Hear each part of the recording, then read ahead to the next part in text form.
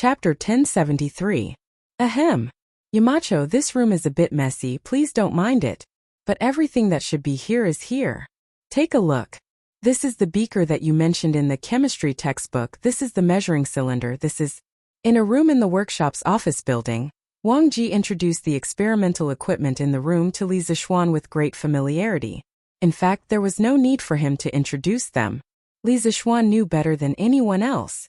If one paid close attention to Wang Ji's tone, one would notice that when it came to chemistry, his attitude towards Li Zixuan became more respectful.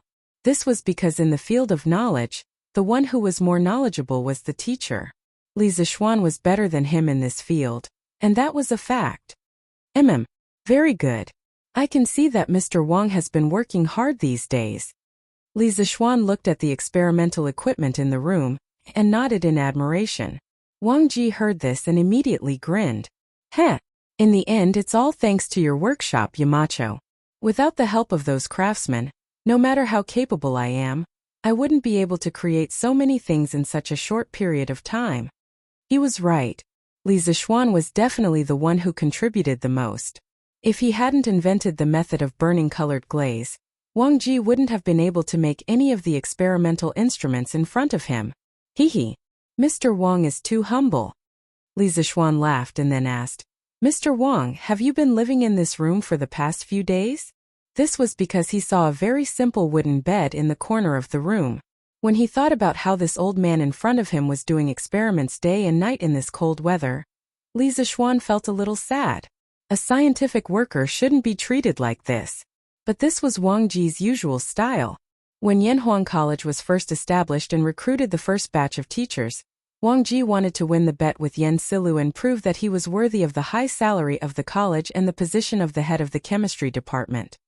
He crazily studied the chemistry textbook day and night for nearly a month and finally won the bet with full marks and proved his ability. After the exam, the old man fell into a coma for a day and a night. This showed that this was a stubborn old man, but at the same time a very capable old man. This old man was sometimes very cruel to himself. Ugh, this is fine, as long as there's a place to lie down, it doesn't matter where I sleep. Yamacho, you don't have to worry about me. Wang Ji only wanted to show Li Zixuan his research results. He didn't have time to care about his living situation. Li Zixuan said decisively, No, the body is the body. The body, the capital, Mr. Wang. If you continue like this, you'll definitely fall sick in a few days. I'll ask Faubert to send someone to install a heater in your room. Heater? What's a heater? Wang Ji, who was only focused on various chemical equations, obviously didn't notice that the workshop had recently produced several heaters, so he asked curiously. Let's not talk about this first, Mr. Wang. You'll understand when it's installed. Li Zixuan waved his hand and then got to the point. Mr. Wang, just now outside, you said that you recently discovered something new. What is it that made you so happy? Wang Ji immediately became spirited. He quickly walked to the experiment table and took a small glass bottle with a label. There was still half a bottle of colorless liquid in it.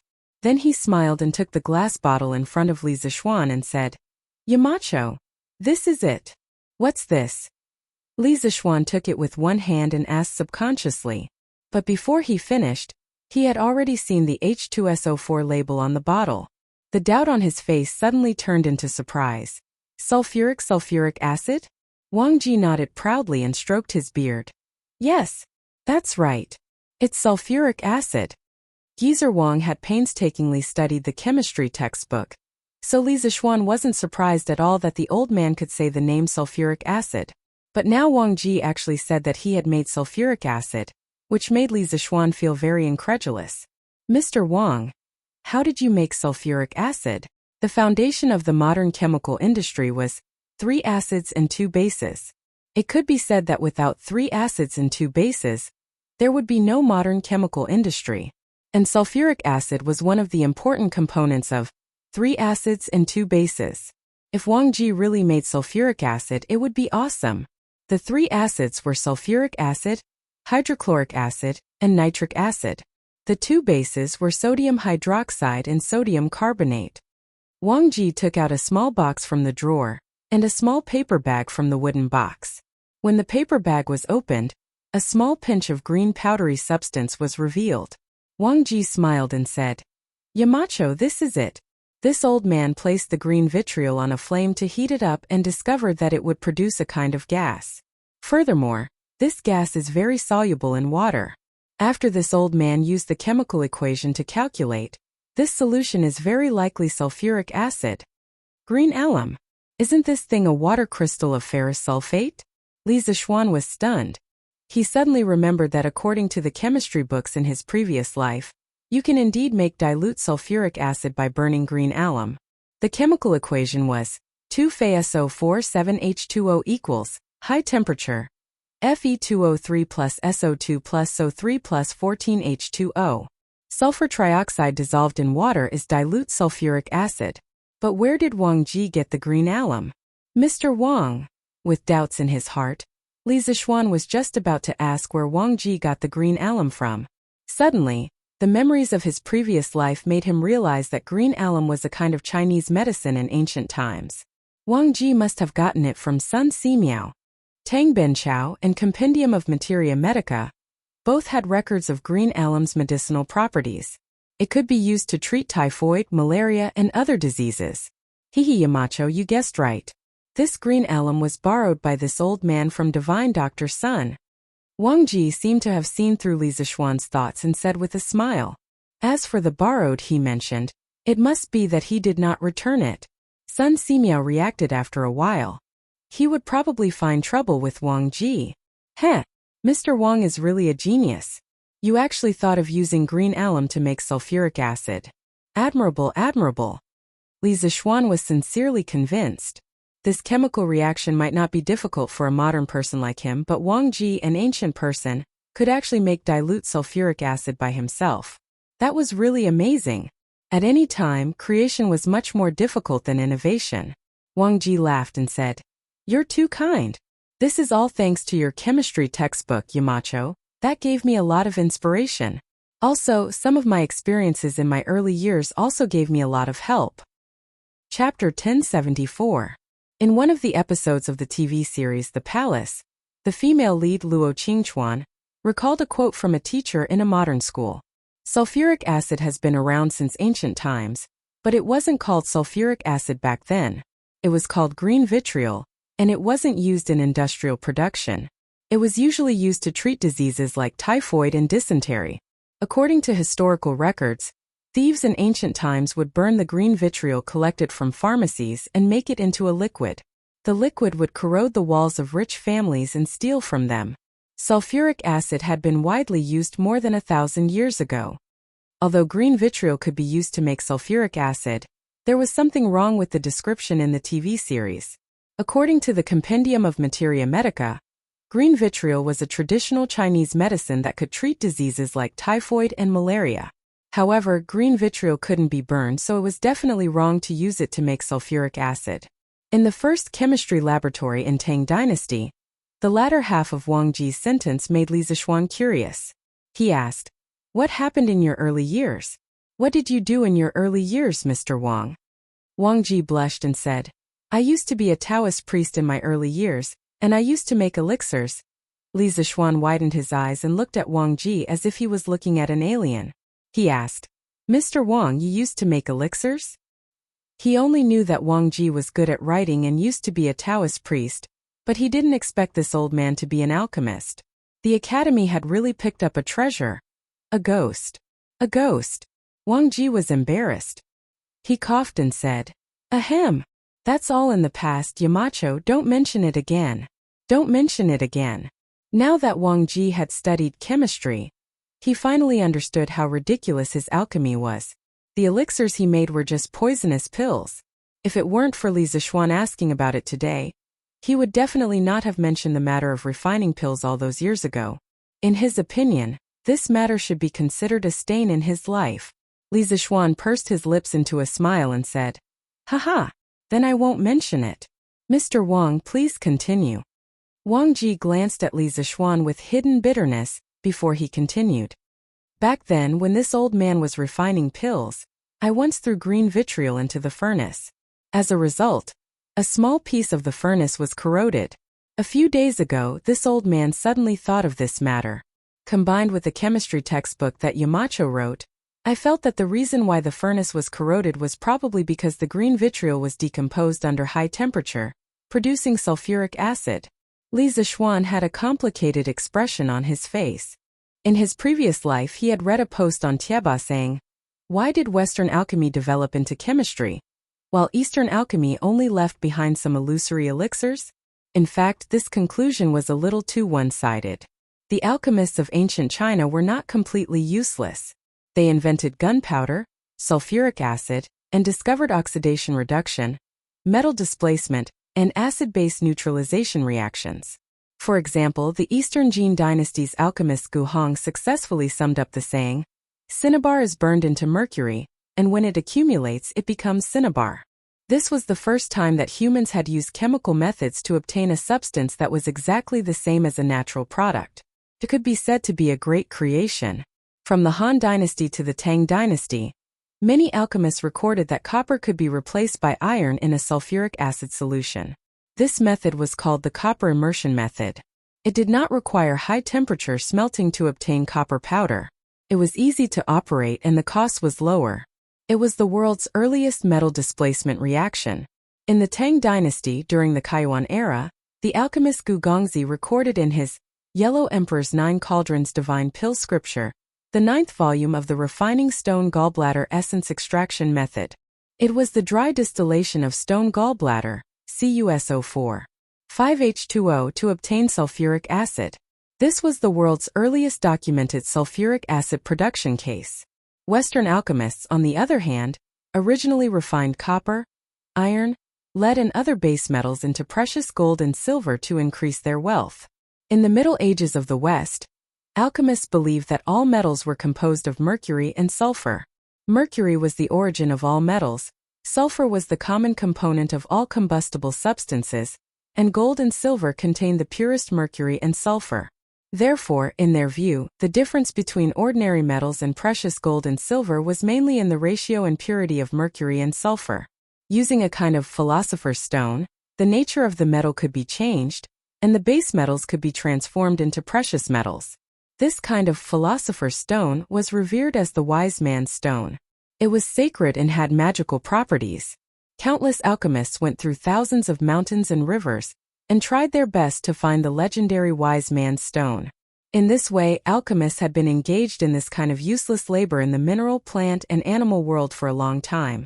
From the ancient Greek era to the Middle Ages, people spent more than 1,000 years on alchemy experiments.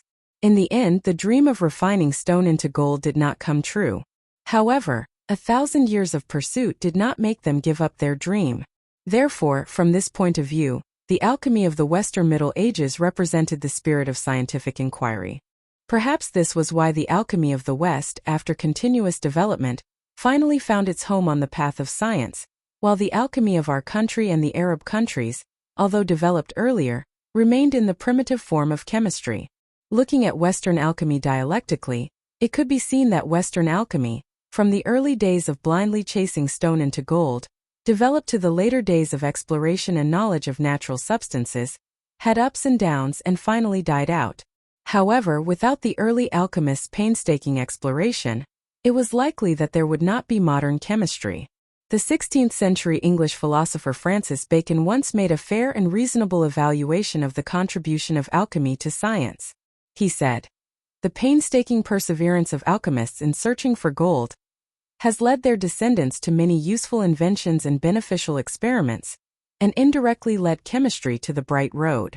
To some extent, the ancient Western alchemists and Eastern alchemists were a group of ancient chemistry supergeniuses. However, many alchemists' life goal was to refine elixirs, so many of their useful inventions were not widely used for a long time, such as gunpowder. Now, Wang Ji had gradually evolved from a traditional alchemist to an alchemist who was constantly seeking knowledge. His life goal was no longer to refine elixirs, but to seek knowledge and exploration. Many people may not believe it, but the titan of physics, Newton, in addition to the dazzling titles of physicist, mathematician, and dynamicist, he also had a little-known title which was alchemist. Yamacho, this old man has a question.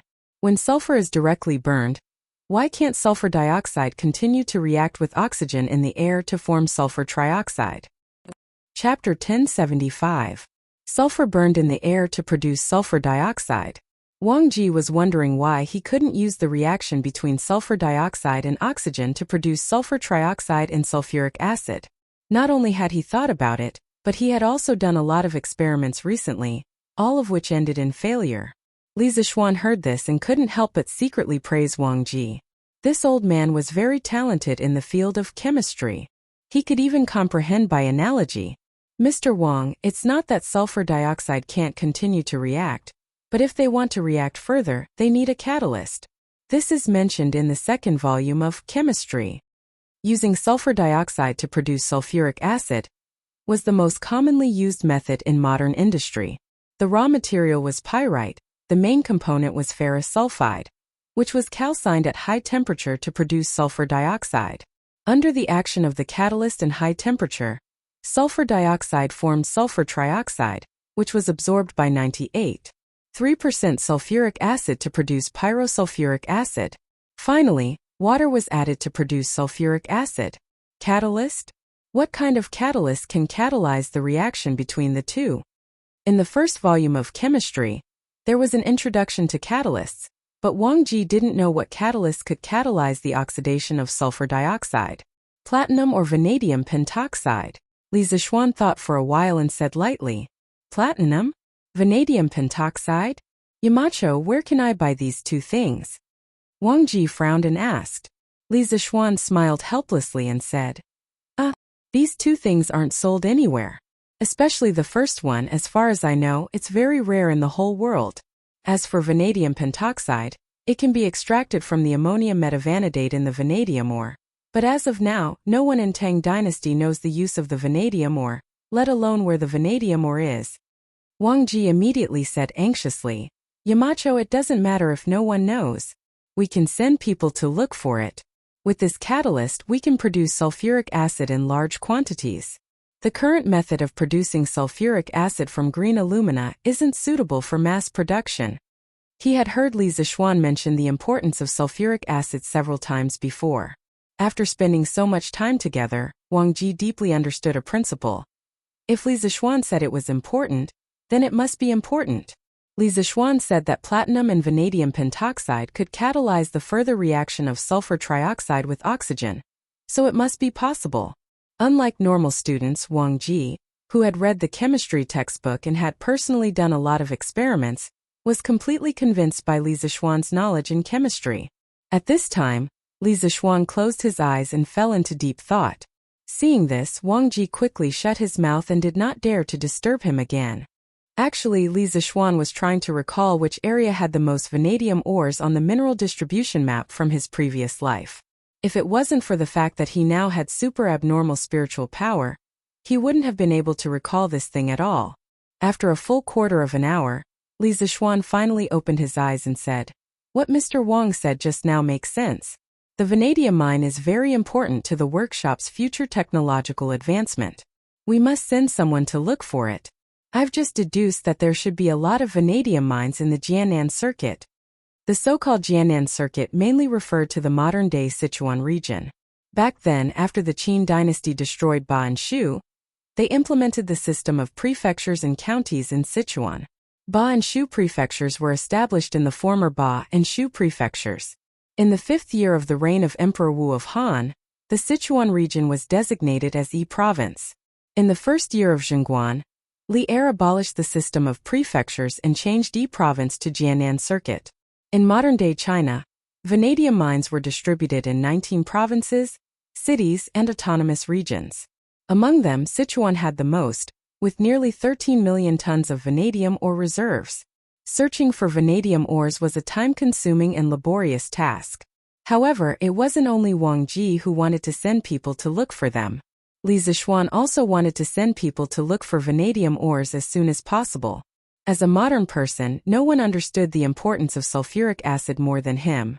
Putting aside the daily necessities derived from sulfuric acid like pigments, detergents, and cosmetics, for now, Li Zixuan felt that if the Tang dynasty could produce sulfuric acid in large quantities, it should first be used in fertilizers, metallurgy, and petroleum industries. These three industries were all inseparable from sulfuric acid. When the conditions were ripe, they could also use sulfuric acid to introduce batteries. With sulfuric acid, it would be much easier to manufacture electric scooters. Going off topic, the production of nuclear fuel for nuclear reactors, the preparation of titanium, aluminum, and other alloy materials used in reactors, as well as titanium alloys used in rockets, supersonic jets, and man-made satellites were all directly or indirectly related to sulfuric acid. Sulfuric acid was really the cornerstone of the national defense industry. When Wang Ji heard Li Zixuan say that there was a vanadium mine in the Jiannan circuit, he couldn't help but be delighted. He exclaimed in admiration, "Could it be the disciple of spiritual master Ling Su? This old man admires Yamacho's geomancy." Old Wang thought that this result was really calculated by Li Zixuan. In addition, he had also heard about Fu Bin's previous trip to Hudong circuit to look for vanadium ores. Therefore, he was even more impressed with Li Zixuan. Haha. All right. Mr. Wang, you go ahead with your work. Let's talk about the vanadium mine after the new year. You also have to pay attention to your rest during this period. Don't tire your body out. Li Zixuan felt a little guilty under Wang Ji's fanatical and worshipful gaze and hurriedly ran away. Although sulfuric acid was very important, the new year was equally important. The Chinese people's feelings towards the new year had not weakened for thousands of years. Li Zixuan didn't want to send people to Sichuan to look for vanadium ores at this critical juncture near the end of the year. Ma Zhou was very efficient. In the afternoon, he had written a beautiful article about the free medical consultation. After Li Zixuan read it, he couldn't help but secretly sigh. How can a golden fish be a fish in a pond? This small temple of his would probably not be able to accommodate a great Buddha like Ma Zhou in a few years. There were some things that he could change, but there were some that he couldn't. A person like Ma Zhou who was full of talent would definitely become a country's prime minister in the end.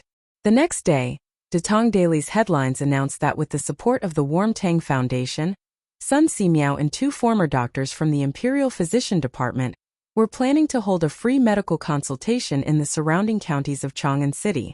When the news spread, thousands of people cheered.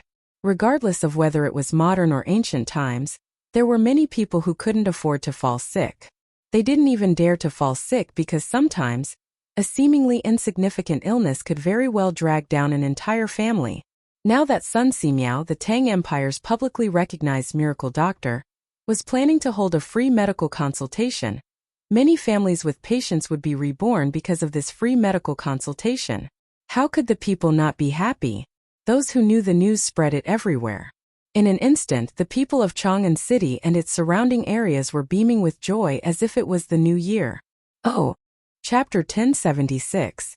This morning, Sun Simiao and his group arrived at the Lantian County Yamen first. This was the first stop of their volunteer medical treatment trip. They chose this place mainly because it was close to Yunshan. The county magistrate of Lantian County had already received the news, so he personally came out of the Yamen to welcome them. There were desks, tables, and chairs in the yard of the county Yamen. Everyone entered the county Yamen. Sun Simiao and the other doctors took their seats one by one, while Mo Zhong and the other academy guards stood on both sides. Sun Simiao smiled and said, "County magistrate I'm ready. Don't delay your work." County magistrate he was a middle-aged scholar in his 40s. He had a small beard on his chin and did not have a big belly like the other officials. He looked like an easygoing person. Haha. It's fine. It's fine. There haven't been any cases in the Yamen recently. I've also learned some medical knowledge since I was young. Today I can learn from Dr. Sunday. It won't delay my work. Li Zixuan had sent people to greet the county magistrates of the 22 counties in Chang, and yesterday afternoon. They must treat Sun Simiao and his group well and ensure the safety of Sun Simiao, Dr. Qin, Dr. Wang, and the others. Lantian County was where most of Li Zixuan's fiefdom was located. Strictly speaking, county magistrate he was a subordinate of Li Zixuan. Today, all the Yamen runners were present. No matter what the reason was, they were all summoned back by county magistrate he. It could be said that the Yamen was on full alert today to prevent any troublemakers from offending Sun Simiao. Yes. Since that's the case, please let the people waiting outside in. Sun Simiao frowned slightly. Due to his long years of cultivation and traveling, he did not like to deal with local officials. He was not used to County Magistrate He's enthusiasm. No problem. County Magistrate he answered and turned to the runner behind him. Arrest her, son. Let the people outside the yamen line up and come in. After that, he gave the latter a look, indicating that he should be more vigilant and prevent any bad people from mixing into the crowd. Yes. Constable's son agreed loudly and nodded almost imperceptibly. Line up, don't squeeze. There was already a sea of people outside the yamen. The commoners were squeezed into the crowd with their families. None of them wished to miss today's free medical consultation. If they missed it, it wouldn't just be a matter of waiting a year. Seeing that the officials of the yamen were finally willing to let them go, the commoners cheered. The previously crowded and noisy crowd immediately lined up into 2 columns and began to enter the yamen for treatment. Elder, where are you feeling unwell? Divine Doctor Sun, this old woman's leg hurts day and night. Please take a look. Not long after, the free clinic officially began. In front of Sun Simiao sat a white-haired old lady. Behind the old lady stood a woman. She must be her daughter-in-law or daughter. Does it hurt here? No. Here. Right. Does it hurt here? Ouch, it hurts a little too. Sun Simiao stood up and walked to the old lady. He pinched a few spots on the old lady's right leg. After confirming the location of the injury, he sat back down and said, "The main reason for this is that your body is too damp. Coupled with the cold weather, it's only natural that such symptoms would appear. I'll prescribe you a cream to remove dampness and remove cold. Apply it to your leg when you go back." The old lady and the woman behind her were overjoyed. They thanked him profusely. "Thank you, Divine Doctor Sun. Thank you, Divine Doctor Sun." Sun Simiao smiled.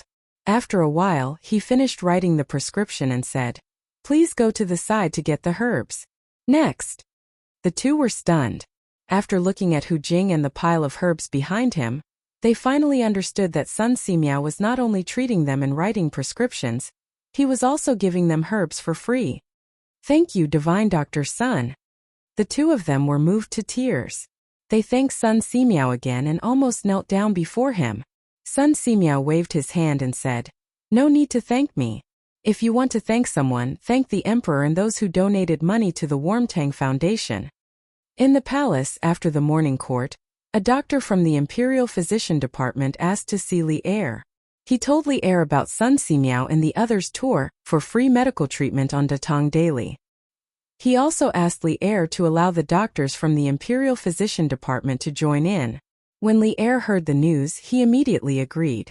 Therefore, when it was close to noon, the doctors from the Imperial Physician Department brought more than 50 students from the Imperial Physician Department to the Lantian County Yamen to join in the free medical treatment team. When the citizens heard the news, they couldn't help but kneel in front of the palace and chant, "His Majesty is benevolent." At this time, seeing so many doctors entering the county yamen, the citizens who came later and were at the back of the line finally stopped worrying that they wouldn't be able to get their turn. "Divine Doctor Sun, my wife caught a cold a few days ago. Today, her forehead suddenly became hot. Please give her some medicine to save her." In the afternoon, a middle-aged man carried a woman whose eyes were closed and whose face was red. He staggered to Sun Simiao and cried bitterly. Sun Simiao's eyes narrowed. He said, "Then quickly help her sit up. This poor Taoist will take her pulse." However, the man's expression changed. He said, "Taoist son, my wife has a fever without a doubt. Why do I need to take her pulse? You can just give her some medicine to reduce her fever. Besides, men and women shouldn't touch each other. What if the so-called fever is what people in modern times call a fever? How dare you?" Seeing that the man was becoming more and more outrageous, County Magistrate he finally couldn't help but scold him. At this time, County Magistrate he really wanted to take the man down and interrogate him. However, he also knew that there were many citizens here. If he were to take the man down rashly, it would likely cause panic. After thinking about it, he suppressed the anger in his heart and said, "Where did you come from? How dare you speak so rudely in front of this official and divine doctor's son? Doctors don't differentiate between men and women. If you're afraid of treatment, Why did you bring your wife here to see a doctor? The man lay on the ground and complained with snot and tears. Lord, it's not that I'm being nosy. It's just that my wife doesn't like to be touched by other men. Now my wife's cold has worsened. Her fever hasn't subsided and she's unconscious. I beg Lord and Divine Dr. Sun to be kind and give my wife some medicine. I beg the two of you. Hearing him cry so miserably, many people in the yard began to whisper. Obviously, some of them had begun to sympathize with the man. County Magistrate He's face froze. At this time he also believed that the man was evil. However, the other side was Sun Simiao. If he stood on the man's side, wouldn't he be disrespecting Sun Simiao? However, if he didn't do so, once the people's hearts changed, he would lose his official position. Chapter 1077. Haha. What's so difficult about that? You come and take the pulse of this madam. In the front yard of the Lantian County Yamen, when County Magistrate he was caught in a dilemma and didn't know how to choose, Sun Simiao glanced at the unconscious woman in the man's arms and said coldly, "Hey, that's right. As the saying goes, a famous teacher produces a brilliant student. Dr. Sun's medical skills are outstanding. Since this young lady is under Dr. Sun's tutelage, her medical skills will definitely not be bad." County Magistrate He's eyes lit up as he said with a smile. The most important thing was that this way, he didn't have to be caught in the middle. "Yes, Master." Hu Wei responded and handed the work in her hands to a student from the Imperial Physician Department. Then she walked towards the sick woman. Who knew that the middle-aged man would quickly hug the woman in his arms tightly at this time, guarding against Hu Wei as if she was a bad person. He said, You're not allowed to come over. You're not allowed to take my wife's pulse." County Magistrate He's face darkened and said unhappily, "How can you be so ungrateful? Previously you said that your wife doesn't like to touch the opposite sex. Dr. Sun and I both understand that. But now this young lady is taking your wife's pulse. What are you objecting to?" "I?" The man's face was a little flustered at first, but then he forced himself to calm down and said, She's just a little girl who's still wet behind the ears. What does she know about medical treatment? I can't let her take care of my wife. Otherwise, when she's not good enough, she might diagnose my wife with other diseases. She's a righteous person. Letting her take care of my wife is like disregarding human life." "You. Presumptuous." County Magistrate He was so angry that smoke was almost coming out of his 7 orifices. He pointed at the man and secretly looked at Sun Simiao and Hu Wei's faces. Seeing that the two of them weren't angry, he couldn't help but feel relieved. Then he said sternly, "As far as I know, Miss Hu is Dr. Sun's last disciple. She has treated many people and can be said to have superb medical skills. Don't be unreasonable here, or don't blame me for being rude to you." Actually, at this moment, County Magistrate he already felt that there was something wrong with the man in front of him. However, it was only a feeling. He had no evidence. Otherwise, he would have ordered the bailiffs to arrest him. Seeing that County Magistrate He's tone was not good, the man's voice suddenly weakened a little, but he still didn't want Hu Gong to check his wife's pulse. He argued even if she is Dr. Sun's disciple, she is only in her teens. How can her medical skills be so good? I don't want her to come see me. Divine Dr. Sun, if you really have the heart of a bodhisattva, then please give me some antipyretic medicine. If you don't want to give me the medicine, I'll take my wife to the doctor in Chang'an City." Sun Simiao narrowed his eyes and remained unmoved. At this moment Hu Gong smiled and said, "Brother, it's not that my master doesn't want to prescribe medicine for you, but as a doctor, he can't prescribe medicine without personally diagnosing the patient. If my master prescribes medicine only based on your one-sided statement, then he is disregarding human life. Moreover, not all fevers are caused by a cold. As far as I know, heavy humidity, night sweats, internal injuries, blood and qi not flowing smoothly, and visceral dysfunction can all cause fevers. So brother, if you really want the best for your wife, then let me check your wife's pulse." As soon as she said this, Dr. Wang, Dr. Qin, and the other doctors of the Imperial Physician Department couldn't help but nod their heads. They secretly praised Sun Simiao's ability to teach his disciple, which was as good as his medical skills. However, the man wasn't in such a good mood at this moment. He still stubbornly said, I don't care. What do you know about medical treatment as a little girl? What do you know about checking the pulse? County magistrate, he flew into a rage and was about to order the arrest when Hugong beat him to it and said, Brother, you keep saying that I'm young and don't know how to treat illnesses, then I have to introduce myself. Then she looked at the bustling commoners in the courtyard and said loudly, Fellow villagers, my name is Hugong. Before April this year, I was just a blind girl who couldn't see anything. Fortunately, my master saved me and I became his disciple. Although I don't dare to say that I've saved all the people in the world, I've actually cured at least a few hundred people. In August this year, my master and I traveled to Liang province and there was a plague there. It was my master and I who helped the local medical officials and suppressed the plague. So brother, tell me, do I have the qualifications to treat your wife? Hu Jing's beautiful face, coupled with her extremely clean voice, made the people present feel as if they had experienced a spring rain. Those who were in a bad mood also felt their moods lighten up at this moment. Wow, this girl is amazing. She's been studying medicine for less than a year, and she can actually cure a plague. Tisk, aren't you spouting nonsense? How can Dr. Sun's disciple be bad? I remember now. Isn't this the fairy doctor who was rumored in Liang province? Fairy doctor. Yes, that's her. Some of the commoners recognized Hugong and the crowd immediately exclaimed.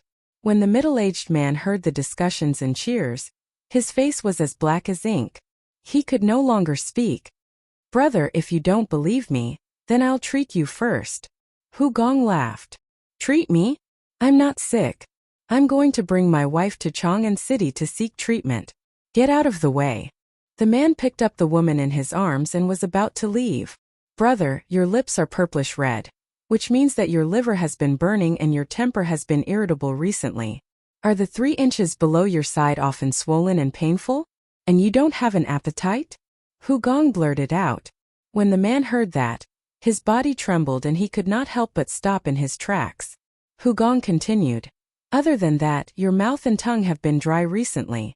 You've been eating less and your chest feels stuffy. This is very likely a symptom of depression. Ridiculous. What stingy atmosphere, I've never heard of it. This little girl is spouting nonsense again. The middle-aged man angrily rebuked. The few doctors present shook their heads. Hugong chuckled and explained. As the saying goes, the 5 viscera and 6 bowels, the major meridians and small meridians circulate endlessly day and night. It must rely on the qi in the chest to mediate. In the human body, there is a stream of qi in the chest that governs the breathing of the lungs. It supports the whole body and boosts the spirit. This is the qi, also known as the qi. Spirit, qi, and spirit. All 3 are indispensable. Clap, clap, clap. Good. Good. Good. Priest's son, you've taken in a good disciple.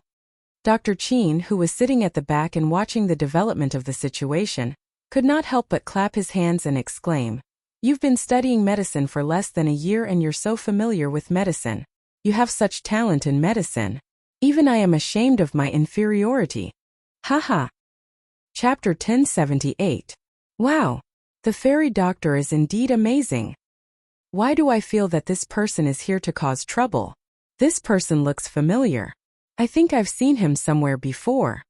The middle-aged man's ignorance was publicly slapped in the face by Hu. The commoners discussed animatedly while the middle-aged man's face turned green and white. He was about to fly into a rage out of humiliation. Constable Sun, who was guarding the door, seemed to have thought of something. His expression changed as he instructed his subordinates. Then he quickly walked to County Magistrate He and whispered a few words into his ear. County Magistrate He was startled. Then his eyes spat fire as he scolded in a low voice. Bastard! Why didn't you say so earlier? Just as Constable Sun was about to open his mouth to explain, he heard Hu say something earth-shattering, shocking everyone in the courtyard. Also, this big brother, your wife is only asleep. Why did you say that she's sick? Asleep. These 3 words were no different from a deep-water bomb that blew up the tranquil courtyard of the yamen. What does the fairy doctor mean? What does she mean by asleep? Could it be that this woman isn't sick at all?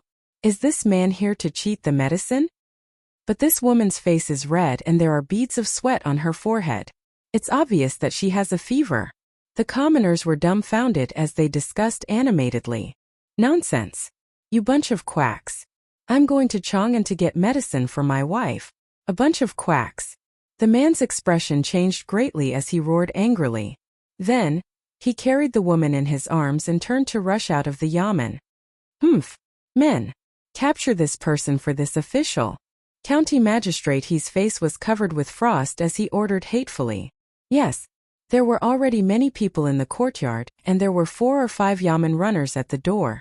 In such a short time, the man was still carrying the woman in his arms and could not rush out no matter what. Under the watchful eyes of the yamen runners, the middle-aged man was caught before he could escape. Let me go. My lord, don't believe this girl. She's slandering me. My wife really has a fever. Let me go quickly. I still have to save my wife. The man was still unwilling to give up and tried to gain the sympathy of the public by pretending to be pitiful. But at this time, the wife he was talking about had been pulled away, who actually supported the woman to lean against the chair. Taking this opportunity, she took the woman's pulse. Seeing this, the middle-aged man's face turned pale with a whoosh. Let go. You damned girl, quickly let go of my wife. Murder. You're treating human lives like grass. The middle-aged man tried his best to break free from the yamen runner's hold, but how could his small body fight against these burly yamen runners? Thus, he could only act shamelessly like a woman. All right. This big brother, I'm not treating human life like grass. Earlier, I saw that your wife's chest was rising and falling very regularly, which proved that her breathing was very even. She didn't seem to be suffering from a fever at all. So I guess that your wife wasn't sick at all. Just now I took your wife's pulse and found that her pulse is stable, and her body is very good. He just took some knockout pills.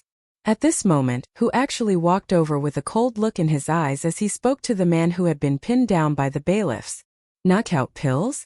Everyone was stunned again. County magistrate he couldn't hold it in anymore and shouted, Guaziming, how dare you?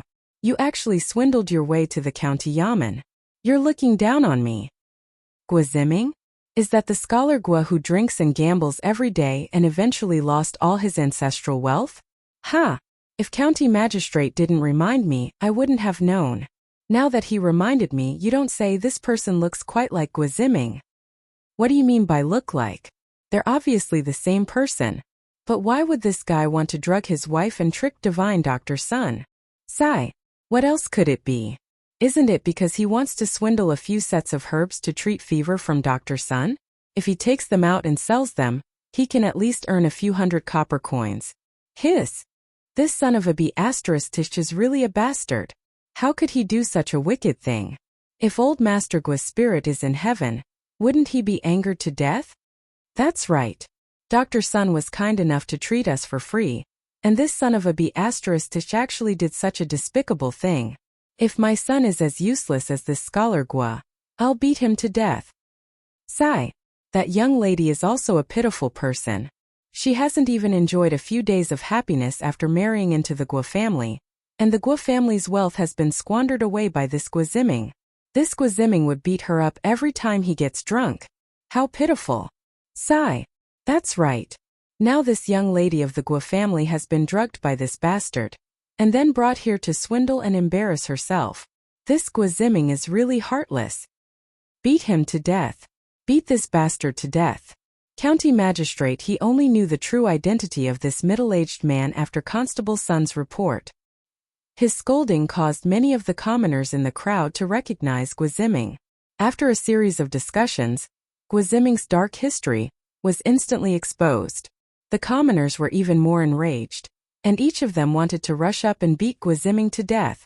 The atmosphere in the county office was a little tense. County magistrate he saw the situation and quickly shouted, Everyone stop! Men, take this Guaziming to the prison and wait for trial. Yes. The bailiffs lifted Guaziming from the ground and escorted him to the back door of the county office. In fact, these bailiffs wanted to beat Guaziming up even more than the commoners, but they knew that even if they wanted to beat him up, they couldn't do it in front of so many commoners. Otherwise, if the commoners came over and beat him up, he would definitely be beaten to death. If that happened, they wouldn't be able to bear the consequences. Dr. Sun, I'm really sorry. I was careless and almost fell into this unruly commoner's trap. After Guaziming was taken away, County Magistrate, he coughed twice and bowed apologetically to Sun Simiao. No worries. As long as you didn't waste the Nguyen Foundation's donation for no reason. Sun Simiao waved his hand and said. Seeing that Sun Simiao didn't have any intention of blaming him, County Magistrate, he sighed in relief and said, I heard from Constable's son that Guiziming was originally from a scholarly family. However, he later got addicted to alcohol and gambling. After his father passed away, he became even more uncontrollable and quickly squandered away all the family's wealth. Who knew that after squandering away all the family's wealth, he still didn't know how to restrain himself. Not only did he look for people to borrow money, he even swindled people into the county office. This is really outrageous. Hu Meng glanced at the woman lying on the chair and sighed faintly. It's just that I pity this sister. She was ruined by a man like Guiziming. County Magistrate, please help her more in the future. County Magistrate, he smiled and said, Haha, of course. However, there's one thing that I don't understand. Please enlighten me. Hu Meng raised her head and said, County Magistrate, you want to ask why this madam's face is so red, right?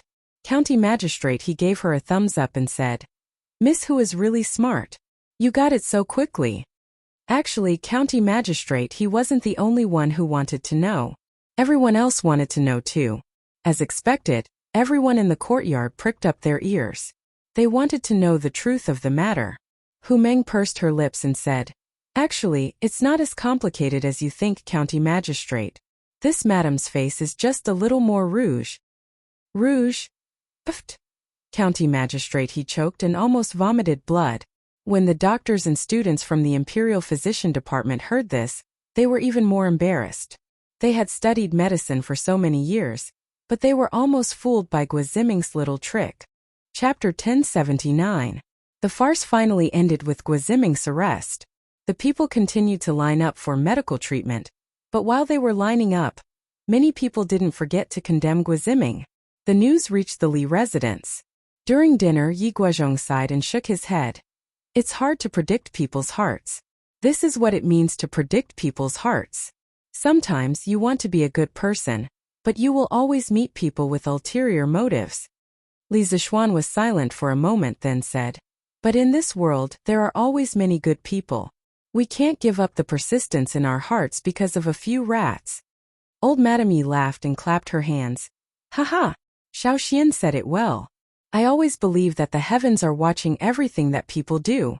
Some evil is not unpunished, but it's not time yet. Some kindness is the same. Good and evil will eventually be repaid. This is the truth. Yi Fashion nodded and said, I agree with grandmother and cousin.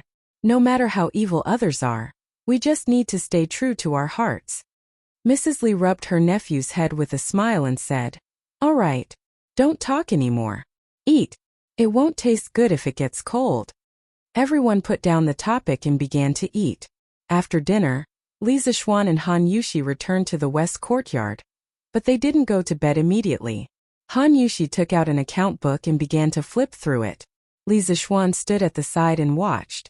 After a while he frowned and couldn't help but say, Wife, we spent more than 7,000 strings of coins today? Yes.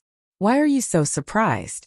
Dr. Sun brought a group of doctors from the Imperial Medical Department for a day, and used so many herbs. Don't they need money? Han Yushi felt that her husband was making a fuss about nothing, so she said. Li Zishuan smacked his lips and sighed. Tisk. I know that herbs cost money, but I didn't expect it to be so expensive. This is more expensive than sending coal stoves and clothes. He couldn't help but sigh in his heart. It seems that whether it's in ancient times or modern times, seeing a doctor is quite expensive. At the very least, it's much more than the usual expenses of food, clothing, housing, and transportation. Han Yushi rolled her eyes at her man and said, This is still because Dao's son and a group of imperial physicians tried their best to replace some of the expensive medicinal herbs when prescribing medicine. Otherwise, it wouldn't have been 7,000 strings of coins. Speaking of which, who had actually helped the Nguyen Foundation reduce their losses? Husband, this child is becoming more and more promising. Uncle Hu and Aunt Lu don't have to worry about them anymore. While Han Yushi was rejoicing over the recent emergence of talents in the Han village, Li Zixuan's focus was different. When he heard that who had actually helped the foundation save 2 or 3 strings of money, he was immediately surprised. 2 or 3 consecutive hits. Wasn't it just a few decoctions for febrile diseases? Is it that expensive? Speaking of which, in modern times a cold medicine costs only $1, right? Now that he had finished 2 or 3 rounds of medicinal soup, what he was eating wasn't medicinal soup, but immortal herbs. Han Yushi pursed her lips gloomily and then said angrily, "Does husband think that fever is so easy to treat? It's very difficult for a normal doctor to treat it. In our Tang Empire, who knows how many people die from fever every year? Daoist Sun's medical skills are top-notch. The decoctions that he prescribes, not to mention the medicinal herbs, are worth more than 2 or 3 strings of coins." Oh, Li Zixuan instantly understood. In the past, he had heard that febrile diseases were considered serious illnesses for ancient people. If they were not treated well, they might even die. He didn't expect it to be true. After thinking about it, he thought to himself, looks like there's a problem with the medical skills of this era. A small prescription for a cold decoction hasn't been popularized yet. It's not good to keep it to oneself. Medical skills must be constantly exchanged to improve. Old Sun probably hasn't started writing his 1,000 gold prescriptions yet, right? I have to hurry him up and give him some advice while I'm at it. When the time comes, once he settles down to write his book, he won't have time to wander around. He can also leave behind a medical canon for all the doctors in Tang Empire. It's killing 2 birds with 1 stone. Hey, hubby. While he was lost in thought, Li Zixuan felt his arm being shaken twice. He took a closer look and realized that it was Han Yushi calling him. He came back to his senses. Oh, my wife, what's the matter? Han Yushi rolled her eyes and had no choice but to repeat herself. She said, I'm asking hubby, you used Leather Knight to write a record of a mortal's journey to immortality in the newspaper. Now do you want to donate some money? Hubby, what were you thinking about just now? Why were you so lost in thought? Donate money? Oh, my wife, did you read today's Datang Daily? When Li Zixuan heard this, he knew that Han Yushi had read the notice on Datang Daily, Dahua Jianghu, about the author donating money to the editorial department. He didn't know whether to laugh or cry. Was his wife addicted to doing charity? She was asking him for money instead. But when he thought about it, it was quite interesting. He had 2 identities now. Han Yushi was asking Leather Knight for money. Logically speaking, there was nothing wrong with that. Wife, those authors are donating the rewards they received this month or next month. Your hubby has finished writing the novel, but I haven't received any rewards. How should I donate? The main reason was that he felt that the foundation wasn't short of money now. Otherwise, he would definitely donate all the rewards he received. When Han Yushi heard this, she snorted. Who said there's no more? I heard from Steward Ma that although hubby's novel was finished last month, there were still many people who gave hubby rewards this month. Up until now, there were already a few thousand strings of coins. Li Zixuan was slightly surprised. Then he looked at Han Yushi's cute wrinkled nose and couldn't help but scratch her nose. He said dotingly, Okay. I'll do as you say. My wife, you can tell Steward Ma yourself. Sigh. My wife, you're really a little money grubber. The Nguyen Foundation hired you as the vice president. They really picked up a treasure. Haha. Didn't they pick up a treasure? How could the manager of a charity foundation use his own family's money for charity? Han Yushi grabbed Li Zixuan's hand and said unhappily, Hubby, aren't I just accumulating merit for our future children? Li Zixuan shuddered. His head moved closer to Han Yushi's face and he said nervously, My wife, you're pregnant? He remembered that the safety measures had been done quite well recently. That shouldn't be. Han Yushi was stunned. When she came to her senses, she was instantly embarrassed and said, Hubby, I'm talking about the future. What are you talking about? What's there and not there? Li Zixuan let out a big sigh of relief and said, Phew, that's good. When Han Yushi heard this, she glanced at Li Zixuan faintly and sighed softly in her heart. Chapter 1080. In the West Garden of the Imperial Palace, Li Er had just finished reviewing memorials from the Sweet Nectar Hall. He saw that Zhang Sun was wrapped in thick clothes and that there were 2 stoves burning in the room. He guessed that Li Changqian or Li Tai had told her about the need to open the windows for ventilation. The west window was half open. When Li Er pushed open the door and entered, the air on both sides formed convection. The cold wind blew past Empress Zhongxuan's ears with a whoosh, causing her to shiver uncontrollably. Seeing this, Li Er couldn't help but laugh. Haha. After tomorrow, the heating in this bedroom will be finished. At that time, Maid Guanyin won't feel cold anymore. Your Majesty, the heating that Changqian and Qingke mentioned 2 days ago, is it really that amazing? Empress Zhongxun resisted the cold and stood up to help Li Er take off his cloak as she asked. Li Er helped Zhongxun sit down on the couch and said with a smile, Changqian and Qingke both personally experienced it at Li Zishuan's home. How could it be fake?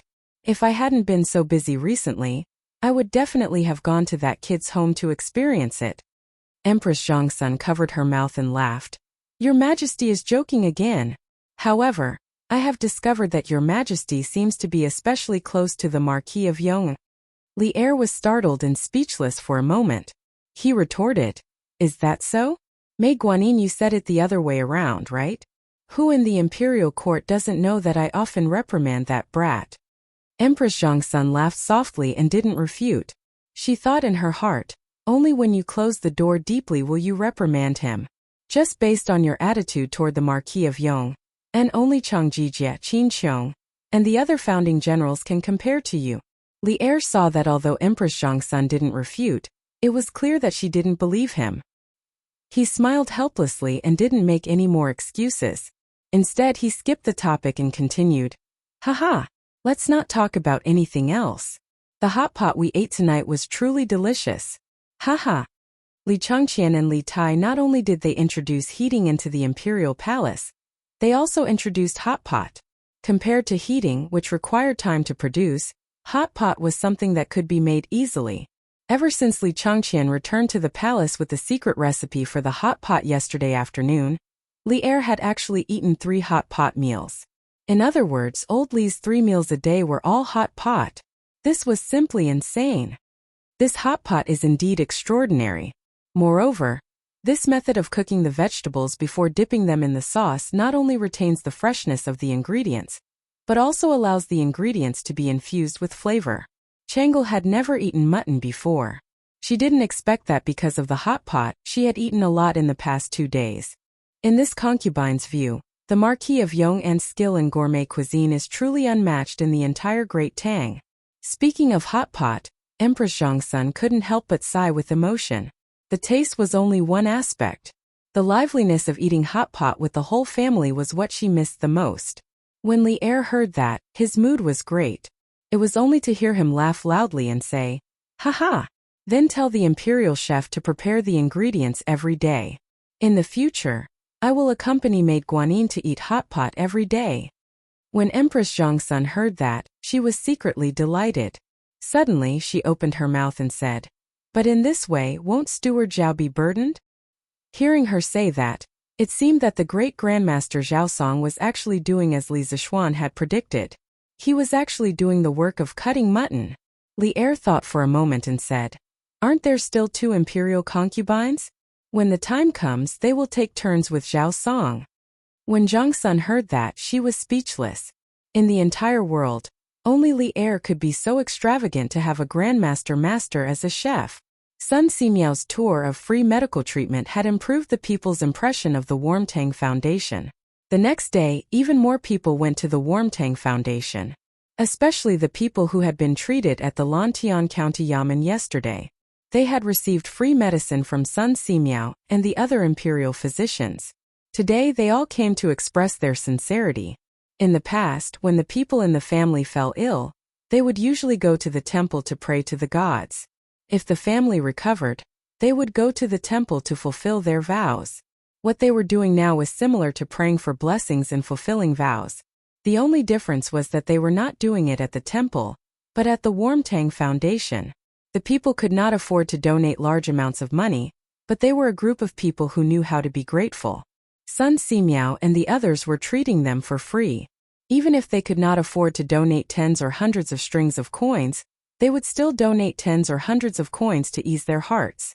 Moreover, they felt that donating here was more meaningful and genuine, than going to the temple to fulfill their vows. In terms of treating illnesses, Sun Simiao seemed to be more powerful and effective than the gods and Buddhas. As a result, the temples in and around Chang'an City received less money from incense offerings. The monks guarded the gates all day long, hoping for a few big customers. Did you guys notice? On the Merit Monument, all the famous families in Chang'an City have come to donate money, but why didn't I see the Chui family donating? In front of the Warmtang Foundation, someone pointed at the huge monument and asked in confusion. Back then, not long after the Warmtang Foundation was established, Li Zixuan ordered the craftsmen to build a huge monument in front of the gate. It was called the Merit Monument, and it was used to record the names of those who had donated more than 1,000 strings of coins to the Warmtang Foundation. The person had only said it casually, but as soon as he said it, many people subconsciously searched for the Chui family's name on the monument.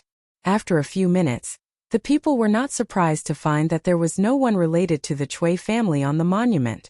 Therefore, they were instantly enraged. Even poor people like them were willing to donate money to the Warmtang Foundation, but why was a top family like the Chui family doing nothing? There really is no Chui family. The Chui family is one of the 5 families, the role model of all scholars in the world, but they are so heartless and cold-blooded. This is so disappointing. A down-and-out scholar could not help but beat his chest and stomp his feet after looking at the monument. Originally, the 5 surnames and 7 hopes had a very high reputation in the minds of scholars. However, the scene today made many people recognize the reality of the situation. The Chui family was also stingy, cold-blooded, and heartless. What bullsh*** T Chui family? They are one of the 5 families. How stingy? That's right. The Chui family's young masters and young mistresses have hundreds of servants. They live a luxurious life, and they can't even bear to donate 1,000 strings of coins. His Majesty and Her Majesty have already donated a few thousand strings of coins. Bah! After donating, I will go to the Chui family's gate and spit on them. I want to go too. The Chui family is rich but heartless. They will suffer retribution. Originally, it was just a curious question, but in the end it quickly turned into a public rage. Moreover, this rage would soon burn the Chui clan's headquarters in the capital. Chapter 1081. Most of the people who came to donate money today came from Lantian County. They should have gone back from Yanqing Gate in the east of Chang'an City, but they did not do so. After they donated money, they did not go to the East Gate. Instead, they went south. A group of people went straight to Dunhua Square. Dunhua Square was where the Chui family's stronghold in the capital was located. Bah! The Chui family is rich but heartless. Bah!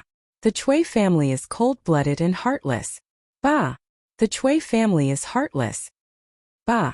The Chui family is shameless. Usually, people would often hear jokes about how one spit from each person could drown you. The Chui family now had a real experience of being baptized by the people's spit.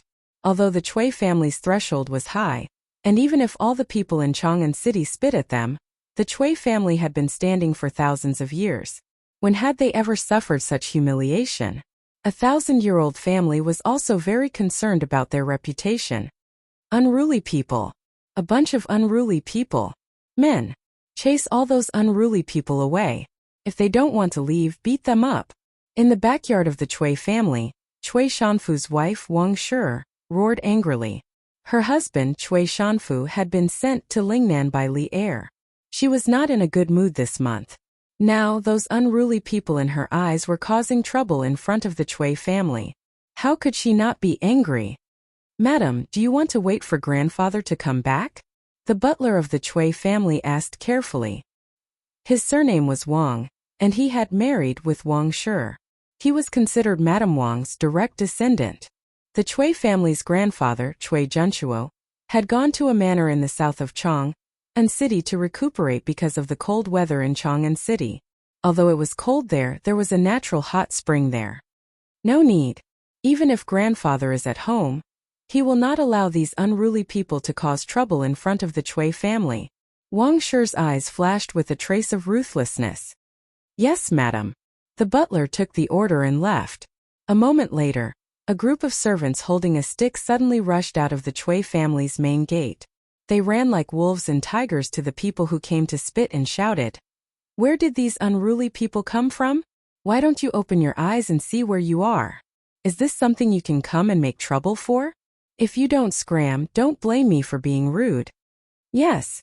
Get lost. Look at your poor appearance, don't dirty our Chui family's street. The servants were all fierce and arrogant. As the servants of a top aristocratic family, they indeed had the qualifications to be arrogant. However, their arrogance was used in the wrong place today. Heh, a bunch of lackeys who only know how to rely on their master's power. Under the feet of the emperor, could it be that you still dare to hit people? I will stand here today and see if you dare to hit me. A young man who looked like a scholar took a step forward and scolded arrogantly. His name was Yu Deheng, and he came from a farmer's family in Lantian County. Yesterday, he accompanied his mother to the county office to participate in the free clinic. Today, he also came to the city to fulfill his vow.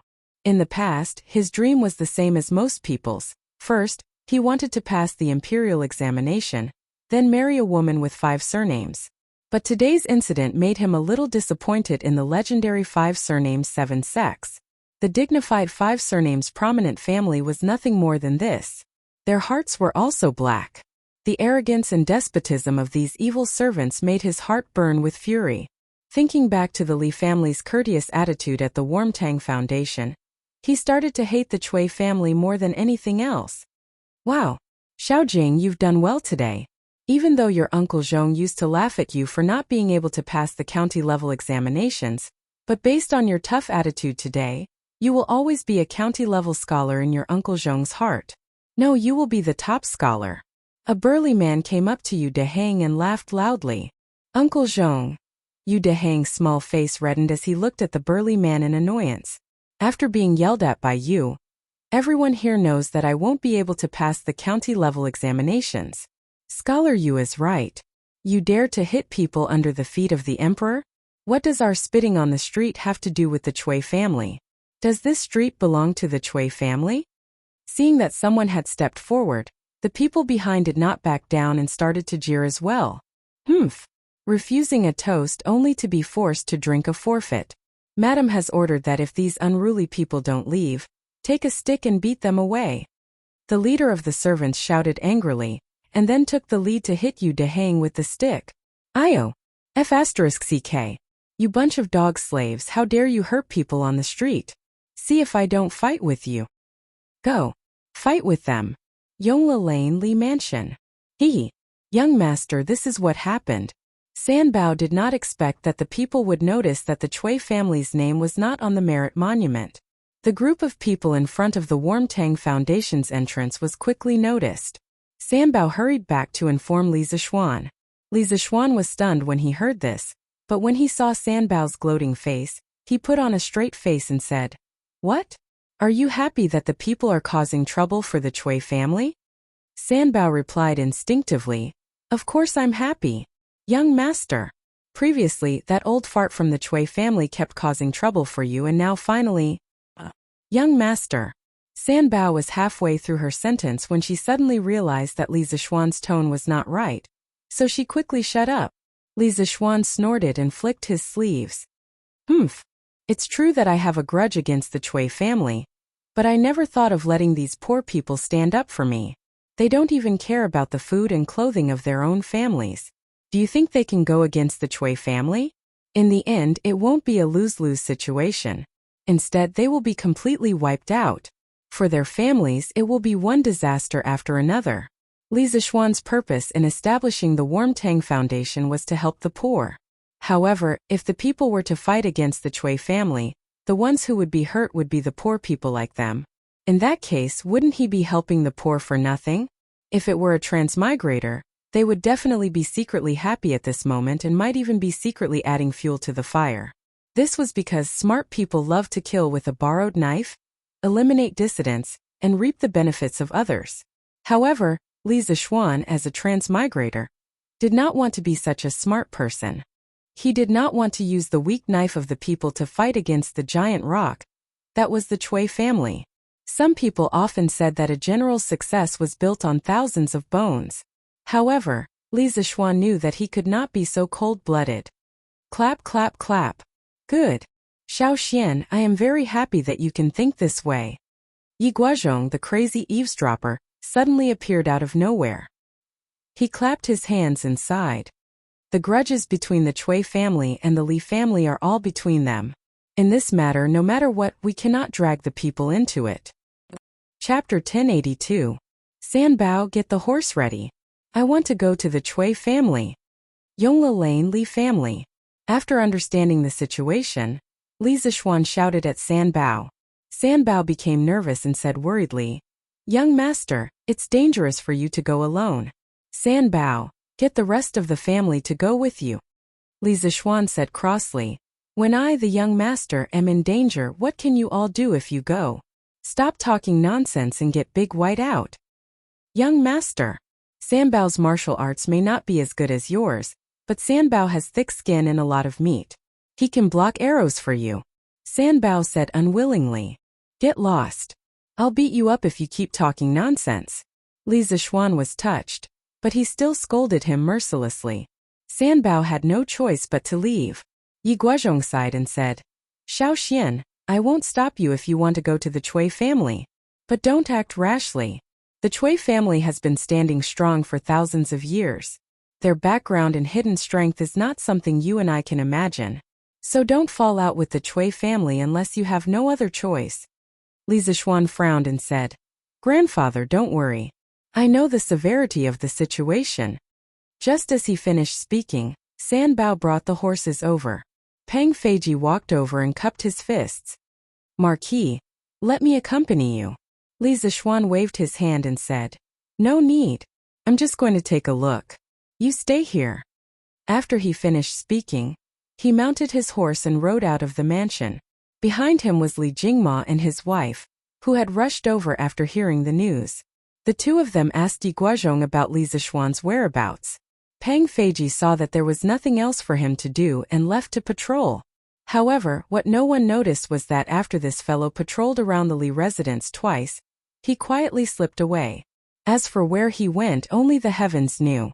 Dunhua Square, in front of the Cui family.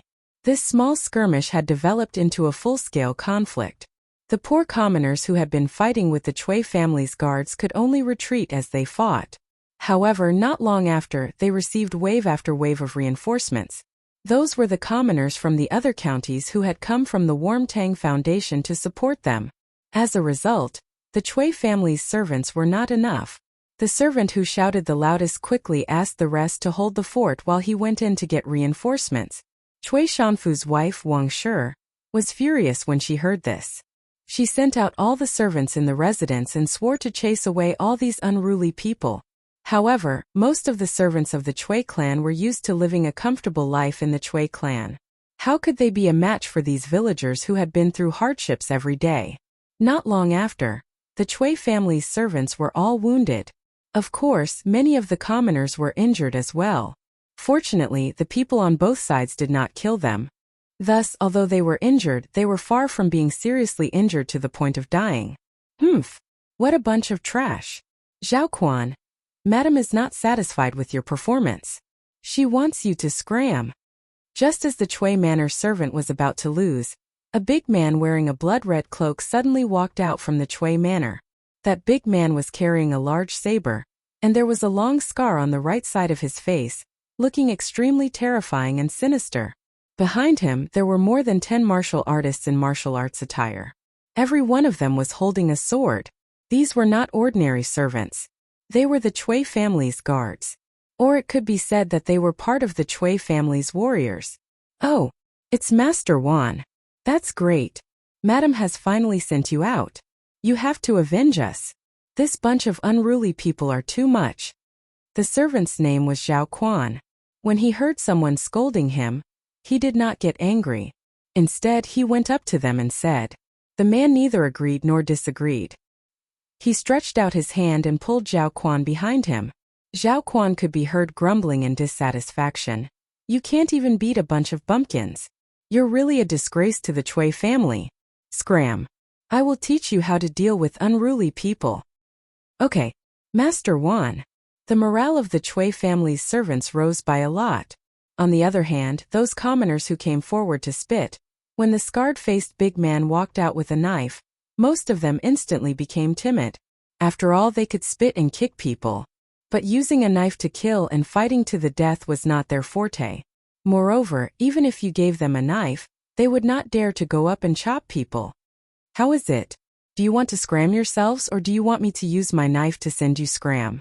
That martial artist surnamed Juan walked over with a big knife and said with a light smile. When the commoners saw his arrogant look, their faces were filled with anger. But now that things had come to this, they were obviously not the Chui family's guard's match. So even if they were pointed at and scolded, most of the commoners did not dare to say anything. But it was easy to meet with accidents in life. There were still some people who were not afraid of power. Stop trying to scare people here. I don't believe that in broad daylight, you bunch of dog slaves dare to use a knife to commit murder. The little scholar Yu Dijin stood out at the crucial moment. At this time he seemed to have a backbone. After Yu Dehang said that, the commoners all felt that it was reasonable. This was the foot of the emperor. If the Chui family's martial artists really dared to go to the extreme, then the Chui family's future in Chang and would definitely not be good. That's right. Isn't it just holding a knife? You bunch of slaves dare to kill people? Many commoners followed behind Yu Dehang and started to jeer. That martial artist surnamed Juan was despised by the commoners, and his face instantly turned green and white. After a moment, this fellow's mouth flashed a trace of a sinister smile. Fortunately, it was a life-and-death struggle. Refusing a toast only to be forced to drink a forfeit. This is what you asked for. Surnamed Yu, I will let you go to heaven today. In your next life, don't think of fighting with the Chui family. After saying that, the big man held the big knife with both hands and actually chopped towards Yu Dehang's body.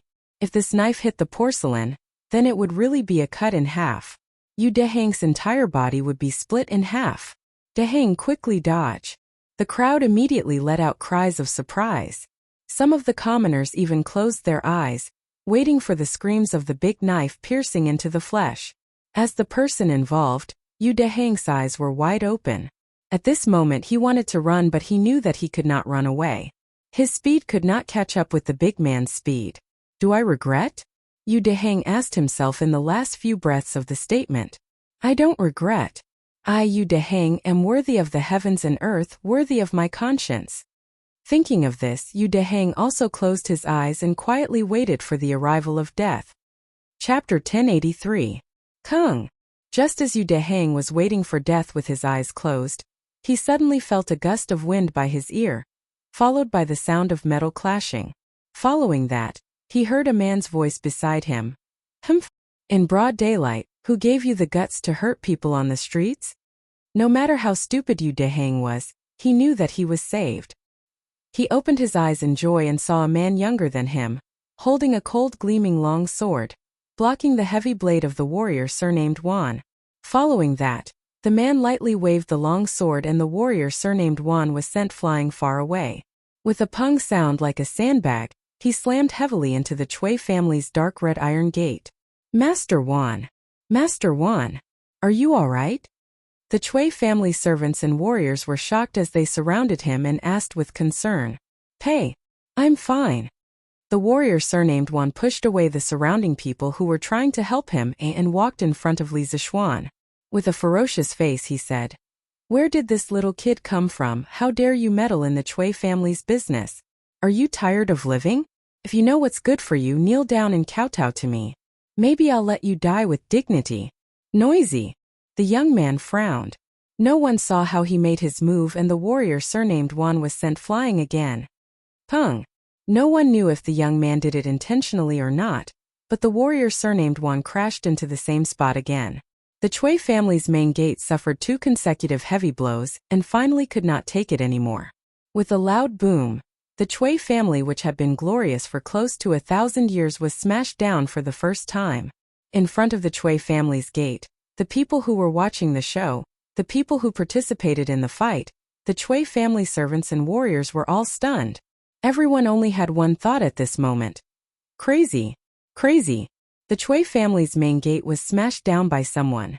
This was a slap to the Chui family's face. Marking. He's Marking. What? You said this young man is Markyongan? How is that possible? It's really Markyong. I've seen him many times. I can't be wrong. Oh my god. The Marquis of Yong. And actually smashed the Chui family's main gate. Bullshit. Don't you know how to King talk? It was clearly that warrior surnamed Wan who smashed the Chui family's door. What does it have to do with the Marquis of Yongan? These words were spoken by Yu Deheng. Being in the eye of the storm, no one could understand the shock in his heart at this moment. Originally, he thought that he was going to die, but at the critical moment, he was saved by a young man who fell from the sky. Especially when he found out that the young man who saved his life was Li Zishuan, one of the most popular nobles in the imperial court. He felt his soul tremble. Because the name Marquis Yong, and was even greater than the heavens in Lantian City. There were tens of thousands of people in Lantian City, and no one had not received Li Zishuan's kindness. But when he heard that Li Zishuan had smashed the Chui family's main gate, he subconsciously quivered. Although he worshipped Li Zishuan, but he knew that with Li Zishuan's current power, he was definitely not the Chui family's match. Hence, he came up with an idea to help Li Zishuan get off the hook. This idea seemed very childish, but Yu Deheng could only think of such a childish idea in a short period of time. Because he was anxious to correct others, he couldn't help but swear. Hey, Deheng is right. It was obviously the Chui family's own people who smashed the main gate, and it has nothing to do with the Marquis of Yong. That burly man surnamed Zhong was first stunned, but immediately followed up with a loud voice to echo. That's right, it was the Chui family who smashed it, and it has nothing to do with the Marquis of Yongan. No matter how stupid the commoners were, they knew what they should say. In a moment, the voices of the crowd gradually became unified, and there was no second voice to be found. All the servants and warriors of the Chui manor were shocked and angry at this moment. They were shocked because this young man in front of them was actually the recently famous Marquis Yongan. They were angry because this group of commoners actually dared to lie with their eyes wide open, treating them as if they were blind or played with. Marquis Yongan? Even if you are Marquis Yongan, you cannot knowingly break the law. Warrior Wan spat out 2 mouthfuls of blood, climbed up from the ground, and walked to Li Zishuan about 3 feet away, and said angrily. It was just that his tone of voice was already much better than before. Clearly, he was scared of being beaten up by Li Zishuan. Ask your master to come out. You are not fit to speak to this Marquis. Li Zishuan glanced at him and said indifferently. It wasn't that he was acting like a big shot, but he really couldn't be bothered to speak to this kind of brute who only knew how to be used as a tool. You! The warrior surnamed Wan was instantly humiliated. His face alternated between green and white. However, Li Zishuan mercilessly interrupted him. What? You don't accept it? Then pick up your sword and come forward to fight. Otherwise, quickly go back and ask your master to come out. Finally, Warrior Wan's face changed, and he didn't dare to say anything else, and immediately ran back to the Chui family in a sorry state. What is your name? Where do you live? Li Zishuan turned around, looked at Yu Deheng, who he saved earlier, and asked with a smile. Yu Deheng was taken aback, because the current enthusiastic Li Zishuan was like a completely different person from before. Oh, Marquis, my name is Yu Deheng, and I live in Lantian County's Yu family village. Just now I am indebted to Marquis for saving me, and I am extremely grateful. Yu Deheng, who recovered from her shock, cupped her hands towards Li Zishuan. Yu family village? If she didn't remember wrongly, Yu family village should be more than 10 miles north of Lu family village, which was the northernmost part of Lantian County. This village just happened to not belong to Li Zishuan's fief, so it was no wonder that Li Zishuan found this young man unfamiliar. Yu Deheng, why didn't you dodge when that burly man tried to chop you? Li Zishuan smiled and asked. Yu Deheng's mouth twitched and she bitterly smiled. To tell you the truth, Marquis, I didn't expect that guy to be so lawless, daring to kill someone on the street. I was caught off guard, and couldn't escape even if I wanted to. When she said this, some of the commoners not far from them suddenly burst into laughter. Li Zishuan also couldn't help but laugh. Haha, you are quite honest. There was one thing he didn't say, and that was that the warrior from before didn't really want to chop Yu Deheng. and was only testing her. When his wind-chasing sword caught the warrior's blade, he understood, and it was because of this that he spared the warrior's life. I was wondering who it was? So it's the Marquis of Yong. But even if you are a marquis personally conferred by the emperor, you still shouldn't smash my Chui family's door, right? While the two were talking, an upper-class lady wearing a purple fur coat walked out from the Chui family. She had a pair of phoenix eyes, and that upper-class lady came in front of Li Zishuan and said in a cold voice. Li Zishuan patted Yu Dehang's shoulder, indicating for him to leave, and then turned around to look at the upper-class lady. You are the one who sent the Chui family to kill the commoners? Chapter 1084. In front of the Chui residence. Two people who should not have interacted with each other in their lives were now facing each other, as though they were at each other's throats. Wang Shi hatefully said. So what if it's me? This bunch of unruly people gathered in front of the Chui residence to cause trouble. Can't we chase them away? If it was someone else, Wang Shi would have already ordered people to chase them away. But the person in front of her was Li Zishuan. This name had appeared more than once in the Chui family. He made the two young masters of the Chui family. One was exiled to Chongzhou, the other was chased back to Zhengzhou. But the Chui family's old grandfather still could not do anything to him. As such, Wang Shi had no choice but to deal with him carefully. Gathering people to cause trouble? What trouble did they cause? Li Zishuan crossed his arms in front of his chest and asked while knowing the answer. Wang Shi snappily said, What good things did they do, Marquis Yong, and can just ask them? Why ask me? Li Zishuan laughed and casually said, It's just spitting on this street. How big of a deal can it be? This street doesn't belong to the Chui family, right? Besides, if Madame Chui is really angry, just let the people from Wuhou government come and take them away. Why did you instigate your servants to maliciously harm people? If I was a step late, there would be people's blood splattered on the spot. The current emperor is ruling the country with benevolence, but your Chui family is so blatantly harming people's lives. You are not putting the emperor in your eyes. How should you be punished? Wang Shi frowned. Her face was so gloomy that water was about to drip out. She softly scolded. Wan Jinggang, what did I tell you before? You can only chase people away, you can't intentionally harm people. What did you do? The warrior surnamed Wan had a pig's face. He hurriedly explained to Wang Shi. Madam, I'm innocent. This subordinate was just trying to scare that scholar. I didn't mean to take his life. Clap, clap, clap. Wan Jingang's voice fell, but Li Zishuan clapped his hands, only to hear him say, Haha, act. Good acting. Madame Chui, in front of so many people, can you not act like this? Under the watchful eyes of so many people, can't you tell right from wrong? Although he knew in his heart that Wan Jinggang really did not have the intention to kill Yu Dehang, he had to put the blame on Wan Jinggang, because this was the only way to reduce the scope of the war and avoid completely falling out with the Chui family. Look, I'm helping you by beating up your men. Otherwise, if someone dies, your Chui family will have to go to court, and it won't end well with the emperor. Therefore, today's matter should end here. That was what it meant. Right now, Li Zishuan really didn't want to start a war with the Chui family. Yes, Wan Jinggang was spouting nonsense. Just now, his knife was about to chop Yu Dehang's head. How could it be just to scare her? That's right.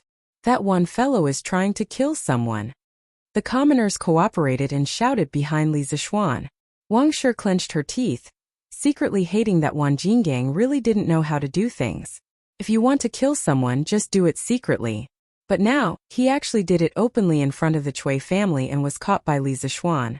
This made the Chui family, who was originally in the right, instantly fall into a passive position. Audacious. You actually dare to gather in Chang'an City to cause trouble, quickly stop.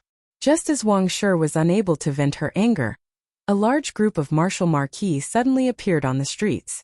The one leading them was actually Yuqi Jingda. The dignified right martial marquis General Wei had personally come. Before he arrived, his voice was heard. Yuqi Jingda shouted loudly.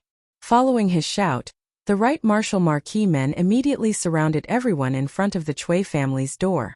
From the start of the matter till now, it had been close to half an hour before the martial marquis government people finally arrived. Uncle Yuqi, you're here. Seeing an acquaintance, Li Zishuan clasped his hands in greeting. Yuqi Jingda softly made an N sound and didn't exchange too many pleasantries. With a businesslike expression, he said to Li Zishuan and Wang Shi, Li Zishuan, this general received news that someone gathered here to fight. Is there such a thing? Li Zishuan wasn't in a hurry to speak. Instead, he looked at Wang Shi with a faint smile. He believed that if Wang Shi wasn't stupid, she should know what to say. As expected, Wang Shi's expression changed. She then bowed towards Yuqi Jingda and said, replying to General Yuqi, it was the Cui family's people who didn't know any better and almost injured a commoner. This attracted the attention of the commoners. The Cui family will definitely restrain the servants in the future. N. Madame Cui's meaning is that the Cui family's servants actually used weapons in Chang'an City? Yuqi Jingda frowned and said unhappily, the Tang people revered martial arts. The imperial court didn't explicitly state that commoners weren't allowed to carry swords. But in Chang'an City, openly using weapons was definitely not allowed. This was slapping Yuqi Jingda's face as the capital's Public Security Bureau chief. Wang Shi quickly said, there was no large-scale use of weapons. It was just a servant and a commoner who had a dispute. General Yuqi, please don't be angry. Not only did Li Zishuan want to turn the matter into a small one, Wang Shi also wanted to, because she had previously admitted that Wan Jinggang was under her orders, and Li Zishuan had caught Wan Jingang's weakness of wanting to kill commoners in public. One must know that now was a time of peace. Li Er, this king, cherished the commoners very much. If one really looked into it, their Cui family wouldn't be able to gain any benefits from Li Er. As for the commoners, they had a fight with the Cui family's servants today. Although the Cui family's servants were a little domineering and deserved to be beaten, the cause of the matter was still because they came over to spit in front of the Cui family's door.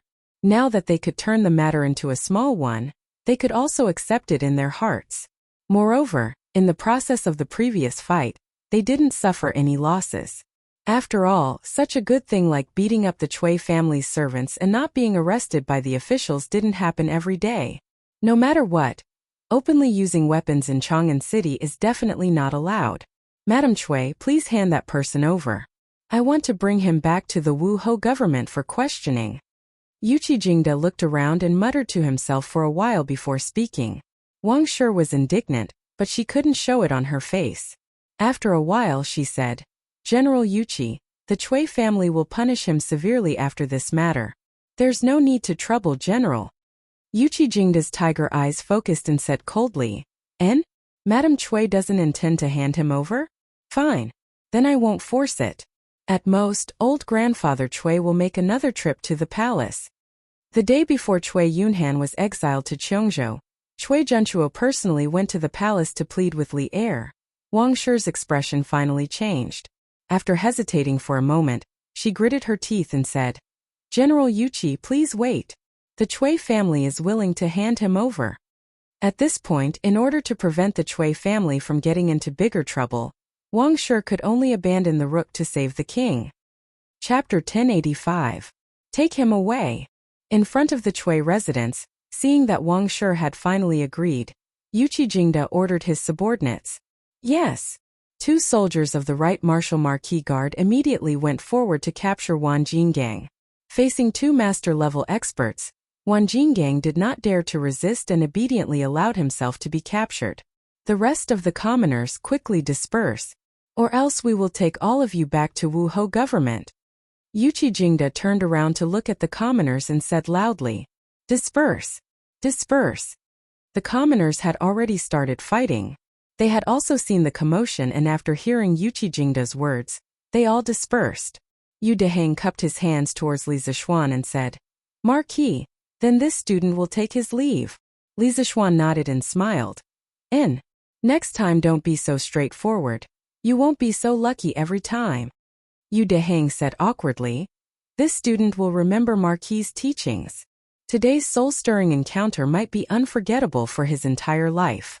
It was also the first time he truly understood Li Zishuan. This was a talent in both civil and martial arts. A true dragon and phoenix talent. From today onwards, his idol would completely become Li Zishuan and no longer the so-called 5 surname 7 sex. After saying that, Yu Deheng turned around and left with the villagers of Yu family manor.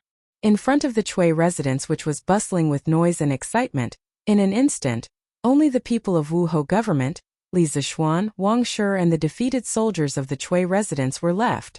Wang Shi glared at Li Zishuan with a sinister expression. Just as she was about to say something, she heard Yuqi Jingda say, "Xiao Xian, quickly enter the palace.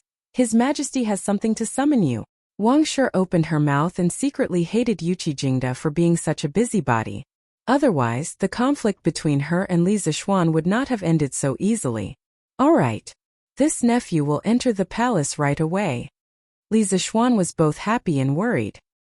He was happy that he was able to escape so quickly, which was far beyond his expectations. Before he came, he had already made preparations to be pestered endlessly by the Chui family, but he didn't think that things would go so smoothly. In the end, it was still because Yuqi Jingda was strong enough. Today, if the right Marquis Fu had been replaced with anyone else, Wang Shi probably wouldn't have given face. As for his worries, he was worried that Li Er had summoned him to the palace because of what had happened today. He had to think of a good excuse on the way there. Hehe. Deheng, you're really lucky. You were actually saved by Marquis, and you can even talk so much with Marquis. You're the #1 person in our village. A group of villagers walked out of Yanqing Gate, the east gate of Chang'an City. Someone in the group sighed with envy. Yu Deheng smiled and said, "Uncle Zhong, please don't say that. I was so scared that I almost wet my pants. Besides, Marquis didn't come just to save me. He should have come to save all of us. If Marquis didn't come to intervene today, Uncle Zhong, do you think that Madame Chui of the Chui family would spare us?" After she finished speaking, the commoners fell into silence. After a while, the burly man surnamed Zhong sighed and said, "AI. Marquis is a good person. I, old Zhong, have lived for decades and have seen many officials, but no matter if it's the previous dynasty or now, there is no official who loves the people as much as Marquis. The only pity is that our Yu family manor is too far north. Otherwise, it would have become Marquis fief long ago." As soon as he said that, many people agreed with him regretfully. Old Zhong is right. If our village could also be annexed to Marquis fief, that would be great. To meet such a master, don't talk about being an ox or a horse. Even if he wants me to go through water and tread on fire, I will do it. Hey, why would Marquis want you to be an ox or a horse? Marquis is very good to the commoners in his fief. Yu Deheng shook her head and said, "It's useless to say more. Marquis fief is now considered to be one of the top nobles in the Great Tang. If he wants to expand his fief, Marquis will have to make more contributions. Let's quickly go back." Imperial Palace, Lijiang Hall. Li Er came here after the morning court to enjoy the newly installed heating in the Imperial Palace with Zhang Sun. In the end, someone came to report that a large group of commoners had started fighting with the Chui family's servants in front of the Chui residence. He frowned slightly and didn't say anything because he believed that Yuqi Jingda would be able to handle it himself. But not long after, the Imperial Guards came with another piece of news, saying that Li Zishuan had gone to the Chui residence and injured the Chui residence's guards. Only then did Li Er order Yuqi Jingda to think of a way to resolve the conflict and summon Li Zishuan to the palace. "Your Majesty, this concubine is thinking that the commoners suddenly went to the Chui residence to cause trouble. Was it because someone was secretly instigating them?" Empress Zhongsun frowned and asked, "Is Guanyin trying to say that Li Zishuan was secretly instigating the commoners to cause trouble in the Chui residence?" Empress Zhongsun nodded lightly and said, "This concubine did suspect that. After all, the Duke of Yong'an's attitude towards the aristocratic families has never been good. Previously, the Snake King's assassination was directed at the Chui family. If not for your Majesty's mediation, I think he would have already killed his way to the Chui residence." Li Er held his chin and thought for a moment before shaking his head and saying, "No. If this kid really wanted to use the commoners to deal with the Chui family, he definitely wouldn't have rushed to the Chui residence alone. Sigh. This kid sometimes has a heart of steel, but sometimes he's indecisive. This is a taboo for a commander." As intelligent as Li Er was, he immediately understood the crux of the problem. However, towards Li Zishuan's foolish action of not retreating behind the scenes and taking advantage of the situation, instead taking the lead and rushing to the front to confront the Chui family head-on, Li Er felt resentful towards Li Zixuan for not living up to his expectations. Although he did not intend to touch the Cui family at this juncture, he was still very happy to borrow the strength of the commoners to cause some trouble for the Cui family, and reduce the Cui family's reputation among the commoners. However, because of Li Zixuan's momentary soft-heartedness and worry that the commoners would be injured, he rashly acted. Everything was ruined. If he wanted to form such an advantage in public opinion next time, it would not be easy. Haha, Your Majesty, humans are not saints. How can they be perfect? This concubine feels that this flaw of the Duke of Yong, and is his true nature. It also shows that he values relationships and righteousness. Only such an upright official cannot be used by foreign countries and can achieve great things for the Great Tang. After hearing Li Er's words, Empress Zhongsun pondered for a moment and quickly understood the crux of the matter. She smiled faintly and said, Your Majesty, the Duke of Yong'an has arrived at the Sweet Dew Hall. At this moment, an eunuch entered the hall and cupped his hands towards Li Er. He's finally here. Li Er's spirit jolted. He said to Empress Zhongsun, Guanin's servant, please take a seat here. Zhen will go and teach that fellow a lesson. This official pays his respects to Your Majesty. Within the Sweet Dew Hall, Li Zixuan was dressed in casual clothes and bowed towards Li Er. Yuqi Jingda had spoken to him in a hurry, so Li Zixuan did not return home to change into his court attire. Instead, he rushed straight to the palace. Dispense with the formalities. Li Er's emotionless voice came from above. Li Zixuan straightened his body and raised his head. He saw Li Er sitting on the seat of honor, glaring at him like a tiger watching its prey. You're getting more and more daring. You actually dared to smash the Cui family's door. If Cui Junchuo joins forces with the Shandong landowning households to deal with you, let's see how you deal with it. Li Er's face was expressionless, but Li Zixuan could hear a hint of blame in his words. Replying to Your Majesty, no matter what the outcome is, this official does not regret what he has done today. The Cui family's matriarch instigated the family's warriors to use weapons against the common people. If this official had come one step later, there would have been casualties. This official does not regret it, Li Zixuan said in a low voice. You. Li Er sighed. He stood up with his hands behind his back and walked down from above. You're also a smart person.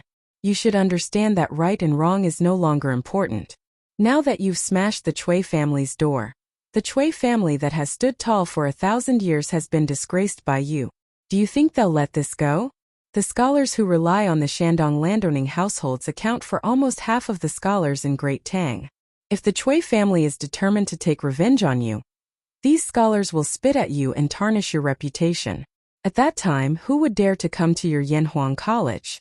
Who would want to learn from your engineering? Who would want to buy things from your workshop? Li Zixuan furrowed his brows. He had only thought that the Cui clan would send some assassins to take revenge on him. He had never thought that they would use public opinion to tarnish his reputation. However, he was not afraid. When it came to creating public opinion, no one in the Great Tang was better than him. Your Majesty, this world belongs to Your Majesty, not the Cui family. It's hard to say if the Cui family can unite with the other landowning households, but even if the landowning households of Shandong work together, this official is not afraid of them.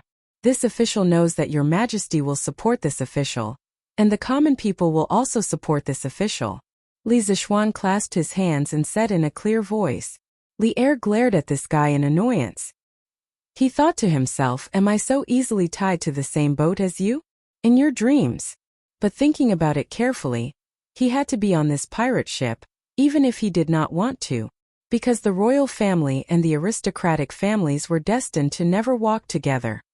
Empty words are useless. Do you have any countermeasures now? Li Er paused and said.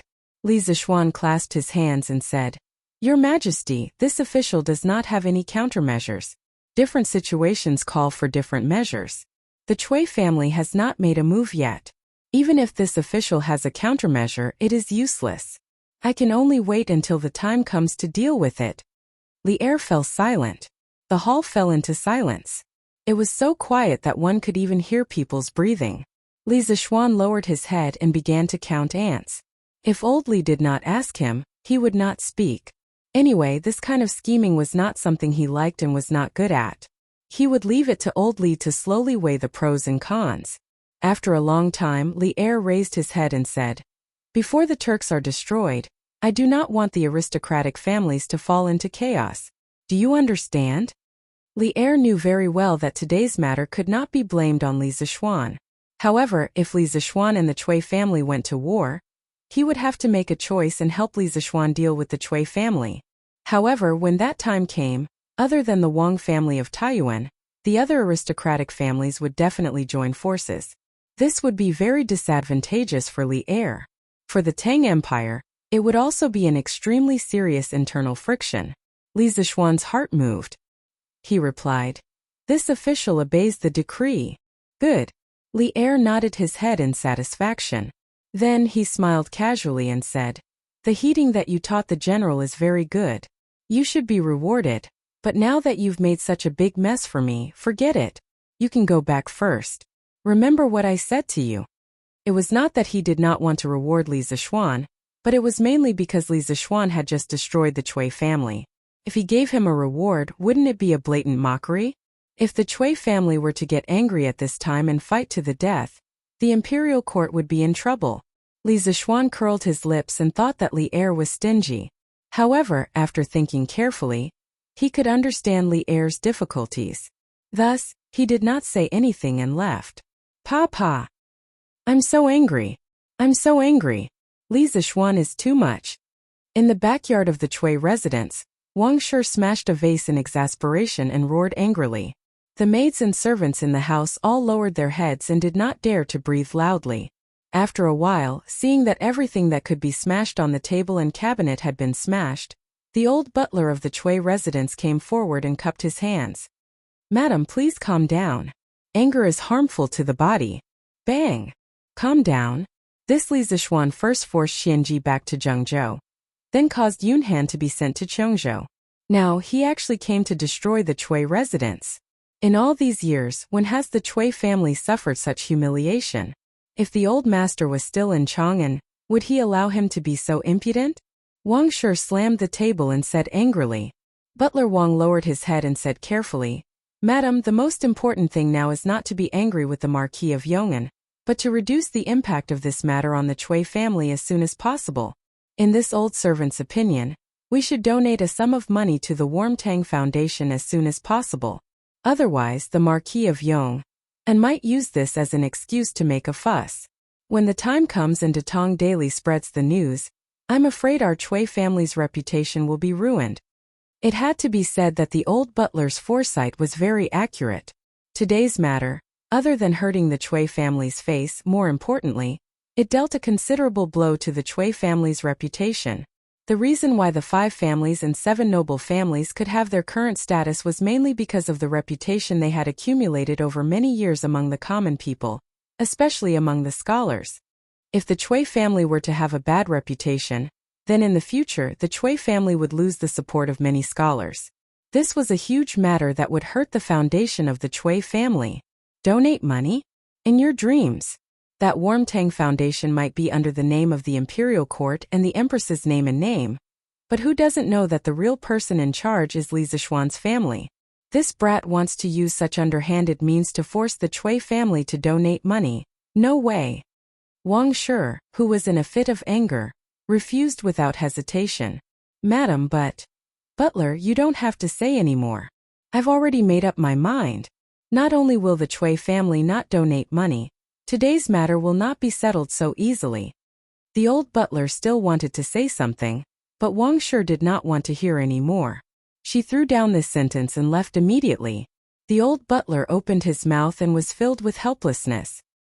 He could only secretly pray that the old master of the Cui family, Cui Junchuo, would receive the news as soon as possible and rush back to preside over the situation. Chapter 1086. The old butler of the Cui residence was right. In the afternoon, Li Zishuan directly went to the workshop to discuss with Ma Zhou whether they should publish the conflict between the commoners and the Cui family in the Great Tang Daily. "Marquis, forgive me for being blunt, but today's incident has already caused a huge uproar. There are definitely many people who know about it. Moreover, Marquis, You have already smashed the door of the Chui family. Even if we don't publish this news, the Chui family won't owe us a favor. Moreover, the people who know about it will misunderstand that we are jackals of the same tribe as the Chui family and deliberately hide the truth. In this way, it will be a big blow to the credibility of Datong Daily. After Ma Zhou listened to Li Zishuan's explanation seriously, he pondered for a moment and said, "That's right." Li Zishuan nodded and said, "Brother Ma's words make sense. If that's the case, then tomorrow's Datong Daily will publish the news of the Chui family's donation and being attacked by the people." Ma Zhou's eyes flashed with excitement. He was born in a poor family and didn't have a good impression of the aristocratic families. If Li Zishuan wanted to fall out with the aristocratic families, he would definitely support it from the bottom of his heart. Hearing this, he hurriedly said, "Yes, Marquis." Li Zishuan thought for a while and added, "But there's one thing you have to pay attention to. The news has to be realistic. We only need to report the facts and not exaggerate." Li Zishuan had listened to Li Er's previous words. He also felt that the current Tang Empire should be united against the outside world and not have too much internal friction. If they were to exaggerate and smear the Chui family in the newspaper, it might expand the conflict and damage the credibility of Datong Daily. Ma Zhou replied, "I understand. If the Chui family wants to take revenge on us, what do you think we should do?" The conversation between Li Zishuan and Ma Zhou lasted until the sky turned dark. As the future prime minister of the Tang Empire, Ma Zhou had a lot of unique ideas in terms of strategy. After this conversation, Li Zishuan had some ideas about the future path of the battle with the Chui family. At night, Li Zishuan stayed in the Yunshan residence. At 9:45 p.m., the study in the residence was still lit by candlelight. Suddenly, a big hand appeared outside the pitch-black door of the study. The big hand knocked on the door and then a voice. "Marquis, I have something to report." Judging from the voice, it was Peng Feiji. Silence. After a while, Li Zishuan's voice came from inside the room. "Come in and talk." Peng Feiji pushed the door open and entered. He saw Li Zishuan half leaning on the armchair with an unknown book in his hand. He took out a small booklet from his sleeve and handed it to Li Zishuan. "Marquis, you asked me to investigate whether the Chui family had done anything illegal. After a few months of investigation, I found some things. Marquis, please take a look." At that time, Chui Yunhan brought a group of students to the Li family to cause trouble. Coincidentally, Li Zishuan had just destroyed the 7 cultivators sect. Under the combination of the two, Li Zishuan felt that the Chui family might be behind the 7 cultivators sect. Chui Yunhan innocently took the blame and was exiled to Chongzhou. The eldest son of the Chui family in Qinghe, Chui Xuanji, was also sent back to his hometown in Zhengzhou by Chui Zhenchuo. Li Zishuan originally wanted to kill Chui Yunhan. However, Li Er didn't allow him to kill Chui Yunhan for the sake of the overall situation. He could only send Peng Feiji to secretly investigate the Chui family's illegal activities. After such a long time, Li Zishuan had almost forgotten about it. He didn't expect Peng Feiji to suddenly bring it up today. His gaze hardened as he looked deeply at Peng Feiji. Then, he took the booklet from Peng Feiji's hand and flipped through it. In the first year of Wu Da, when the world was just settled, the Chui family cooperated with the local government in Zhengzhou and took over 30,000 mu of land from the local people. This caused thousands of people to have no land to farm and become homeless. In the 7th month of the 3rd year of Wu Da, the current emperor killed Wang Shichong in Luoyang. Due to the war, Luoyang city was severely damaged and lacked order. The Chui family took the opportunity to take over 40% of the shops in Luoyang city and forcibly expropriated 70,000 mu of land from some of the people at a low price. Countless people in Luoyang city sold their sons and daughters. The Chui family took advantage of the situation and robbed them. They didn't spend a single copper coin and took away nearly 100 beautiful women from the people. From the 4th year of Wu Da to the 9th year of Wu Da, the Chui family's direct descendants and branch descendants had been taking over the land in Hunan province. Sometimes there were even cases of people bullying people. There was evidence that a total of 16 poor peasant girls were raped. Most of these girls couldn't bear the humiliation and committed suicide. Due to the Chui family's power and the fact that the victims' families didn't report it, The local government turned a blind eye and allowed the Chui family's descendants to continue their evil deeds. Reading up to this point, Li Zixuan's face was filled with unconcealable anger. Pang Feiji, who was standing beside him, could even feel that the air in the study room had become colder. Murderous intent. Pang Feiji, who used to be a servant in Wuhou government, knew that this was the murderous aura of an expert. He had felt it before when he was beside Yuqi Jingda. He didn't dare to look directly at Li Zixuan's face and quickly lowered his head.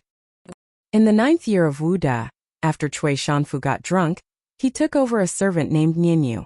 After that, Nianyu became pregnant with his child. When Cui Shanfu found out, he wanted to take her as his concubine. When Wang Shi heard the news, she was furious and ordered people to tie up the servant, Nianyu, and torture her to death. According to some rumors from the servants of the Cui family, every night that year, the cries of women and the cries of babies could be heard. After that, the Cui family even specially invited an eminent monk to perform 2 rituals. At this point, Li Zixuan had finished reading the contents of the small booklet. His face was filled with frost. After a long silence, he opened his mouth and asked bitterly, "What is torture?" Pang Feiji was shocked because Li Zixuan's voice had become hoarse. It sounded like a demon from the abyss.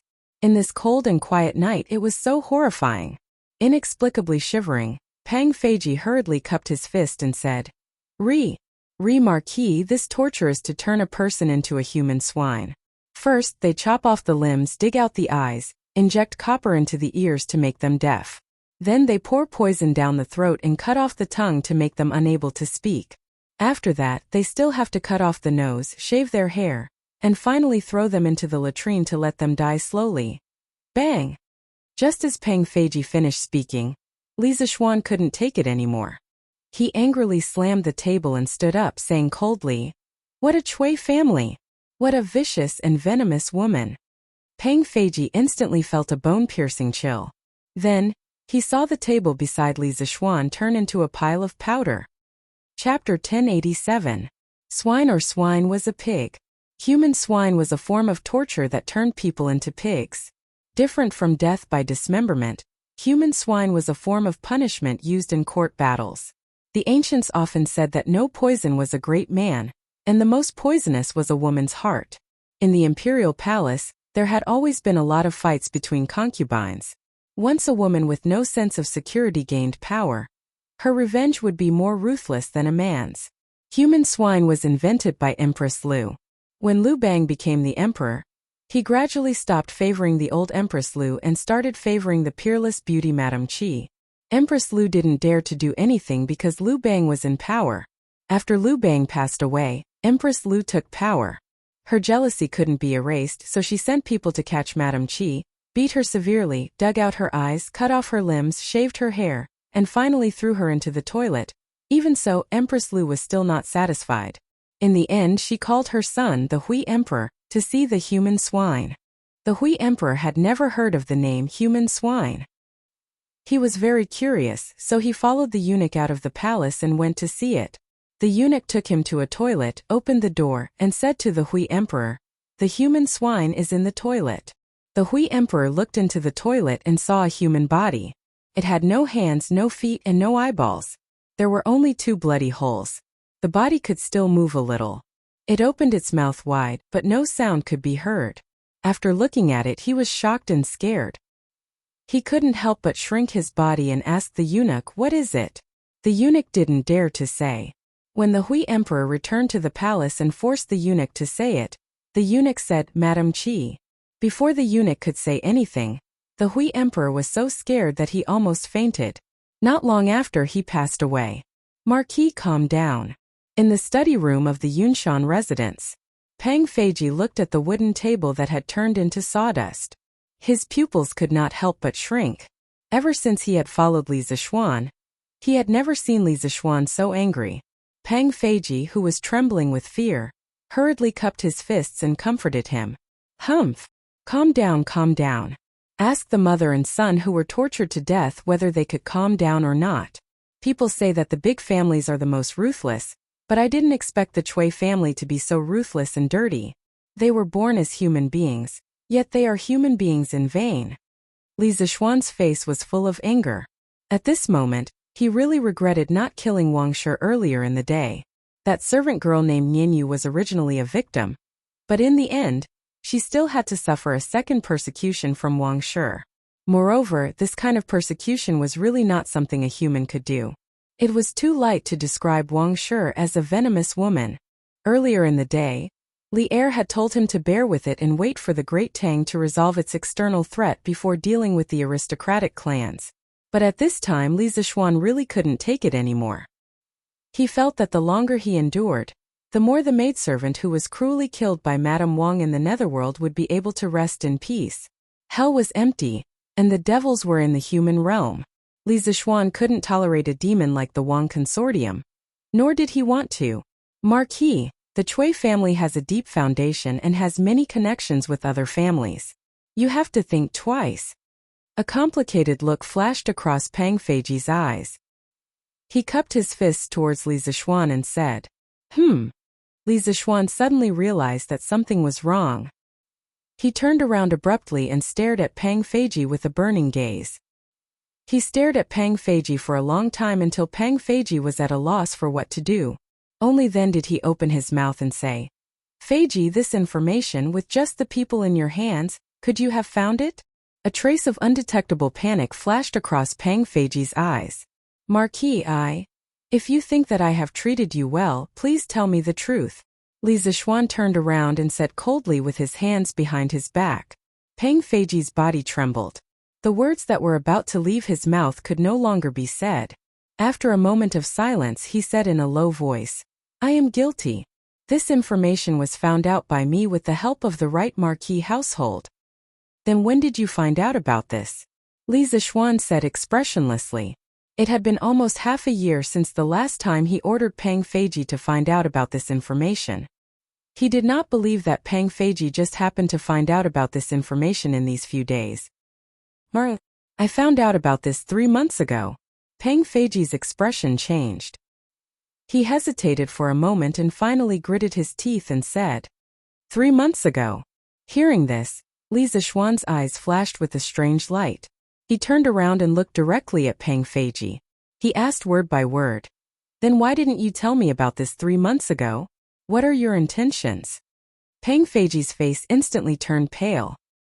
He hurriedly knelt down on one knee and said, Marquis, I am guilty.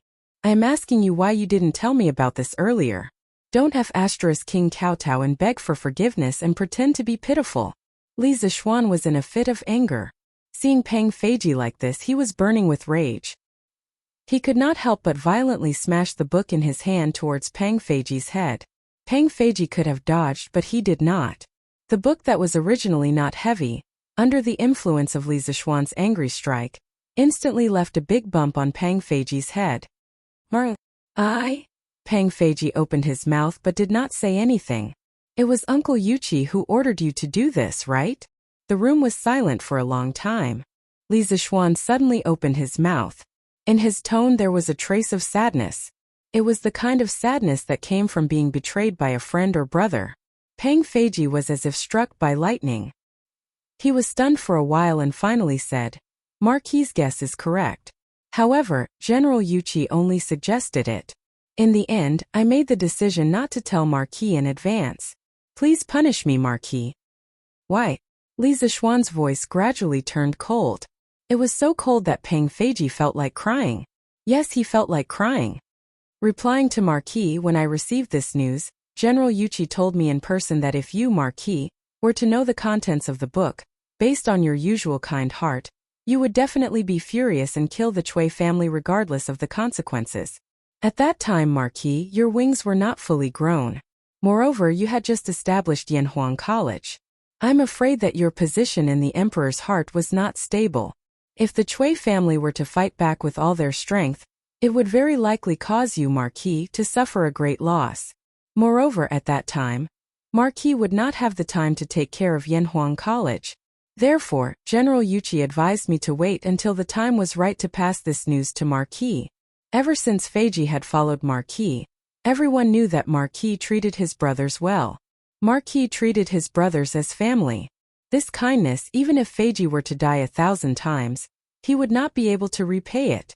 From the beginning to the end, Feiji only hoped that Marquis and his family would be safe and prosperous for generations to come. He had never been disloyal to Marquis. Feiji also knew that Yanhuang College was a foundation that Marquis valued greatly.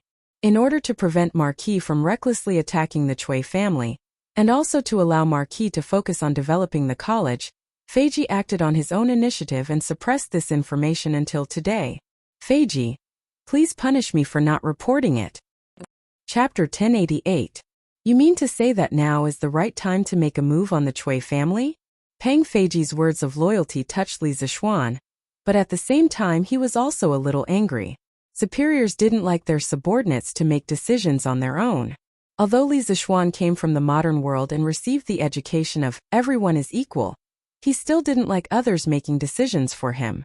It could be said that if Pang Feiji's actions were placed in other big families, he would have been sentenced to death by the head of the family, although he was also considering the long-term interests of the family. Li Zishuan couldn't be so cold-blooded. But he was also very unhappy with Pang Feiji's decision. The main thing was that when he thought of the servant girl who was turned into a human swine by Wang Shi, his heart was filled with anger. Marquis, it's the people who offended the Cui family today that made me feel that the Cui family is currently divided. On Marquis' side, the people's hearts can be used. Compared to the past, Marquis' chances of winning are definitely much higher now. Pang Feiji knelt on the ground and cupped his fists. Li Zishuan laughed lightly and said, "This is also what your General Yuchi told you, right?" He called him General Yuchi, and not Uncle Yuchi like before. Obviously, he was very uncomfortable with Yuchi Jingda's arrangement of Pang Feiji behind his back. Pang Feiji understood the meaning behind Li Zishuan's words. He said with a bitter face, "Marquis, these words were indeed said by General Yuchi to me. The general also said that if Marquis and the Cui family were to start a war, the Yuchi family is willing to live and die with Marquis, advance and retreat together." Yuchi Jingda was just a blacksmith in his early years. He didn't have a good impression of the aristocratic families. Moreover, he had always thought highly of Li Zishuan, a junior with limitless potential. Therefore, on this matter, Yuchi Jingda would unconditionally stand on Li Zishuan's side. When Li Zishuan heard that Yuchi Jingda was willing to live and die together, advance and retreat together, his expression finally loosened a little. When Pang Feiji saw that Li Zishuan did not say anything, he quickly added, "Marquis, regarding this matter, your subordinate acted on his own initiative and is indeed guilty. However, this has nothing to do with General Yuchi. When I learned of the Cui family's actions over the years, your subordinate also hesitated whether or not to inform Marquis." "Enough. I know everything." Li Zishuan waved his hand and interrupted Pang Feiji. He paused and said expressionlessly, "You have participated in the military training of the academy. You should know that it is the duty of a soldier to obey orders. Regardless of whether your intentions were good or bad, your actions make you unfit to be a good soldier. From today onwards, you are no longer this Marquis personal guard. Captain. The position of captain is temporarily vacant. If you make the same mistake again in the future, this Marquis will not tolerate it.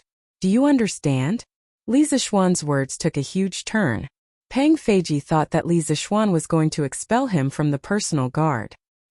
He was so scared that a layer of cold sweat appeared on his back. His face turned pale in an instant. When he heard the second half of the sentence, he could not help but sigh in relief. He could accept any form of punishment, but he did not want to leave the Li family. "Thank you, Marquis, for your mercy. Your subordinate will definitely not make the same mistake again." Pang Feiji cupped his fists and said loudly. His tone was filled with the joy of surviving a disaster. "Enough. You may leave." "Yes, sir." After Pang Feiji left, Li Zishuan sat alone in the study room. He closed his eyes and pondered. After a long time, he heard a long sigh from the room. "The tree wants to be quiet, but the wind will not stop. I did not want to make a big deal out of this, but the spirits of hell did not agree, nor did the people of the world. This time I really have to defy the decree." The next day, the headlines on Datong Daily became a hot topic among the people of Chang'an. The Cui family of Qinghe County did not donate. Angry citizens blocked their door and almost lost their lives. The Chui family was blocked? When did this happen? Why didn't I know about it? TSK. Wang Huaihua.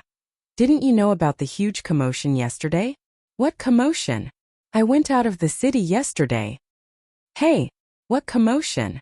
Don't you know how to read the newspapers? It's written clearly on there. Yo! So the Chui family never donated money to the Nwantang Foundation. Isn't that too stingy? Although I'm not rich, I still donated 500 copper coins. No wonder the Chui family was blocked. If I was in the city yesterday, I would have spat in front of the Chui family's door. Don't brag. Didn't you see that a scholar was almost hacked to death by the Chui family's guards yesterday? This Chui family is too much. Not only did they not donate money, they even dared to hack people in public. Thank goodness the Duke of Yong'an arrived in time. Rich but not benevolent, two-faced. That's exactly what the Chui family is like. What kind of family is this? They're even worse than us commoners who have never read the books of the saints. That brat of mine is always thinking about how he can rely on the Chui family and marry a girl of the 5 surnames to bring glory to his ancestors. What the hell? I'm going to beat him up when I get back. Rely on the Chui family? Marry a girl of the 5 surnames? How can it compare to the glory of getting into Yanhuang College and becoming a student of the Duke of Yong'an? Old Wang, you're right. I heard that Mu Lao San from Stone Village used to be so poor that he didn't even have a good meal. But after his son got into Yanhuang College, the landlord in his village even wanted to marry his daughter to his son. Unknowingly, the commoners' values had changed slightly. The status of the 5 surnames and 7 great clans in the past was now plummeting in their hearts. Silent nourishment. Not only did it refer to the spring rain, but it also referred to human kindness. Li Zishuan's good deeds for the commoners this year were engraved in everyone's hearts. Compared to the Chui family, Li Zishuan represented justice and the people's will more. Now that the negative news about the Chui family was out, the commoners directly voted with their feet and stood on Li Zishuan's side without thinking. You bunch of foolish commoners only know how to listen to slander. The Chui family has been glorious for 1,000 years. Who knows how many good deeds they've done and how many poor people they've helped?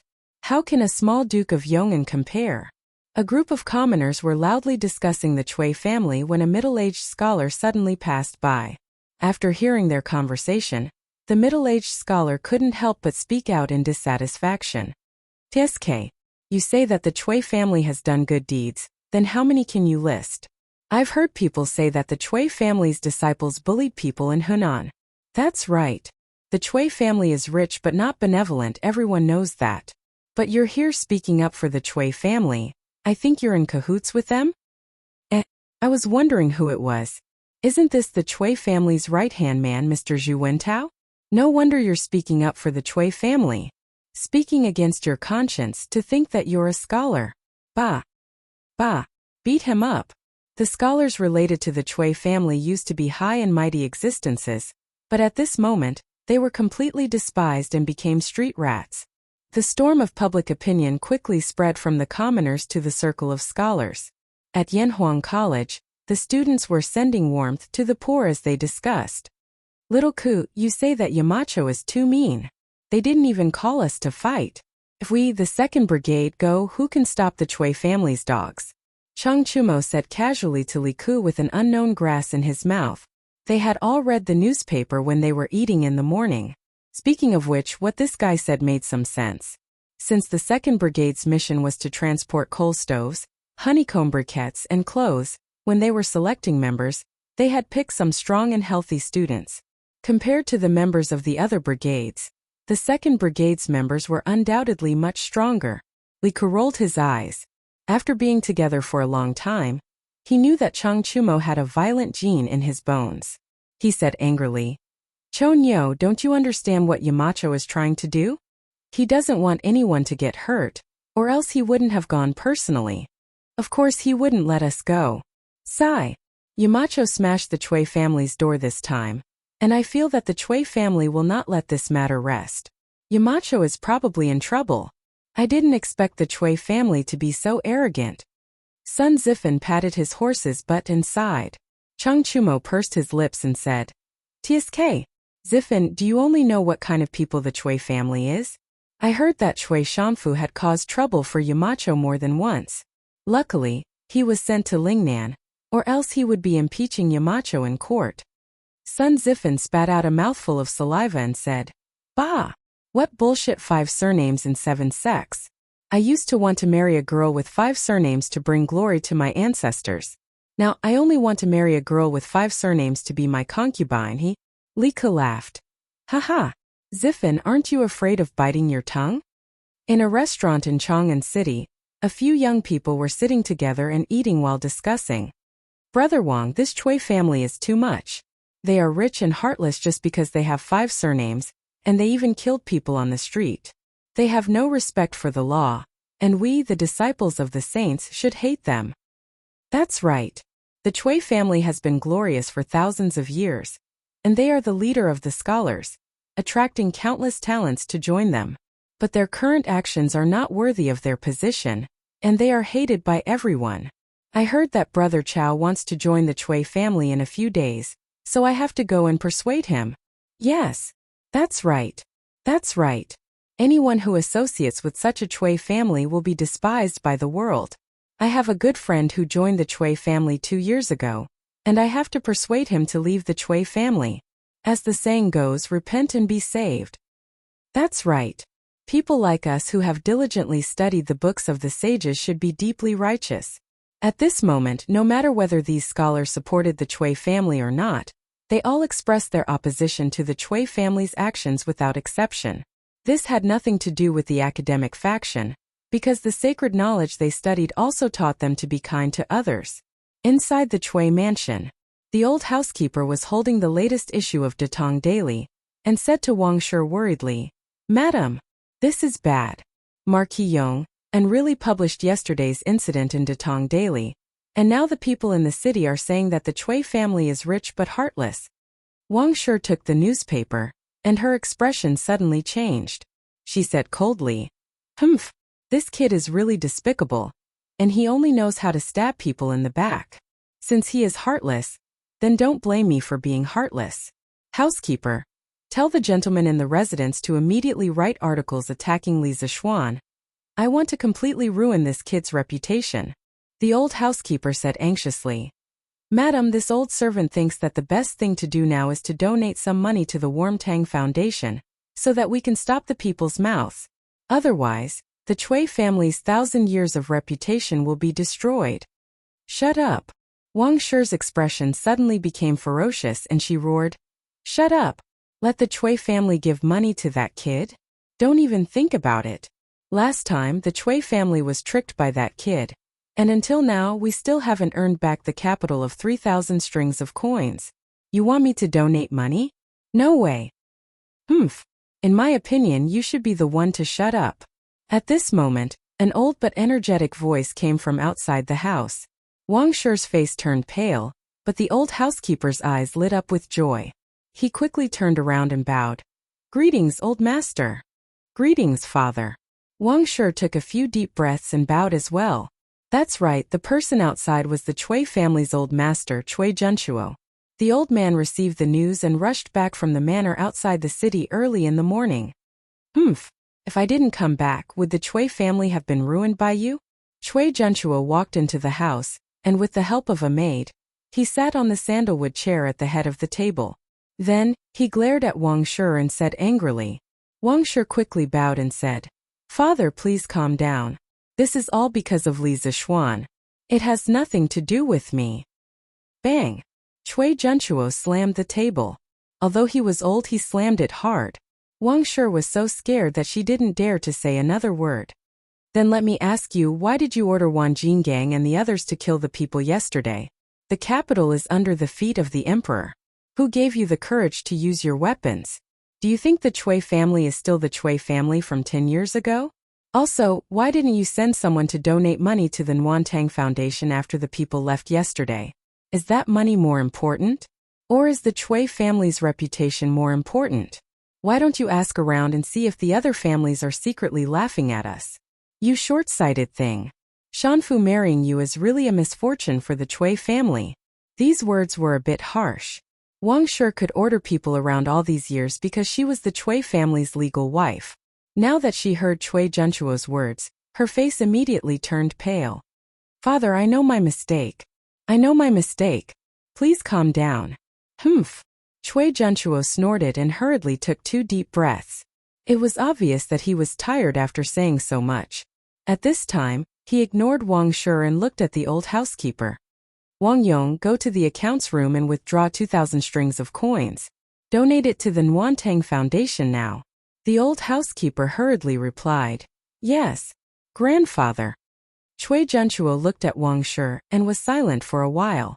Then he said, let's put aside the grudge between the Cui family and Li Zishuan for now. When the storm calms down, I will settle the score with him. You stay at home obediently and don't ruin things. Yes, father. Chapter 1089. Marquis, this person's mouth is very tight. From yesterday until now, he hasn't said anything.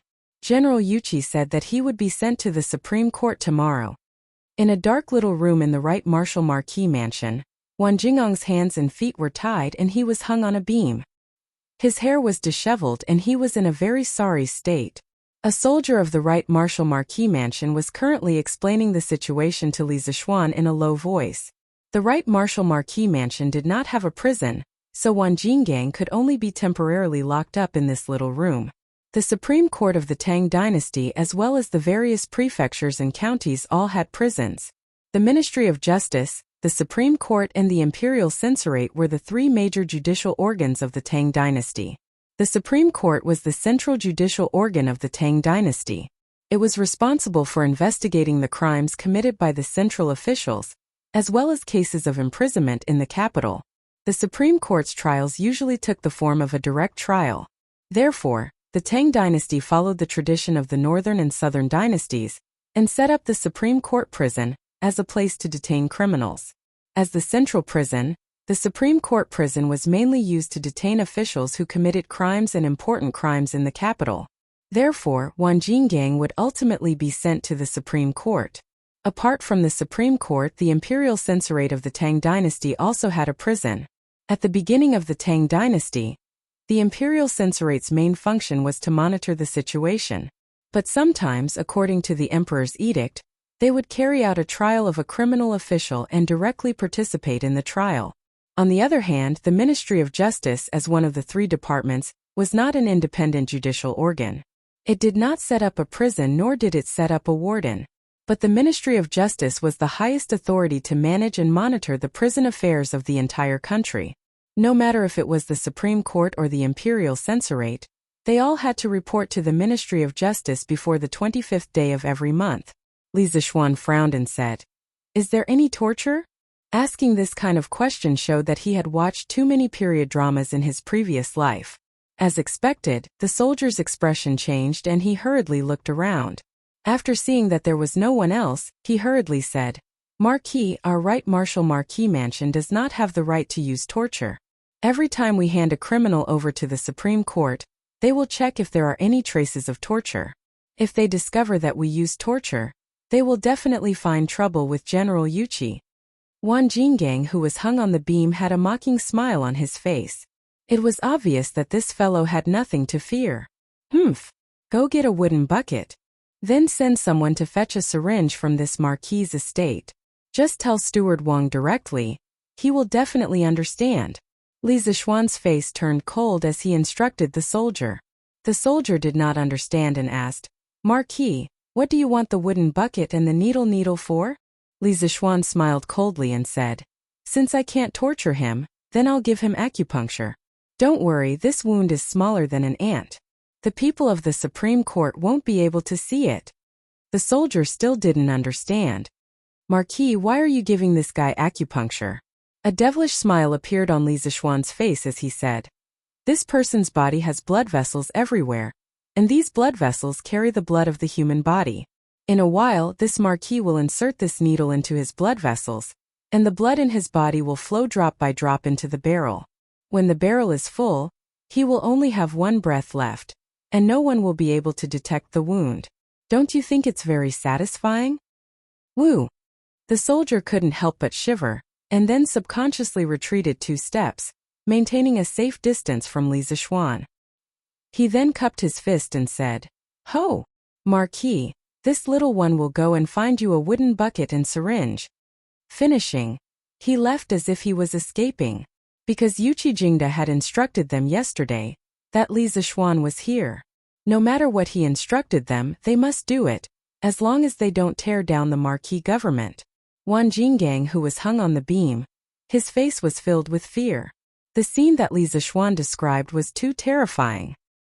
He opened his eyes wide and shook his head vigorously. No, Marquis Yong'an, you are a marquis personally conferred by the emperor. You using private punishment is against the law. When the time comes, the Cui family will not let you off. Cui family? Li Zixuan sneered and looked at Wan Jinggang with ridicule. You are now just an abandoned son of the Cui family. Do you think the Cui family will care about your life and death? Oh no, it should be said that the Cui family only wants you dead, not alive. You must know that only dead people can keep secrets the best. Wan Jinggang refused to believe. No, I was recruited into the Cui family by the old grandfather. When he returns to Chang'an, he will definitely think of a way to save me. Old grandfather? You mean Cui Junchuo? Where is he now? Li Zixuan's gaze congealed as he asked. Wan Jinggang suddenly came to his senses. He seemed to have confessed without being pressed. He immediately shut his mouth and did not say another word. Li Zixuan saw the situation and sneered. Humph! Looks like you still haven't recognized the reality. In a while I will let you bleed to wake you up. Wan Jinggang clenched his teeth. Humph! Let me bleed then. Do you think the amount of blood I, Wan Jinggang, have bled these few years is not enough? He was obviously strong in appearance but weak in reality. Li Zixuan was too lazy to talk nonsense with him. After a while, the soldier from earlier brought a wooden bucket and placed it next to Wan Jinggang. Li Zixuan ordered, "Use a black cloth to cover his eyes. I am afraid that he will not be able to take it and will scare himself to death." Yes, Marquis. The soldier and Wan Jinggang shuddered. They secretly thought that Li Zixuan was really ruthless. After a while, the soldier pulled a piece of black cloth out of nowhere and covered Wan Jingang's eyes. Li Zixuan personally cut. Oh no, it was a needle. Fortunately, he was tall and could stand on the ground and directly insert the needle into Wan Jingang's arm. Facing Li Zixuan, a martial arts master, Wan Jinggang did not make any unnecessary struggle. This was because he knew that Li Zixuan had thousands of ways to make him lose the ability to struggle. At this time he only felt that his arm was stung by a bug. It was not painful, so he sneered. Humph! I thought it would hurt a lot. This is just scratching an itch for me, Wan Jinggang. Li Zixuan was not angry. He said with a smile, "This marquis goal is not to make you feel pain. This marquis wants you to experience the loss of life unknowingly. In the end, you won't even have the strength to open your eyes. During this process, you can't do anything. You can only wait for death slowly." Wan Jinggang trembled. It was obvious that he had begun to feel fear in his heart. The soldier next to him saw that the light yellow rubber hose was instantly dyed dark red. Immediately after, there was a drip sound, and blood slid into the wooden bucket. Go and get a few datong daily for this marquis. This marquis will read the newspaper here today while admiring how this Wan Jinggang is drained dry. Li Zixuan forcefully endured the disgust in his heart and ordered. In fact, he himself was a little scared when he heard such deliberately scary perverted words. But in order to make Wan Jinggang speak the truth, he could only suffer himself. Roar! Markyung, kill me if you dare. What kind of hero are you to use such despicable means?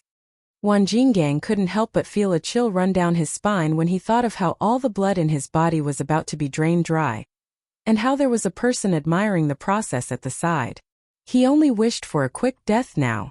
The soldier of the right marquis household looked at Li Zixuan as if he was looking at a monster and thought, is this still the great philanthropist Marquis Yong, and that everyone praises? Why does he look like a demon that just came out of hell? Just as the soldier was about to give Li Zixuan the newspaper, he suddenly felt his sleeve being pulled by someone. He lowered his head and saw that it was Li Zixuan who had pulled him. He was bewildered and was about to ask when he saw Li Zixuan shove a ball of paper into his hand with lightning speed and make a shushing gesture. The soldier was also a quick-witted person. He quickly nodded and retreated. Commandant Zhou Marquis, what's written on it? Tell me quickly. In a side hall of the Wu Marquis household, the soldier who previously served Li Zishuan was scratching his ears and cheeks as he surrounded a middle-aged man and asked anxiously. Looking at him, he was obviously illiterate. The note Li Zishuan passed to him earlier was really a waste. The general usually tells us to read more books when we have time. Shen Sigi, you just don't listen. The middle-aged man surnamed Zhou pointed at the soldier and grumbled. But grumbling was grumbling. He still started to help Shen Sigi read the contents of the note. A jug of water, a funnel, and 2 soldiers? Shen Sigi, are you sure this is the note Marquis gave you? The content of the note was very simple. Commandant Zhou finished reading it very quickly. But he didn't quite understand the contents of the note. Shen Sigi frowned and thought for a while, then said excitedly, I understand. Thank you, Commandant Zhou. With that, he ran off like a wisp of smoke. Drip, drip, drip, drip. In a dark room, the sound of water dripping could be heard from time to time. A young man sat at the door, calmly flipping through the latest issues of Datong Daily. His face would occasionally reveal a smile. It could be seen that he was in a good mood. But the burly man who was hung on the beam was not in a good mood.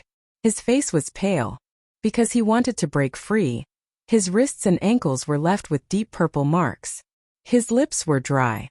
He didn't shout or shout, because he had shouted for a long time, but it was useless. The young man was unmoved by his shouts, but it couldn't be said that he was completely unmoved. When he cursed, the young man would fiercely kick him in the stomach. It was so painful that he couldn't even breathe. Marquis, it's already noon. Why don't you go and have your meal first? I'll help you watch. When it was close to noon, Shen Sigi ran over and asked carefully. Li Zishuan put down the newspaper and replied, No need. Go to Drunken Immortal restaurant and get me a plate of lion's head, a plate of fried bean sprouts, and a small pot of immortal drunken wine. This Marquis will eat here for lunch. Let shopkeeper Lu prepare a few more portions, and let the brothers on duty in the Wuhou government have a taste. Shen Sigi said in fear and trepidation. Oh, Marquis, you're too kind. The brothers are on duty, how can they drink? Li Zishuan raised his eyebrows in surprise. He secretly thought that the military discipline here was quite strict. He waved his hand and said, Then bring more food over. Treat it as this Marquis's reward to the brothers. Thank you, Marquis. As for this Wan Jinggang, don't let him eat for lunch. Based on the speed of his bleeding, he should be able to bleed out by tonight. Letting him eat would be a waste. You, Marquis Yong'an, you're too much. Ever since Wan Jinggang was caught yesterday morning in Wuhou government, he had not eaten a single bite of food. And after going through Li Zishuan's torture, he felt that he was really exhausted. Hearing Li Zishuan's words, his lungs were about to explode. Ignore him. Go quickly. Li Zishuan waved his hand and said. Shen Sigi obeyed and left. In the afternoon, the military officials and soldiers on duty in the right Wuhou government were considered to have freeloaded a big meal. The Drunken Immortal restaurant's top-quality food and dishes, they usually could not bear to eat a plate of it. But now they could eat heartily. In a moment, the entire Wuhou government was filled with the aroma of food. Wan Jinggang, who was starving, in the aroma of the food and wine, felt that death was better than living. Every day felt like a year. Marquis, your subordinate heard a news outside. It said that the Cui family donated 2,000 strings of coins to the Nuantang Foundation. Hey, looks like they are starting to give in. Li Zishuan invited Shen Sigi to have lunch at the entrance of the little black room. During the meal, Shen Sigi smiled and said a piece of news. Wan Jinggang heard this and could not help but frown deeply. Li Zishuan seemed to sigh carelessly and said, Everyone thinks that the Cui family is high above and will never fall. Let's wait and see. Let's not talk about that. This drunken immortal is still the best. TSK. Even an immortal would not exchange it. Gugu. While Li Zishuan was enjoying the food and wine, Wan Jingang's stomach started growling. Li Zishuan smiled at the 2 soldiers who were standing beside Wan Jinggang and doing unknown things. Come. The 2 of you take turns to eat. Just keep an eye on him and don't let him commit suicide by biting his tongue. The 2 of them looked at each other. Seeing Shen Sigi nodding at them, they replied, Thank you, Marquis. Thus, only the sound of chewing and the very rhythmic dripping sound was left in the room. The starving Wan Jinggang was even more tormented by these two sounds. His arms and legs had already lost feeling. It was probably because he had lost too much blood. If he had a knife in his hand at this moment, his first reaction would not be to slash at Li Zishuan but his own neck. In the afternoon, after some time, the dripping sound suddenly stopped. Li Zishuan raised his head and said, "What's wrong? Did he bleed dry so quickly?"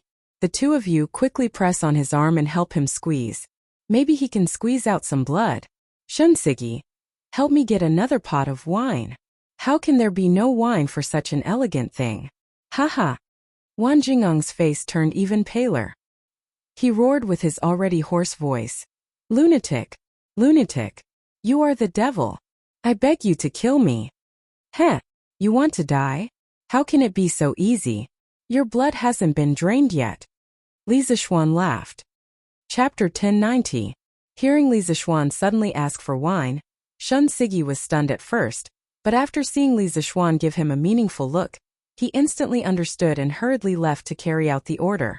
Not long after, Shun Sigi brought over a pot of wine for Li Zishuan, and the other two martial marquis had already used all their strength to press down on Wan Jingang's arm. Immediately, the ticking sound in the room rang out again, and Wan Jingang's nightmare began again. Kill me! I beg you to kill me! If you're a man, then give me a quick death. I beg you! His mouth kept repeating these words in a low voice. The heavens had pity on him. He had walked the Jianghu for so many years.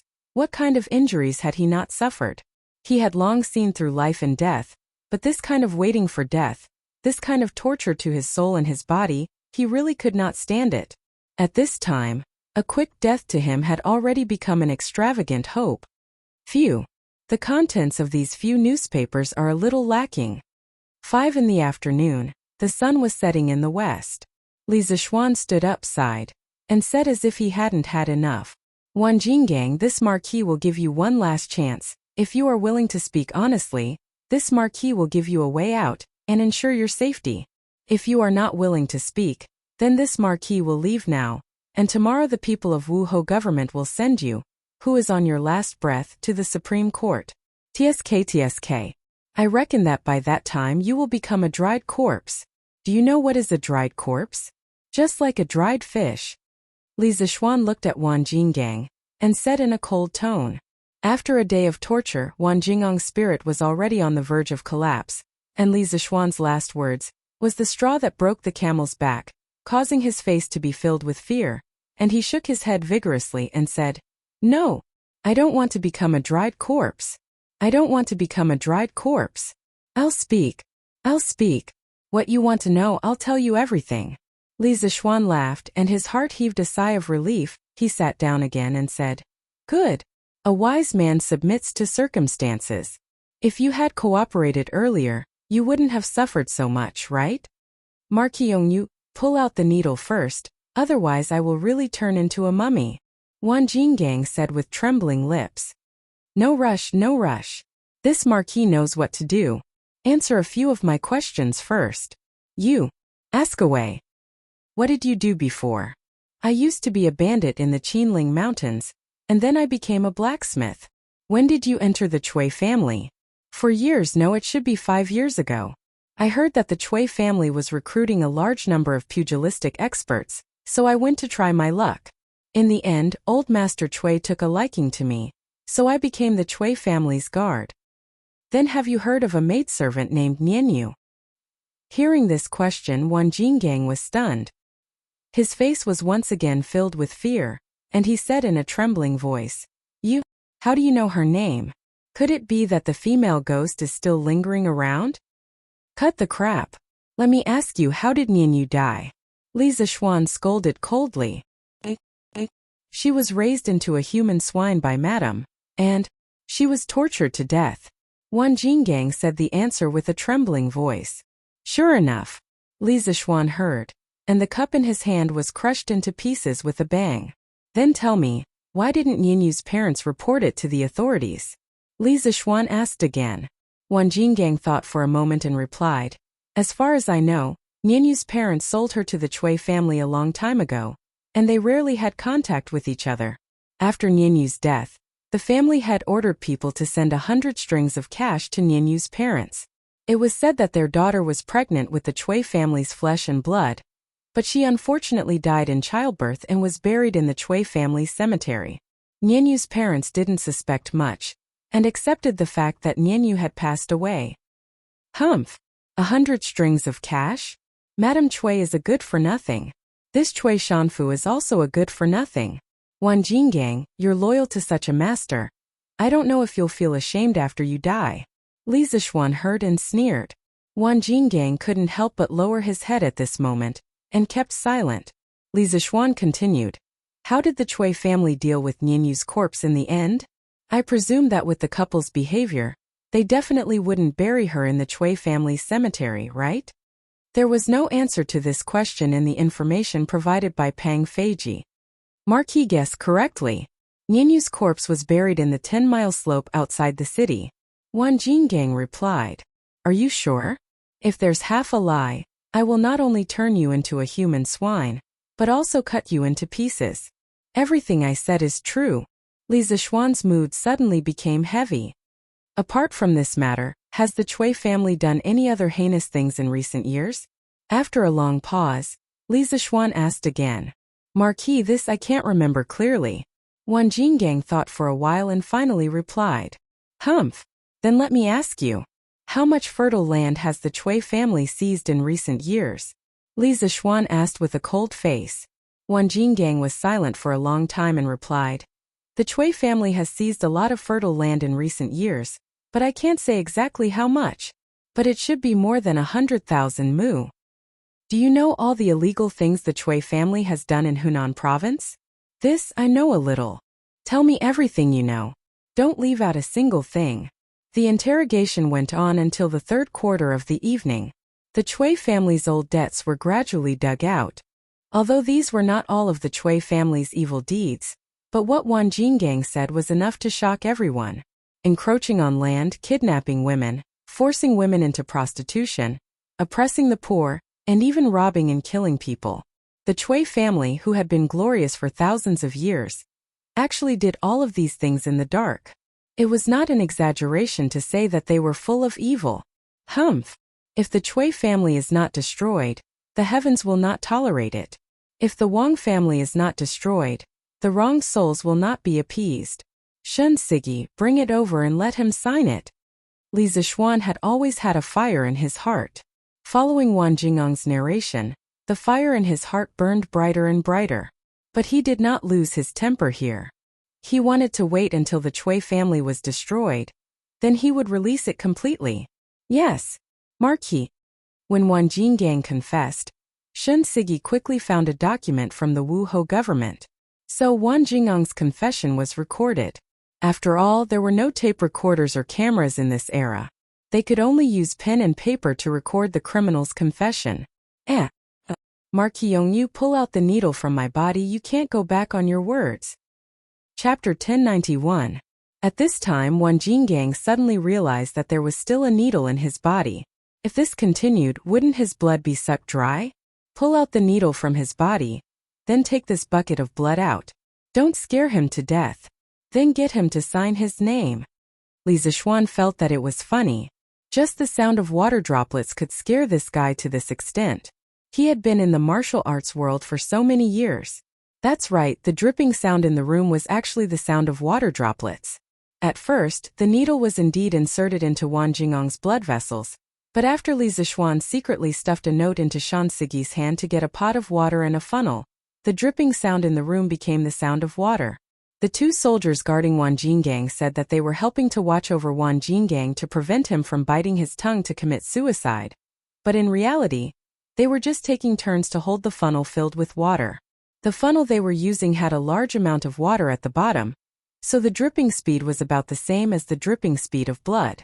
This was also the main reason why Li Zishuan asked someone to cover Wan Jingang's eyes. Only then would he be willing to confess. In the middle, there was a situation where the dripping sound stopped. That was because the water was used up. So Li Zishuan had Shan Sigi go out and bring back a pot of wine. Inside the room, They pretended to think that Wang Jingang's blood had dried up, so they let the two soldiers guarding him go up and squeeze out the blood to further impact Wang Jingang's psychological defenses. Under Li Zixuan's direction, the four of them worked together to complete a textbook psychological warfare drama, completely breaking Wang Jingang's psychological defenses. There were no obvious injuries during the whole process, so the Supreme Court wouldn't be able to find any. Holding the confession that Wang Jingang had signed, Li Zixuan left the room and returned home. As for Wang Jingang, who was in the house, he was also a little confused. He stared at the little red dot on his arm and muttered, "Huh? Why is there so much blood on my arm? Why is there still blood on my arm? Strange, did Markyongan show mercy?" Shun Sigi and the other two soldiers knew the truth of the matter. Hearing this, they tried their best to hold back their laughter and quickly left this temporary prison cell. They were afraid that if they stayed here for too long, they wouldn't be able to hold it in anymore. As for the outside world, it was actually quite lively. The Chui family brought 2 carts of copper coins to donate to the Warm Tang Foundation, causing a huge commotion. Some people praised the kind Chui family for finally coming back, while others mocked the Chui family behind their backs for being forced to donate some money as a face-saving project. But no matter what, the Chui family's reputation among the common people had finally stopped falling. Grandfather, the Marquis of Yong, and stayed in the Right Marshal Marquis residence for an entire day and just came out. Dunhua Square, Chui's study. A black-clothed warrior walked in silently and cupped his fists at East County Duke Chui Junchuo. Marquis Tang? You're saying that Li Zixuan stayed in Marquis Tang for an entire day? Chui Junchuo's squinted eyes immediately widened. He stared at the warrior and asked, "It's absolutely true, grandfather. Right, Marquis Tang? If I'm not wrong, that kid should have gone to interrogate Wang Jingang, right? With his relationship with Yuqi Jingda, he should be able to move freely in the right, Marquis Tang. Humph. Wang Sure, this stupid woman. She actually allowed Yuqi Jingda to bring Wang Jingang away. So stupid." Chui Junchuo's face showed a trace of anger. If he was present yesterday, he would not have allowed things to develop to such a stage. At the very least, he would not have allowed Yuqi Gong to bring a living Wang Jingang away. Wasn't this giving people something to hold against him? Grandfather is worried that Marquis Yong and will torture Wang Jingang and get hold of the Chui family's weakness? The black-robed warrior said in a deep voice. Chui Junchuo shook his head and said, "Right, Marquis Tang only has the power to capture people and not the power to interrogate. No matter how good Yuqi Jingda's relationship with Li Zixuan is, he will not agree to torture Wang Jingang. I'm only worried that after Wang Jingang is handed over to the Supreme Court in 2 days, he might say something that should not be said. At this critical juncture, if such a situation occurs, the Chui family will most likely be consigned to eternal damnation." The black-robed warrior was silent. Obviously, he knew that the Chui family's disciples had done many dirty things in the dark.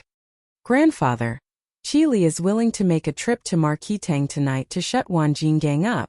After a long silence in the house, the black-robed warrior cupped his fist and said. A cold light flashed past Chui Junchuo's eyes. Following that, he muttered, "Li, your movement technique is outstanding. Logically speaking, sneaking into Marquis Tang shouldn't be a problem. But just in case, bring Mei Lian along as well. But remember, if there is an ambush in Marquis Tang, retreat immediately. Do you understand?" Li obeys. After the black-robed warrior left, Chui Junchuo squinted his eyes. Half leaning on the couch, he pondered for a long time. Suddenly, he opened his mouth. "Wang Yong, this old servant is here." The Chui family's old housekeeper walked in from outside the door. It could be seen that Chui Junchuo valued him highly. Otherwise, he would not let him serve by his side. "Tomorrow, inform all the retainers in the residence to start writing articles to defame Li Zixuan. No matter if the content is true or not, write it first," Chui Junchuo said in a low voice. He could send people to assassinate Wang Jingang, but he could not send people to assassinate Li Zixuan. Because if he did that, the Chui family would become the enemy of the entire kingdom. By then, the group of people in the capital would definitely not be able to leave Chang'an City. So, towards Li Zixuan, he could only use the literary method to settle it. The Chui family had been in control of the world for thousands of years. There were hundreds and thousands of scholars who relied on the Cui family. In Cui Junchuo's opinion, if he wanted to defame a person, it would be very easy. He originally planned to carry out this plan in 2 days. However, Li Zixuan's actions today made him feel a sense of crisis. So he had to bring forward the plan. Taigong, this old servant has something to say. Wang Yong hesitated for a moment before he said, "Speak." The old housekeeper cupped his hands and said slowly, "Recently, the people have been spurning the Cui family. The public opinion is fierce. Many retainers in the residence have thought of leaving the Cui family. Taigong, what do you think we should do?" Cui Junchuo's face was frosty. He snorted coldly, "Humph, a group of ingrates. The Cui family has raised them for so many years. How can they leave just because they want to? Tell them that if they leave the Cui family, this old man will not let them have the chance to stand out in this lifetime." Aristocratic families were merciless. They were even more merciless to those who betrayed them. At this moment, Cui Junchuo finally tore off his hypocritical mask in front of the world, revealing the ferocious fangs under the mask. "Yes, Taigong." Chapter 1092. Haha. I didn't expect Xiaoxian to be so talented in interrogating criminals. I'm really curious now, is there anything in this world that can stump him? Yuqi Manor. Yuqi Jingda listened to his subordinate's report on Wu Hou Manor's situation during the day. He stroked his beard and laughed. In the morning, after Yuqi Jingda finished his morning court, he went straight home. He didn't go to Wu Hou Manor in the afternoon because he wanted to give Li Zixuan enough time to interrogate Wan Jinggang. On the matter of Peng Feiji concealing information, Yuqi Jingda knew that Li Zixuan would have a knot in his heart. He wanted to give Li Zixuan some time to resolve the knot in his heart. So even though he knew that Li Zixuan was in the right Wu Hou Manor today, he didn't show his face. I thought that Marquis was really going to drain Wan Jingang's blood. I didn't expect Marquis to use such a brilliant method. This subordinate prostrates himself in admiration. Shen Sigi couldn't help but sigh. Haha. This is why Xiaoxian can become a marquis at such a young age, while you Shenyi are still a small Sigi at your age. Yuqi Jingda had just learned a new interrogation method and was in a good mood. He made a small joke with his subordinate. Haha. That is Marquis Yong and is the literary and martial star of the heavens. How can I compare? But this move of Marquis, I've learned it. In the future, when I meet a disobedient criminal, I'll scare him like this. Anyway, the people from the Supreme Court won't be able to find any flaws. Shenyi scratched his head and chuckled. Yuqi Jingda smiled and didn't care much. He walked 2 steps with his hands behind his back and suddenly said in a serious tone, "Shen Sigi, listen to my order." Shenyi quivered and quickly cupped his fist. "I'm here." Yuqi Jingda said expressionlessly. "Inform General Song, order all the soldiers of the right Wu Hou Manor to be on high alert tonight. They must be loose on the outside and tight on the inside. Also, prepare 300 archers for an ambush, in case experts attack at night." Shenyi was shocked. Even though he was full of questions, this wasn't the time to ask. He quickly said, "I've received your order. Go." Yuqi Jingda waved his hand, and Shenyi accepted the order and left. He had a faint intuition in his heart that this night would absolutely not be peaceful. "Cui Junchuo, I hope you won't disappoint me." Yuqi Jingda raised his head to look out the window and muttered, "Li Zixuan, did you manage to interrogate him at the right Martial Marquis mansion today?" It wasn't just Cui Junchuo and Yuqi Jingda who were paying attention to Li Zixuan's movements. Li Er was also paying attention at all times. The main thing was that he was afraid that Li Zixuan didn't know the severity of the situation and really completely fell out with the Cui family. Imperial Palace, Suite Du Hall. After Li Er finished his dinner, he came here to work overtime. Zhao Song came over and told Li Er about Li Zixuan's movements that night. Li Er frowned and asked. Zhao Song bowed and said, "Your Majesty, this old servant does not know." According to the information, there were a total of 3 soldiers who accompanied the Marquis Yong, and for interrogation. After the interrogation, they left the Martial Marquis mansion and returned home. Li Er frowned and after a moment he ordered, "Tomorrow, bring one of the soldiers present into the palace. After the morning assembly, I want to see him." This old servant obeys. Marquis, this subordinate has already sent the letter to General Dugu. Yong Lilane Li Mansion West Courtyard.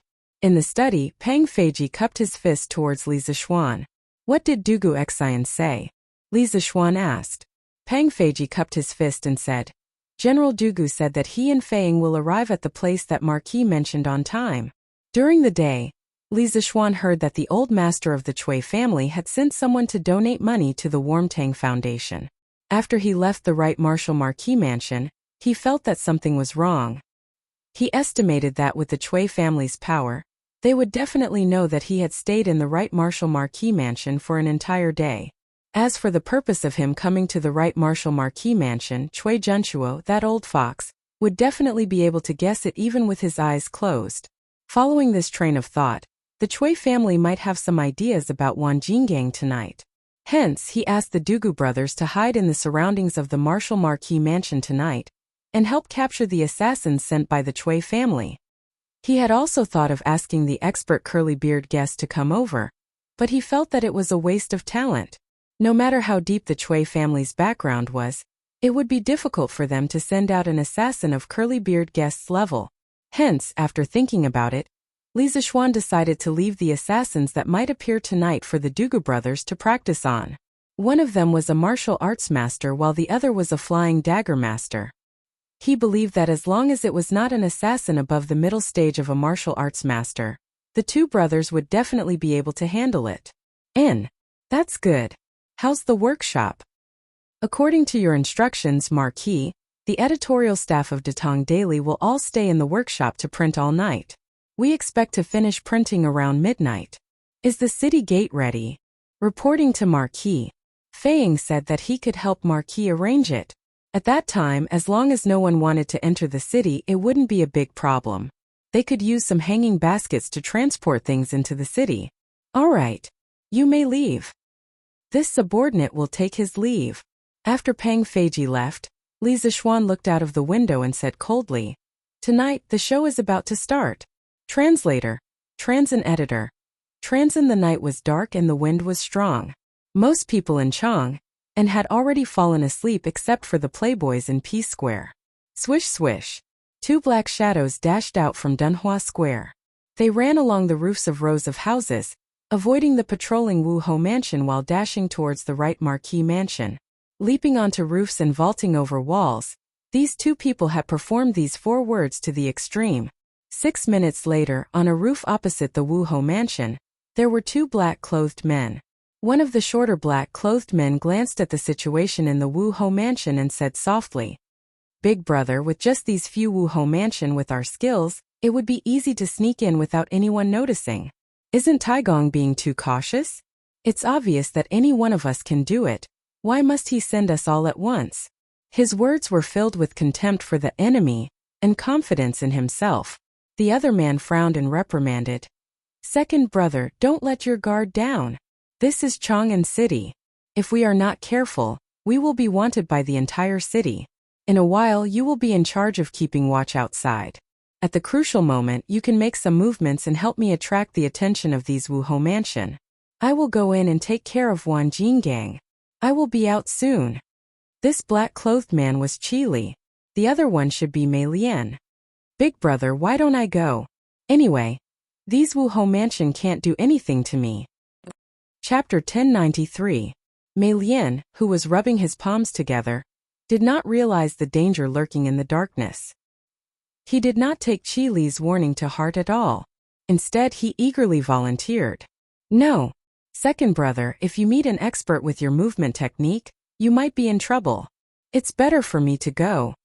Qi Li shook his head and flatly refused. Big brother, it's so late at night, how can there be an expert? Besides, even if there is an expert, isn't there still you? Big brother, are you going to abandon me? Mei Lian did not give up and continued to persuade him. That's fine. Second brother, if you find something wrong, retreat immediately. Safety first. Unable to resist Mei Lian's pestering, Qi Li thought for a moment and agreed. Hey, got it. Big brother. Mei Lian excitedly replied and then jumped down from the roof. In the night, he jumped left and right, dodging a few groups of Wu Ho government patrolling the night. Suddenly, a sense of pride rose in his heart. Hey! Seems like grandfather and big brother are overthinking. It's almost midnight, how can there be an expert?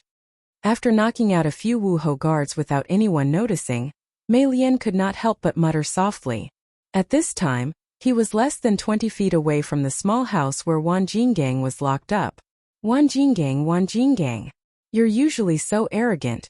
Today I'm here to send you on your way. Mei Lian volunteered. Other than being bored and wanting to show off his skills, another important reason was that he and Wan Jinggang had a grudge.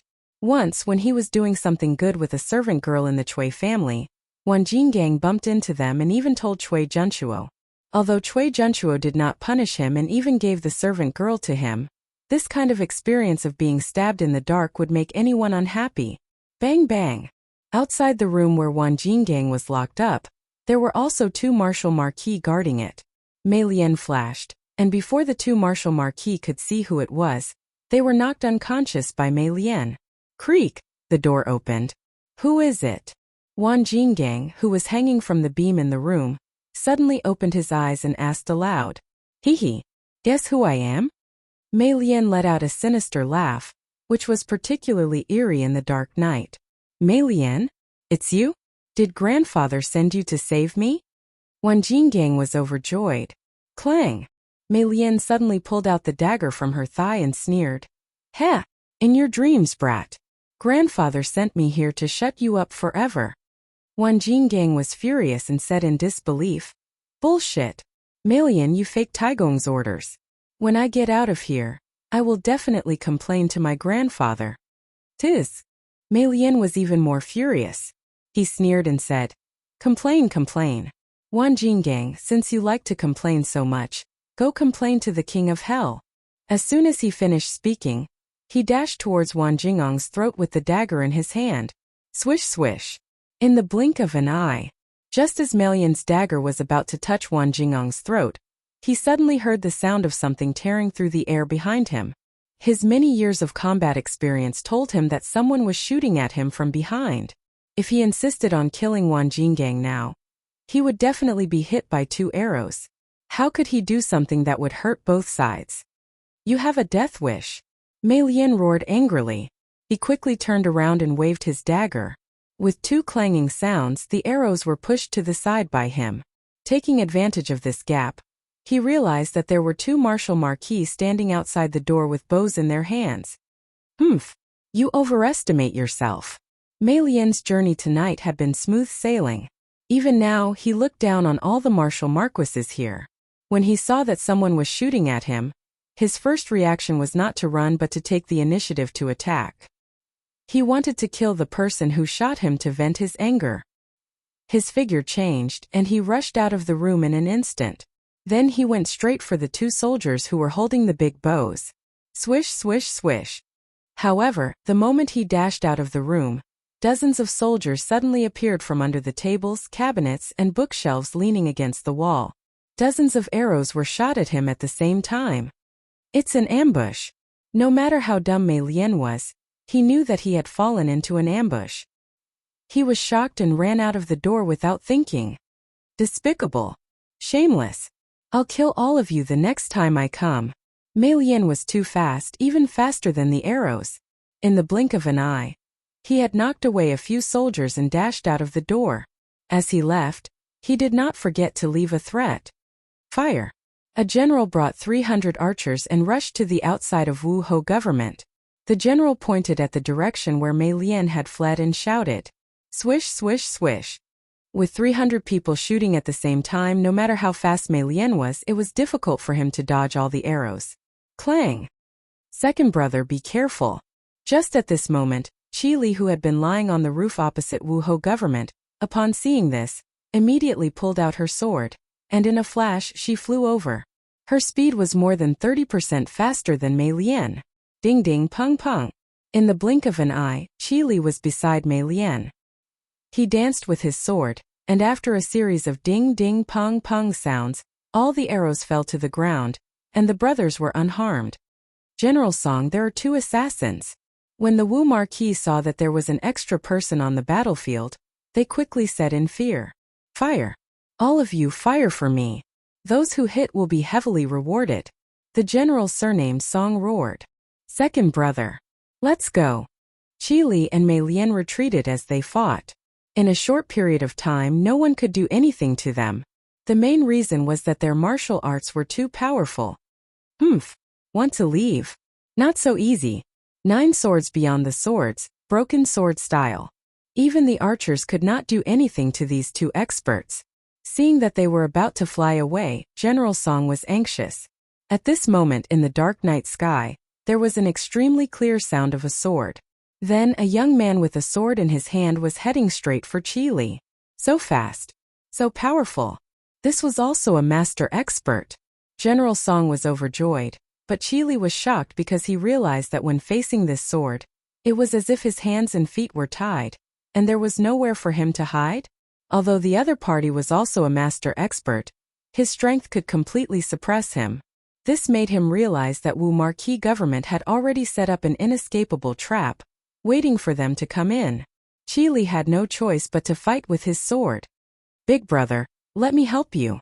Mei Lian also pulled out his long saber, wanting to help his good brother, but who knew that 2 flying daggers would whiz towards his face. Haha, where are you going? Your opponent is me. Chapter 1094. It's General Dugu. General Zhou, who was on night duty in the Right Marquis mansion, also recognized the 2 brothers from the Dugu family.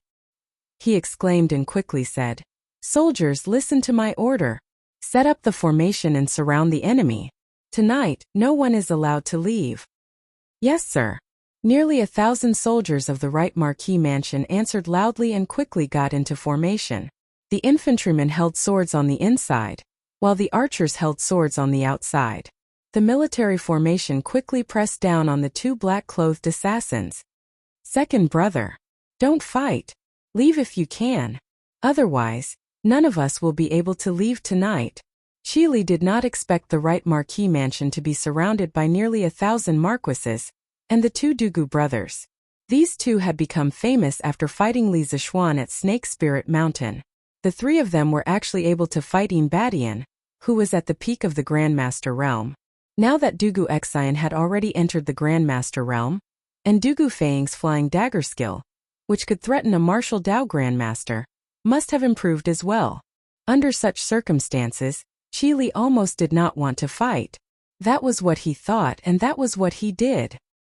He shouted at Mei Lian as he dashed left and right. He wanted to escape before the Marquis mansion's soldiers completely surrounded him.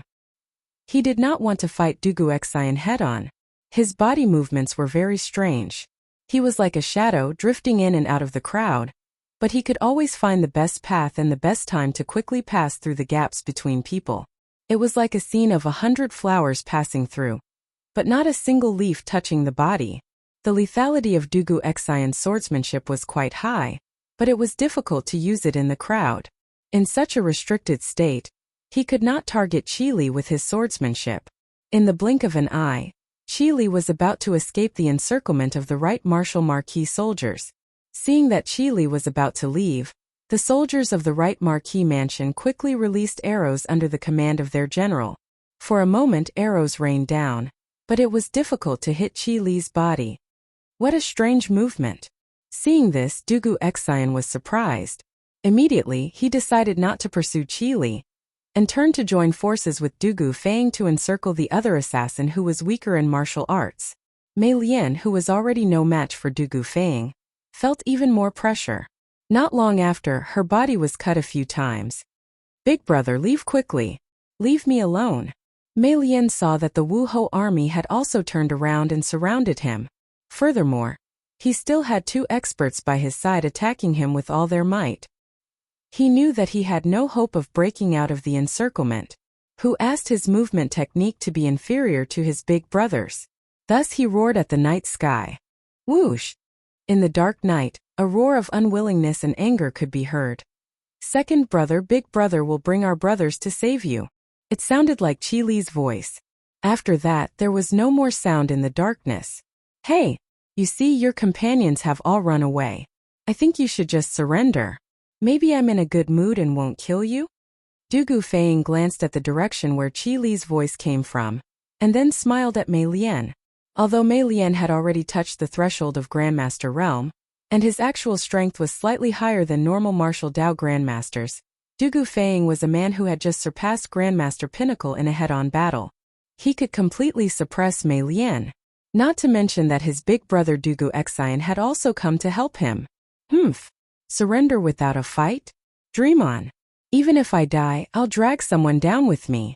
7 arrows. Mei Lian laughed coldly. Then he swung his sleeves, and 7 short arrows with a cold glint could be seen flying toward Dugu Feiying from 7 different directions. Obviously, Dugu Feiying was the scapegoat he was talking about. Who asked this guy to have such a big mouth? F***CK. You think I'm easy to bully, don't you? You didn't shoot my big brother, but you shot me? Dugu Feiying was hopping mad. Previously, when they were fighting Enchantress at Snake Spirit Mountain, Enchantress had used him as a breakthrough point and attacked him with all his might. Now that Mei Lian, a weakling who was weaker than him, had used him as a breakthrough point, how could he tolerate this? Feiying, be careful. There's poison on the arrows. Dugu Xian roared, wanting to save Dugu Feiying, but it was obviously too late. 7 arrows were flying in 7 different directions, taking into account Dugu Feiying's possible escape routes. If it was an ordinary person, they would definitely be dead. But Dugu Feiying was not someone who could be judged by common sense. The more dangerous the situation, the more his potential would be stimulated. As he controlled his body to retreat quickly, he pulled out 7 Xian Li flying daggers from his thigh belt at lightning speed and sent them toward the 7 arrows. It could be said that it was done in one smooth motion. During this process, others could not even see the trajectory of his palm. Half a year ago, when he was fighting Enchantress, he could only use 3 Xian Li flying daggers at the same time. Although strictly speaking, there was still some time between these 7 daggers. To be able to do this was enough to show that Dugu Feiying's current strength was many times stronger than before. Ding! Ding! Ding! 7 crisp sounds were heard, and all 7 arrows were hit by Dugu Feiying's Xian Li flying daggers. Seeing this, Dugu Xian heaved a sigh of relief and used the Lonely Wind Sword to slash at Mei Lian with all his might. Mei Lian was only good at hidden weapons and assassination. How could she be a match for a martial Dao master like Dugu Xian? In less than 3 rounds, she had already been stabbed. Dugu Xian saw a loophole in Mei Lian's defense and changed his move instantly. His long sword was finally less than an inch away from Mei Lian's throat. Put down your weapons and surrender. The noisy right martial marquis household's entrance quieted down instantly, leaving only Dugu Xian's cold voice. Guards! Tie up the assassin! Martial Marquis Household's General Zhou waved his hand and ordered. Heh! Tie me up? Dream on! Mei Lian, the wild beast that everyone thought was trapped in a cage, laughed evilly and then charged at Dugu Xian's long sword without hesitation. Shing! That was the sound of a sharp sword piercing into flesh. Things happened too suddenly, and it was also too unexpected. Dugu Xian did not even have time to retract his sword before Mei Lian killed himself in front of everyone. Doctor! Call the doctor! General Zhou was shocked and quickly went to check on the situation before shouting loudly. It's too late. He's not breathing anymore. Dugu Xian said coldly as he placed his finger on Mei Lian's nose to check. There was even a hint of frustration in his tone. Heh! I didn't expect this kid to be so decisive. How ruthless! Dugu Feiying muttered in surprise. Chapter 1095. Young Master, there's movement at the right martial manor. At midnight, Li Zixuan had already let Han Yushi sleep while he was reading in the study room. Outside the room, Peng Feiji's low and hurried voice sounded. Come in. Li Zixuan's eyes flashed and immediately said. Creak. Peng Feiji walked in quietly. The Cui family sent experts to the martial manor? Li Zixuan hurriedly asked. Peng Feiji cupped his fists and replied. Marquis' prediction is godly. Just 3 minutes ago, an expert infiltrated the martial manor and was discovered by the martial manor on duty. However, that person's martial arts were exceptionally high. Even though General Yuchi had placed 300 archers in ambush in the Wuhou government, they were unable to harm him in the slightest. Thus, the 2 Dugu generals who were guarding outside hurriedly joined the battle. Only then was the situation reversed. It must be said that he used to mingle in the right martial manner. If not, for him to wander around the streets in the middle of the night, it would be strange if he wasn't captured by the patrolling Marshal Manor. How was the battle situation? Did you manage to capture the assassin? Li Zixuan expressionlessly asked. Marquis. After the assassin who had infiltrated the Wuhou government was surrounded, everyone then realized that there was another assassin outside who was secretly providing support. But the assassin's movement technique was too brilliant, General Dugu was unable to catch up, and let him escape. Although the remaining one's martial arts were not bad, he was not General Dugu's opponent. After he was defeated by General Dugu, everyone thought that he would surrender. But who would have thought that he would directly crash into General Dugu's sword and commit suicide? Committed suicide? Li Zixuan frowned and secretly cursed his bad luck. He had painstakingly set up a trap. In the end, one escaped and the one left behind was a corpse. This was really fate making fools of people. Pung pung. Suddenly at this time there was a series of knocks on the door. In the middle of the night, it would definitely not be someone from the Li Manor knocking on the door. It could only be someone from outside the manor. Li Zixuan gave Peng Feiji a look. Peng Feiji approached the door and carefully opened a crack. When he saw the person outside, he immediately opened the door completely. It's a Xian. Seeing that it was Dugu Xian, Li Zixuan stood up in shock. Little Xian, you should know about tonight's matter, right? Dugu Xian nodded and walked forward. And I know. Feiji has already told me about it. Xian, sit down and rest first. Li Zixuan smiled. Dugu Xian said. Little Xian, I'm sorry. We Xian did not want Xian's alive. Even if we suspect that the Chui family sent them, we have no proof. Li Zixuan wanted to deal with a 1,000-year-old family like the Chui family. The Dugu family had no objections. One of them represented the nobles of Shandong, while the other represented the old aristocratic families. Moreover, since the Sui and Tang dynasties, the Dugu family's glory had always been closely related to the emperor of that time. It could be said that they were the unwavering royalists. In addition, Dugu Xian and Dugu Fang had always been on good terms with Li Zixuan. When they heard that Li Zixuan wanted them to help, they agreed without hesitation. It's fine. No one expected that the assassin would suddenly commit suicide. It's not your fault. Moreover, it doesn't matter if we can capture them alive. As long as Wan Jingang is still alive, it's fine. Li Zixuan smiled and comforted them. Although he said that to comfort them, it was actually the truth. Even if there were no assassins tonight, he would still make a move against the Chui family.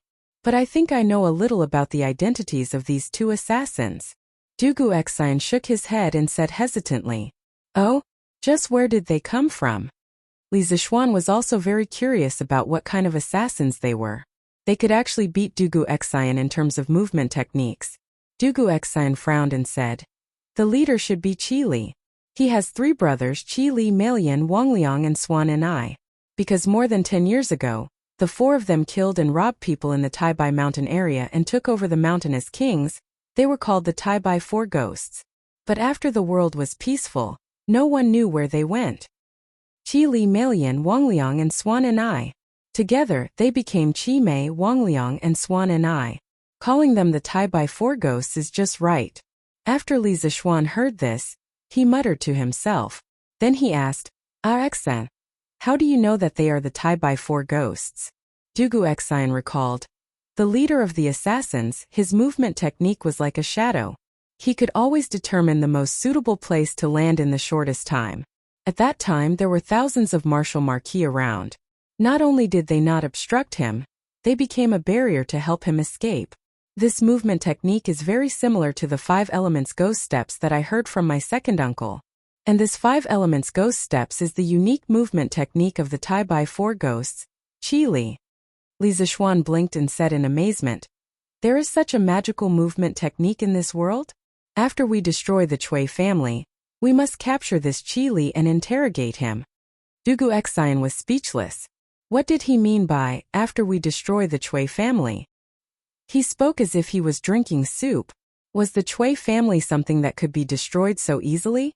Although he believed that Li Zixuan would not be at a disadvantage against the Chui family, he would never believe that Li Zixuan could destroy the Chui family. Grandfather! Something bad has happened. The Chui family. It was already midnight. At this time, everyone in the Chui family was asleep. However, an old man rushed to the east courtyard and shouted as he approached the room. There was a rustling sound of clothes being put on in the room. Then the lights were turned on. Come in and talk. Then Chui Junchuo's voice came from the room. The old housekeeper quickly went in and bowed to Chui Junchuo. Grandfather, Qi Li and Mei Lian failed in their mission. There were many soldiers in the right marquee mansion in advance, and the 2 juniors of the Dugu family were also there. Chui Junchuo's expression changed. He coughed twice and said in a trembling voice, "Were Qi Li and Mei Lian caught?" The old housekeeper said bitterly, "Grandfather, Qi Li's movement technique is outstanding. Dugu Exine could not catch up with him, so he escaped. But Mei Lian did not escape and her whereabouts are unknown." Whereabouts are unknown. Chui Junchuo's usually expressionless face finally showed some panic. It's over. If Mei Lian falls into the hands of the imperial court, the Chui family will be doomed. We have to make other plans. Otherwise, we won't even be able to leave Chang'an City in 2 days. The old housekeeper opened his mouth and wanted to say something to comfort him, but he realized that he could not do anything in the end. Continue to pay attention to Mei Lian's whereabouts. If there is any news, inform me immediately. Also, where's Qi Li? Ask him to come and see me, Chui Junchuo said after a long time. But his voice seemed to have aged a lot. Oh. Chapter 1096. Reporting to Taigong, Qi Li was worried that Wuhou government would track him down, so he sent someone to send the news back, while he went to hide somewhere else. Chui Residence, East Courtyard Wing. The old butler bowed and replied, "In. That's good too." Chui Junchuo stroked his beard and nodded, then he looked at the old butler and said, "Wang Yong, quickly pack up. Once there's any movement, we'll leave Chang'an immediately and return to Zhengzhou. That's where our Chui family's roots are." Taigong, those articles that you asked the guests to write, do you still want to continue tomorrow? The old butler suddenly remembered what Chui Junchuo told him a few hours ago, so he asked again. "Forget it. Let's wait first." Although Wuhou government might not have caught Mei Lian, but if Wan Jinggang knew that Qi Li and Mei Lian went to Wuhou government to assassinate him, he would definitely betray the Chui family. "I have to plan early. You can leave first." "Yes. Taigong. You should rest early." The old butler looked at Chui Junchuo worriedly and left. "Li Zishuan, Ali Zishuan. I've really underestimated you." In the house, Chui Junchuo could not help but sigh. When he had just returned to Chang'an this morning, he was still scolding the Wang family for making so many bad moves, causing the Chui family to fall into an extremely passive situation. But now, he found that he seemed to have made a bad move as well, and the Chui family's current situation was only one step away from despair. This made him regret sending Qi Li to assassinate Wan Jinggang, and at the same time, he started to face Li Zishuan as an opponent. At such a young age, he was outstanding in both civil and martial arts, although his scheming was not mature, but he was always able to predict the enemy's moves at the most crucial moment. Such a young man, even Chui Junchuo, who had lived his whole life, felt a little apprehensive. This kid is definitely a big enemy of the aristocratic families.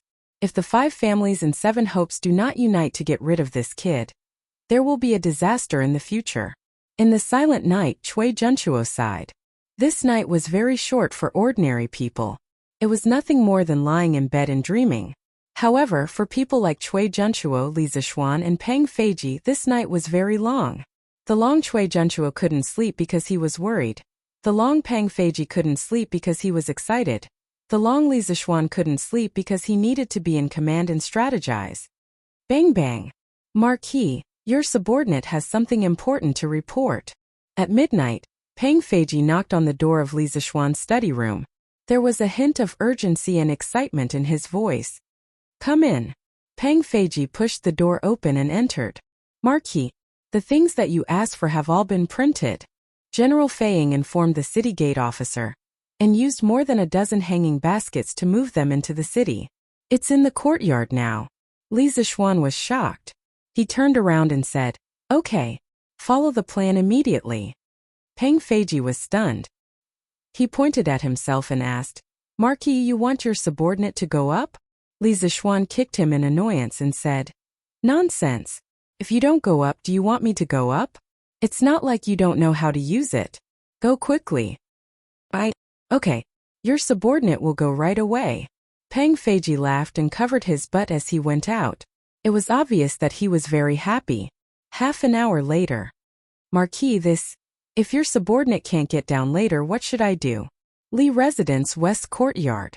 Peng Feiji was about to take off in the basket of the hot air balloon. However, at this moment he suddenly felt a little scared. After all, the ancient people were very respectful of the sky, and he was about to fly. While he was excited, he couldn't help but feel nervous. Cut the King crap. How can you not get down? Won't you come down when the kerosene on the lamp runs out? Li Zixuan stepped forward and kicked Peng Feiji's butt again. Peng Feiji almost cried when he heard this. Marquis, if the kerosene runs out, won't your subordinate fall from the sky and die? Although he was stupid, he wasn't stupid. He could still understand this kind of thing. Li Zixuan said impatiently. Enough. Stop talking nonsense. Go quickly. You have to know that what you're doing tonight might be something that will go down in history.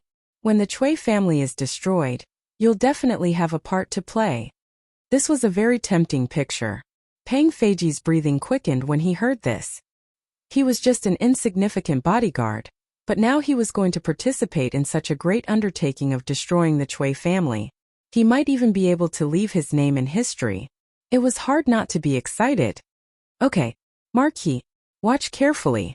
Your subordinate will definitely make it snow in Chang'an tonight. Peng Feiji laughed heroically. Then he started the fire and untied the rope. His movements were smooth, and it was obvious that he had practiced before. After a while, the hot air balloon carrying Peng Feiji slowly left the ground. The rest of the bodyguards in the courtyard looked at Peng Feiji enviously. Their eyes were also filled with anticipation because they were going to fly up in a while. Snow? Wouldn't it be more fitting to call it heavenly maiden scattering flowers? Looking at Peng Feiji, who was gradually ascending, Li Zixuan's lips curled into a smile as he muttered to himself. According to the plan, Li Zixuan would hand over the confession signed by Wan Jingang to the workshop. The workshop would work overtime to make hundreds of thousands of copies and send them to Chang'an. Then Peng Feiji would bring the hundreds of thousands of copies up into the sky. Then he would scatter the confession to all the people in Chang'an. When the people woke up in the morning, they would be surprised. As for why he didn't go up and ask Peng Feiji to go up, it was because he was tired. A piece of paper was about 0.01 millimeters thick. 100,000 pieces of paper piled up together would be 10 meters. A few 100,000 pieces of paper would be tens of meters. It would probably weigh a few tons. It wouldn't be easy to scatter the confession all over the city. The hot air balloon would have to make more than 10 trips up and down. Of course, Peng Feiji wouldn't be able to handle such a huge workload alone. Tonight, almost all of Li Zixuan's bodyguards would have to take turns going up. Walala! Peng Feiji, who was floating in the sky, immediately began to scatter the flowers. Luckily, the wind wasn't strong that night. At this time, almost all the people were asleep. Otherwise, if people saw him scatter the papers in the sky, they would think that he was crazy or was in the middle of a funeral. The hot air balloon today, after Li Zixuan's improvements, was equipped with flapping wings in all 4 directions. Could now turn around front, back, left, and right. It didn't need to be like before, where it needed to be laboriously punched in the opposite direction. Therefore, Peng Feiji could control the direction and scatter the papers at the same time. It was quite easy for him. F***CK. This bastard. Doesn't he know how to throw it further away? Throw it all back to me. Li Zixuan took down the confession that was covering his forehead and complained with a little annoyance. Chapter 1097. Extorting a confession, rubbing, setting up an ambush, scattering flowers. Too many things had happened on this day. Li Zixuan had basically filled the entire day to the brim. Even his sleeping time had been arranged by him. It looked like he was racing against time. That's right. He was indeed racing against time. The Chui family had a rich heritage and many capable people. In terms of manpower, material resources, and financial resources, Li Zixuan was no match for the Chui family. If he couldn't destroy the Chui family in the shortest time possible and turn to a war of attrition, Li Zixuan would only be on the path of failure. In addition, as the ruler of a country, Li Er had many spies under him. It wouldn't take long for him to know that Li Zixuan had interrogated Wan Jinggang and the right marquis household. When that time came, Old Li would definitely come over to stop Li Zixuan's plan against the Cui family. Therefore, no matter what the reason was, Li Zixuan had to start this plan in the shortest time possible. Husband, you haven't slept yet. Li Zixuan instructed his personal guards to look for him immediately if there was an emergency. Then he returned to his room. Perhaps the sound of the door opening woke Han Yushi from her sleep. She rubbed her eyes and looked at Li Zixuan with sleepy eyes. Did I wake you up? Li Zixuan stroked his wife's smooth hair and said apologetically. No, husband. It has nothing to do with you. Han Yushi quickly said. Husband, are you done with your work now? Li Zixuan smiled knowingly and said. I'm done. I'll sleep now. There's a good show tomorrow. Li Zixuan had told Han Yushi about the plan to deal with the Cui family. So Han Yushi understood what Li Zixuan meant by a good show. She said with anticipation, after tomorrow, the people will see the Cui family under the mask. Good and evil will be repaid. The Cui family should pay for what they have done all these years. Not only did Han Yushi know about the plan to deal with the Cui family, but she also saw Wan Jingang's confession. So she didn't have a good impression of the Cui family. As kind as she was, she also hoped that the evil people of the Cui family would receive their retribution. Wife, let's sleep early. Li Zixuan took off his coat, got into the bed and hugged his wife. Very quickly, the two people in the bedroom fell into a deep sleep. Outside, Pang Feiji, the poor child who was handing out flyers in the sky, was still enjoying the cool breeze. The next day, the sun, the sky, Chang, the sky, the sky, the sun, the sky. For the hard-working commoners, a new day of life had already begun. Mother, is it? What are you? Of? It was fine yesterday. How could it possibly snow today? Mother, quick look. It's white outside just like snow. In a residential area in Chang'an City, a little boy woke up early and found a lot of white paper in the yard. He shouted excitedly into the house and then rushed to the white paper in the yard. Ah, the father of the child. Come and see. There's a lot of paper in the yard. I don't know where it came from last night. A woman came out to take a look and exclaimed. Soon, a man in his 30s came out of the house. Father, mother, there are words on the paper. Also, I recognize the 3 words on it. Read confession book. The little boy looked at the content on the paper and read it out loud proudly. A child at such a young age could read. It could be seen that this family was an intellectual family. Confession? Father, why do we have a confession? The woman was puzzled. Yuan, show father the paper. The man's expression changed. He quickly walked to the boy and took a piece of paper from the boy's hand. He began to read it seriously. Gradually, his face was filled with anger. But then a trace of fear appeared on his face. Father, what's written on it? The woman saw the man's expression change several times and could not help but ask. Mother, quickly collect all the papers in the yard. If these things get out, our family will be in big trouble. The man said with difficulty. Husband, what happened? Don't ask. Go. Sigh. Forget it, I'll go myself. The man did not want to explain and went to the yard himself. Wow. Father. Mother. Come out and take a look. There's a lot of paper in our yard.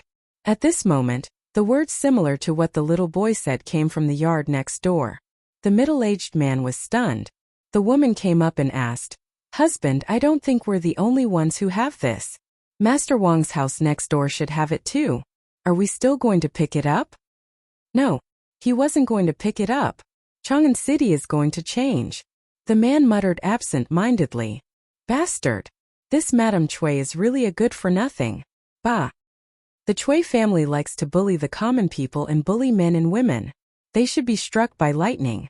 Bah. Yesterday, I saw the Cui family donate money to the Nuantang Foundation, and thought they changed their mind. Now it seems that the Cui family is not good people. We should report them to the authorities and arrest them. They're worse than pigs and dogs. This Madame Cui is worse than pigs and dogs. How could he do such a deranged thing that would incur the wrath of both man and God? She's really a vicious woman. If she's not killed, the heavens will not tolerate it. As more and more people found the pieces of paper in their yards, the cursing of the Chui family could be heard everywhere in the 108 streets of Chang'an. Obviously, these common people had seen the crimes committed by the Chui family over the years from the pieces of paper. Master, where did these pieces of paper come from? Is the content on these pieces of paper real or not? The Fong estate. Fong Xianling tidied up his clothes and was about to go to the morning court when the servants suddenly brought a few pieces of paper over, saying that they were found in the courtyard. He and his wife each took a piece of paper and looked at it carefully. After a while, Lady Fong put down the paper and said with a puzzled expression. Fong Xuanling's face was solemn. He waved his hand and said, "Madam, something big is going to happen. I have to go to the palace quickly. I'll tell you in detail when I come back." "Okay, Master, be careful on the road." Although Lady Fong had a jealous personality, she usually listened to Fong Xuanling's words on important matters. Fong Xianling nodded and quickly walked out of the room. The servants outside had already prepared a carriage for him. The Chui family. Someone wants to touch the Chui family. At this juncture, alas. I hope Chang'an City won't fall into chaos. In the carriage, Fong Xianling tightly held the confession letter, frowned and sighed with a worried expression. Oh. Chapter 1098. What? Assassins infiltrated the Right Marquis household last night? Is it possible to capture the assassins? In the west court of the imperial palace, Li Er was dressed in his imperial robe and crown under the service of a palace maid. He was about to go to morning court when Zhao Song suddenly came to report that the Right Marquis household had encountered 2 assassins last night. Old Li instantly lost his composure. In the capital, assassins actually appeared under the emperor's feet. Furthermore, the assassins attacked the imperial court's official residence. Wasn't this openly challenging his dignity as the emperor? Zhao Song replied, "Your Majesty, last night Du Guoxen and Du Gufeng happened to be present. Of the 2 assassins, one escaped and the other was killed on the spot. Their bodies are still in the Right Marquis household." "Oh, Du Guoxen and Du Gufeng were also present? Why didn't they capture them alive?" Li Er frowned and asked curiously. Zhao Song bowed.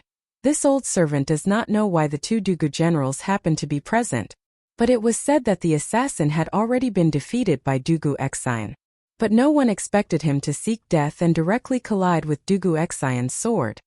Li Er's heart sank. Rather die than surrender. This kind of assassin obviously had an unusual background. Recalling that Li Zixuan went to the Right Marquis household yesterday, his face darkened. Investigate. Investigate the assassin's background. Let Jun Xian pay attention to the Chui family's recent movements.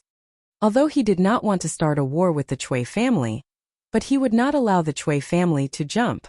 Sending assassins to infiltrate the Marquis household had obviously crossed his bottom line. And it was a blatant slap to the emperor's face. This old servant obeys. Zhao Song was not surprised and immediately bowed to receive the order. "Your Majesty, not good. Not good." Just at this moment, a servant ran in frantically with a piece of paper in his hand. Li Er frowned. "What's the matter?" That servant raised the paper above his head and said, "Your Majesty, this morning outside the imperial palace, there were white pieces of paper. The content of the paper was a confession written by a person named Wan Jinggang. As this matter concerns the Chui family, the courtiers are all waiting outside the Taiji Palace to see His Majesty." Li Er's expression changed greatly. He personally went up and took the document from the eunuch's hands and read it with furrowed brows. At this time, Empress Zhongsun also walked out from behind the screen. She stood behind Li Er and looked over, also reading the contents. Humph! What a Chui family! What a good Wang Shi! Human swine! For our great Tang to have such a venomous woman, she deserves death. Although Li Er did not intend to touch the Chui family at this time, the more he read the contents of the paper, the more shocked and furious he became. When he saw that Wang Shi had made Nianyu into a human swine and cruelly tortured her to death, he, the emperor of the human world, could no longer hold it in. "Your Majesty, ever since Empress Lu murdered Lady Qi, Such a tragic incident has never happened in the Central Plains for hundreds of years. I didn't expect that there would still be someone who would be so deranged. It's truly shocking. Empress Zhongxuan's beautiful eyes also revealed a trace of hatred. Clearly, Wang Shi's actions had reached a point where even Empress Zhongxun, who had always been good-tempered, could not stand it anymore. A murderous intent flashed in Li Er's eyes. Then he turned around and patted Empress Zhongxuan's hand, saying, "Guanyin, don't be too sad. If the contents are true, I will definitely punish this evil woman severely." Yes, Empress Zhongxun nodded, but she lamented in her heart, "So what if I punish her severely? The dead cannot be brought back to life. Let me ask you, when did this confession letter come out?" Li Er looked at the eunuch and asked in a deep voice. The eunuch hesitated and said, "Your Majesty, it is said that it came out early this morning. I reckon it should have come out last night. But I don't know who has such great ability to actually receive at least one confession letter from every household." Last night? Li Er's eyes were filled with doubt. Suddenly, he thought of a possibility, and his face immediately darkened. "Zhao Song, order Duguxun to bring the imperial army and lock down all the gates of Chang'an City. Today only entry is allowed, no exit is allowed." Li Er's eyes were like lightning as he looked at Zhao Song and said. The atmosphere in the room instantly became tense. "Yes, Your Majesty." Zhao Song smelled a trace of unusual information.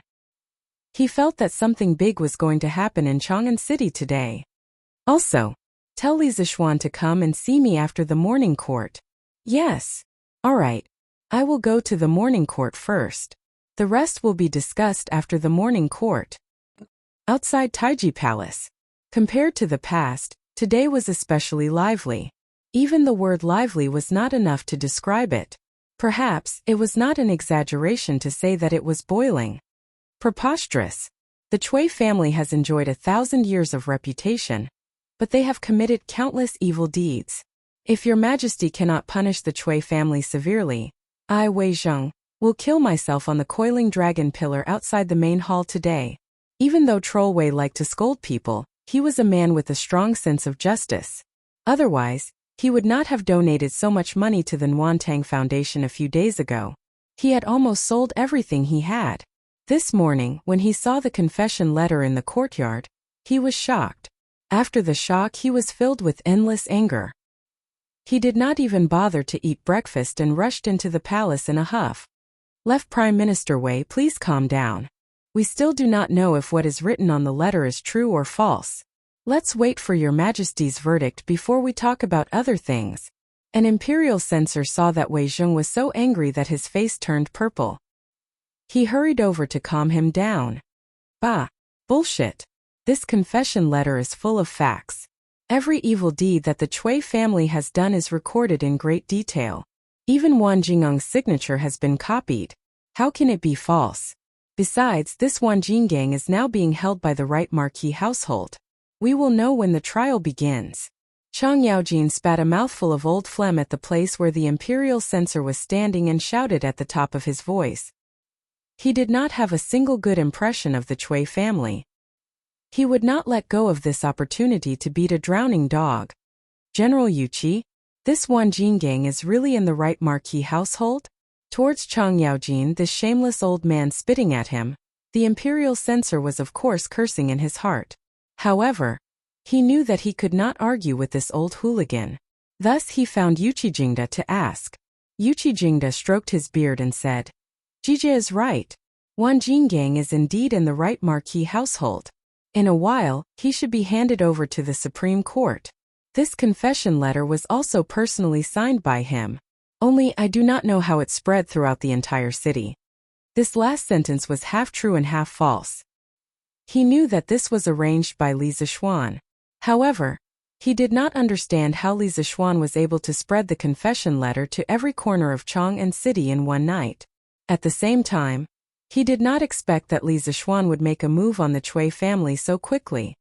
Chapter 1099. After Yuqi Jingda admitted that the confession was written by Wan Jinggang, the officials outside the Taiji Palace were in an uproar. "It's true? Under the glory of the heavens, such a dark and filthy thing actually happened. As an important official of the empire, I'm ashamed to face the people. Wei Zheng opened his mouth and pounded his chest as he lamented bitterly. This Chui family is so despicable, they did so many filthy things. If we don't punish them severely, the people won't be angry. That's right. Later, we must ask the emperor to punish them severely. At this moment, no matter if it was the civil officials or generals, all of them were infuriated, and they gave the Chui clan the harshest condemnation. Many of the court officials that were attached to the Chui clan or related to the Chui clan in Qinghe didn't dare speak at this moment, and all of them wished for nothing more than to stick their heads into their clothes as they were deeply afraid of being recognized. Fang Xianling, Du Ruhui, Zhang Sun Wuji, Xiao Yu, these civil officials couldn't help but look at each other. They all sighed in their hearts that today's court would not be peaceful. Duke of Yi, when did the right Marquis Mansion have the right to interrogate? Why didn't I know? Lu Dui, the minister of the Supreme Court, looked at Yuqi Jingda with displeasure. This had nothing to do with personal grudges, it was just his duty. Interrogating criminals should be done by the Supreme Court. If the right Marquis Mansion did it, it would be overstepping their authority. Dui, you've misunderstood this old man. Ever since Wan Jinggang was captured and brought to the Marquis Mansion, no one has interrogated him. These things were voluntarily confessed by his conscience. If you don't believe me, you can go back to the Supreme Court and check his body. See if there are any traces of torture? Yuqi Jingda laughed out loud. Lu Dui was suddenly choked. It's time for the morning court. Officials, go to the court. At this moment, the head eunuch came out of the palace and shouted to the civil and military officials below the stairs. The noisy officials immediately quieted down. They carried the imperial edicts and walked into the Taiji Palace. After a round of greetings, the morning court officially began. Without waiting for the officials to start, Li Er directly said, "Dear officials, you must have received Wan Jingang's confession this morning?" The officials all said yes. Fang Xianling stepped forward and said, "Your Majesty, not only have we received it, millions of people in Chang, and have also received it. The most important thing now was to stabilize the hearts of the people. Otherwise, Chang'an would be in chaos. I hope Your Majesty can make a decision soon." Fang Mao's reputation as Du Duan was not for nothing. While the rest of the people were arguing about whether the confession was true or false, Fang Xianling had already seen the most urgent and important thing. Li Er nodded approvingly. Official Fang is right. Due to the urgency of the matter, today's morning court session will be temporarily postponed. Men present. Immediately, a golden guard in bright armor entered the hall. Li Er said in a deep voice, "Go to the East House of the East County immediately. No matter what method you use, I'll give you an hour to invite Chui Junchuo and Wang Shi over." Now that things had developed to this point, even if he didn't want to touch the Chui family at this time, he had to. Otherwise, there might be civil unrest in Chang'an City, and the losses would outweigh the gains. He had to choose the lesser of two evils. On the way to Taiji Palace, Li Er had already made his decision. Of course, after this matter, he would definitely settle accounts with Li Zishuan, because to some extent, Li Zishuan's action was tantamount to forcing the emperor to abdicate. However, it was not forcing the emperor, but forcing Li Er to punish the Chui family in advance. "Yes, Your Majesty." The soldier's face turned serious and he quickly left. Time was money and time was life. Li Er continued, "Official Fang." Fang Xianling stepped forward and bowed. "Yes, Your Majesty." Li Er said in a clear voice, "I order you to immediately draft a notice to pacify the people in the side hall. Inform the people that in the bright and clear universe and with the majesty of heaven, I will not let any evil person off. No matter who it is, once it is verified that they have violated the laws of the Tang dynasty, there will be no tolerance. I will give justice to the ghosts in hell and the people in the world. After the notice is written, immediately take it to make a copy and post it in the city." Fang Xianling bowed and said, "Your Majesty is wise. Your Majesty, Your Majesty." After that, the little eunuch in the hall quickly led Fang Xianling to the side hall. Li Er looked at the officials and said, "Yuqi Jingda." "Your Majesty." Yuqi Jingda stepped forward and solemnly cupped his fist. Li Er looked at Yuqi Jingda with a complicated expression. Obviously, Yuchi Jingda's shadow was also in this action against the Chui family. Yesterday, he wanted to call the two soldiers who were present when Li Zixuan interrogated Wang Jinggang to the palace for questioning, but now it seemed that there was no need to ask. In the whole matter, even if Yuchi Jingda did not add fuel to the fire, he still turned a blind eye. Otherwise, how could Li Zixuan interrogate Wang Jinggang so easily? Is Wang Jinggang in the right marquee mansion now? Li Er put away his complicated thoughts and then asked.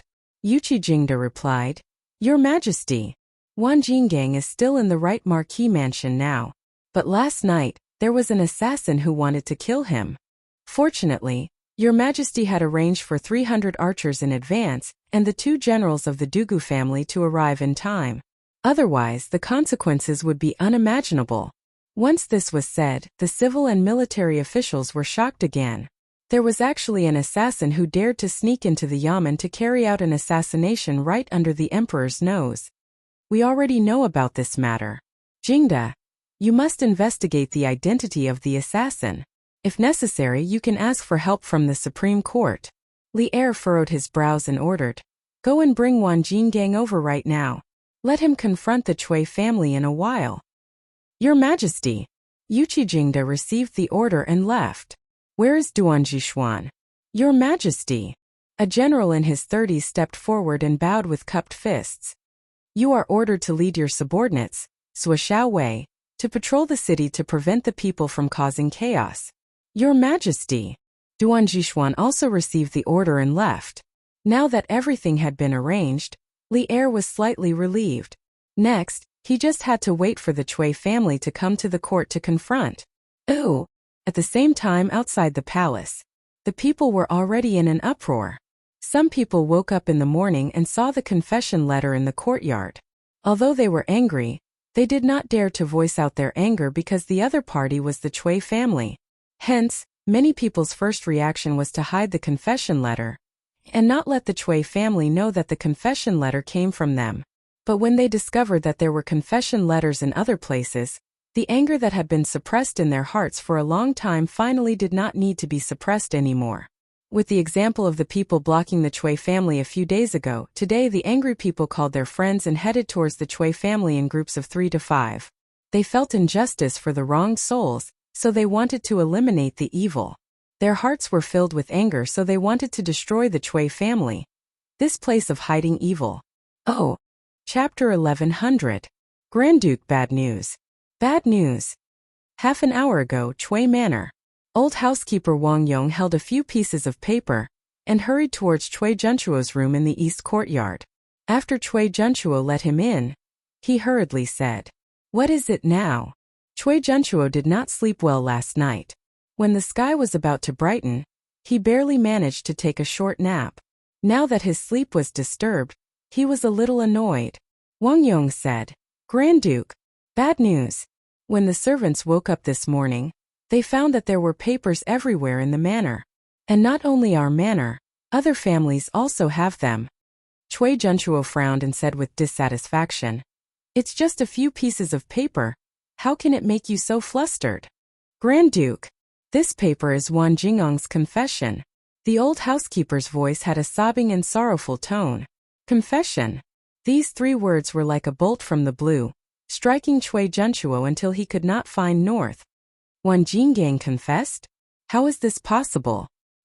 He has not been sent to the Supreme Court, and the right Marquis Manor does not have the authority to interrogate him. Could it be that he confessed without being pressed? Chui Junchuo stared and said in disbelief. It was just that he probably didn't expect that his unintentional guess was already close to the truth.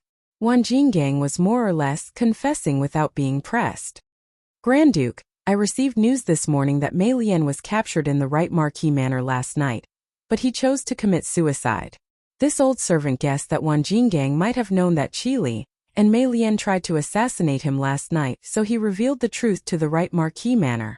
The old housekeeper cupped his hands and said, Suicide? Chui Junchuo's eyebrows jumped and he rejoiced. But when he thought of the confession from the housekeeper, his mood instantly turned bad. Show me that confession. Yes. Taking the confession from the old housekeeper, Chui Junchuo frowned and looked at it carefully. After a while he angrily snorted. Good Wanjing gang. I really hate that I recruited this ingrate into the Chui family. The old housekeeper carefully said. Grand Duke, now that the confession is everywhere, this old servant is worried that as more and more people read the confession, there will definitely be many people coming to the Chui manor to cause trouble. Furthermore, there would definitely be officials in the imperial court who would impeach the Chui family. You should have made plans earlier. Hearing this, Chui Junchuo's expression changed. If the old butler could think of it, how could he not? However, the current situation was extremely unfavorable to the Chui family. It could be said that the current situation was worse than the worst that he had expected. He didn't expect Wang Jinggang to confess so quickly. He also didn't expect Li Zixuan to make a move on the Chui family so quickly. He also didn't expect Li Zixuan to use such a method. This was forcing the emperor to destroy the Chui family. After a long time, Chui Junchuo let out a long sigh. Yes. What should he do now? The public was furious, and the officials in the imperial court were eyeing the Chui family like a tiger watching its prey. The Chui family was facing a great calamity, and they could only do their best to reduce the Chui family's losses. As long as we can leave behind a bloodline, the Chui clan will definitely rise again. The old housekeeper was shocked. He had never seen Chui Junchuo so dispirited. He hurriedly said, Grand Duke, why don't you and Madame leave Chong, and before the imperial edict is issued? After returning to Zhengzhou, you will be sick at home. I don't think the emperor will make things difficult for you. Once the storm is over, you will be safe and sound. Hand over the Wang family. Hand over the murderer. Hand over the Wang family. Hand over the murderer. Hand over the Wang family. Hand over the murderer. Chui Junchuo was very tempted by the old housekeeper's words. However, at this moment, there was a sudden commotion outside the Chui family's gate. Judging by the sound, there should be hundreds of people. Grand Duke. Something bad happened. Something bad happened. There are many scholars and common people at the gate. A servant ran over in a panic and shouted as he ran. Grand Duke. It seems that the common people have already heard the news. You and Madam should leave from the back door. The old housekeeper's expression changed as he hurriedly advised. Sai, we can't leave. Now the Chui family's reputation has been ruined, and we have completely become a target of scorn. I guess we will be surrounded by the common people before we can even see the gate of Chang'e. Wang Yong, come with me to take a look. Chui Junchuo sighed deeply and shook his head. Yes, Grand Duke. Confession letter? Bastard. Damn Wanjinggang. Damn a group of unruly people. In the backyard, Madame Wang, who had just woken up, couldn't help but fly into a rage when she heard about the confession letter and the common people at the gate. The servants were afraid and didn't dare to look at her. They didn't say a word. Sun Xiang. Quick. Bring people to the 10-mile slope outside the city, and dig out that bitch's body and feed it to the dogs. Otherwise, when the imperial court finds out, they will definitely use that bitch to punish me. Suddenly, Madame Wang screamed crazily. Yes, Madam. The servants in the house hesitated for a moment, but still followed the order and left. The rest of the servants suddenly felt a chill in their hearts. To meet such a vicious and merciless master, it was really a kind of tragedy. Hand over Madame Wang. Hand over the murderer. Hand over Madame Wang. Hand over the murderer. Outside the Chui mansion there were more than a few hundred people, almost 1,000. The angry common people, led by the students of Yanhuang College, shouted in unison. That morning the students of the academy came from Cloud Mountain. They planned to gather at the Warmtang Foundation as usual and continue their charity work. However, when they entered the city, they couldn't help but see the confession papers that were strewn all over the city. Out of curiosity, many students went to pick one up. After reading the content, the 600-plus students of the academy were all enraged without exception. They were doing good deeds every day, but there were people in the city who were doing evil deeds that were devoid of conscience and humanity. How could they tolerate this? Under the shouts of Li Tai, Chang Chumo, and the other students who hated evil, more than 600 people shouted the slogan "Hand over Madame Wang," "Hand over the murderer," and directly killed from Yanqing Gate in the east of Chang'an City to Dunhua Square in the southeast of the city. Most of the common people along the way had seen Wang Jingang's confession letter. Some of them wanted to cause trouble at the Chui mansion, but they were afraid that they would be killed by the Chui mansion's guards like the troublemakers 2 days ago. They were full of anger and had nowhere to vent it. Now that they heard the students' slogans, how could they endure it? They all joined the army of anti-Chui. When they arrived at the Chui mansion, the original group of 600 people had become more than 3,000 people. Other common people in Chang and city were also rushing here after hearing the news. The crowd was increasing. The voices were getting louder. The anger was also getting stronger. It all depended on whether the Chui mansion could withstand the anger of the common people. Chapter 1101. Hand over the Wang family. Hand over the murderer. Hand over the Wang family. Hand over the murderer. Outside the Chui mansion, the students and commoners were shouting loudly. The servants of the Chui mansion were on high alert, but with Wang Jinggang as an example, no one dared to come out and attack the commoners. They only guarded the entrance of the Chui mansion, not letting this group of people in. Damn! Why are the Chui family being so cowardly today? I still want to beat up those 2 blind guards. Chang Chumo saw how the servants of the Chui mansion were cowering, and could not help but feel bored. He complained to Li Tai and the rest. Chumo, you think too highly of this group of people. We are students of Yanhuang College, they dare to come out and lay a finger on us? Sun Zifan sneered. Even if they were not students of the Yanhuang College, this group of people were either rich or respectable, each of them having an extraordinary status. The servants of the Chui family would definitely not dare to act so rudely like last time. But we can't just waste time like this. Qingke, you have a lot of ideas, come up with an idea. Why don't we just charge in? Chang Chumo was a little anxious. Chumo, don't be rash. Li Tai shook his head.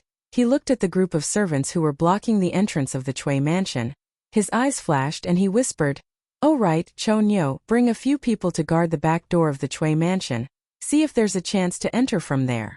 Chang Chumo was overjoyed. He laughed and said, Qingke, you're still the most cunning one. Then I'll go take a look with Bao Lin and the rest." After that, he did not care about Li Tai rolling his eyes at him. He called a few skilled students and squeezed through the crowd to go to the back door of the Chui mansion. "Grandfather, there are so many people outside.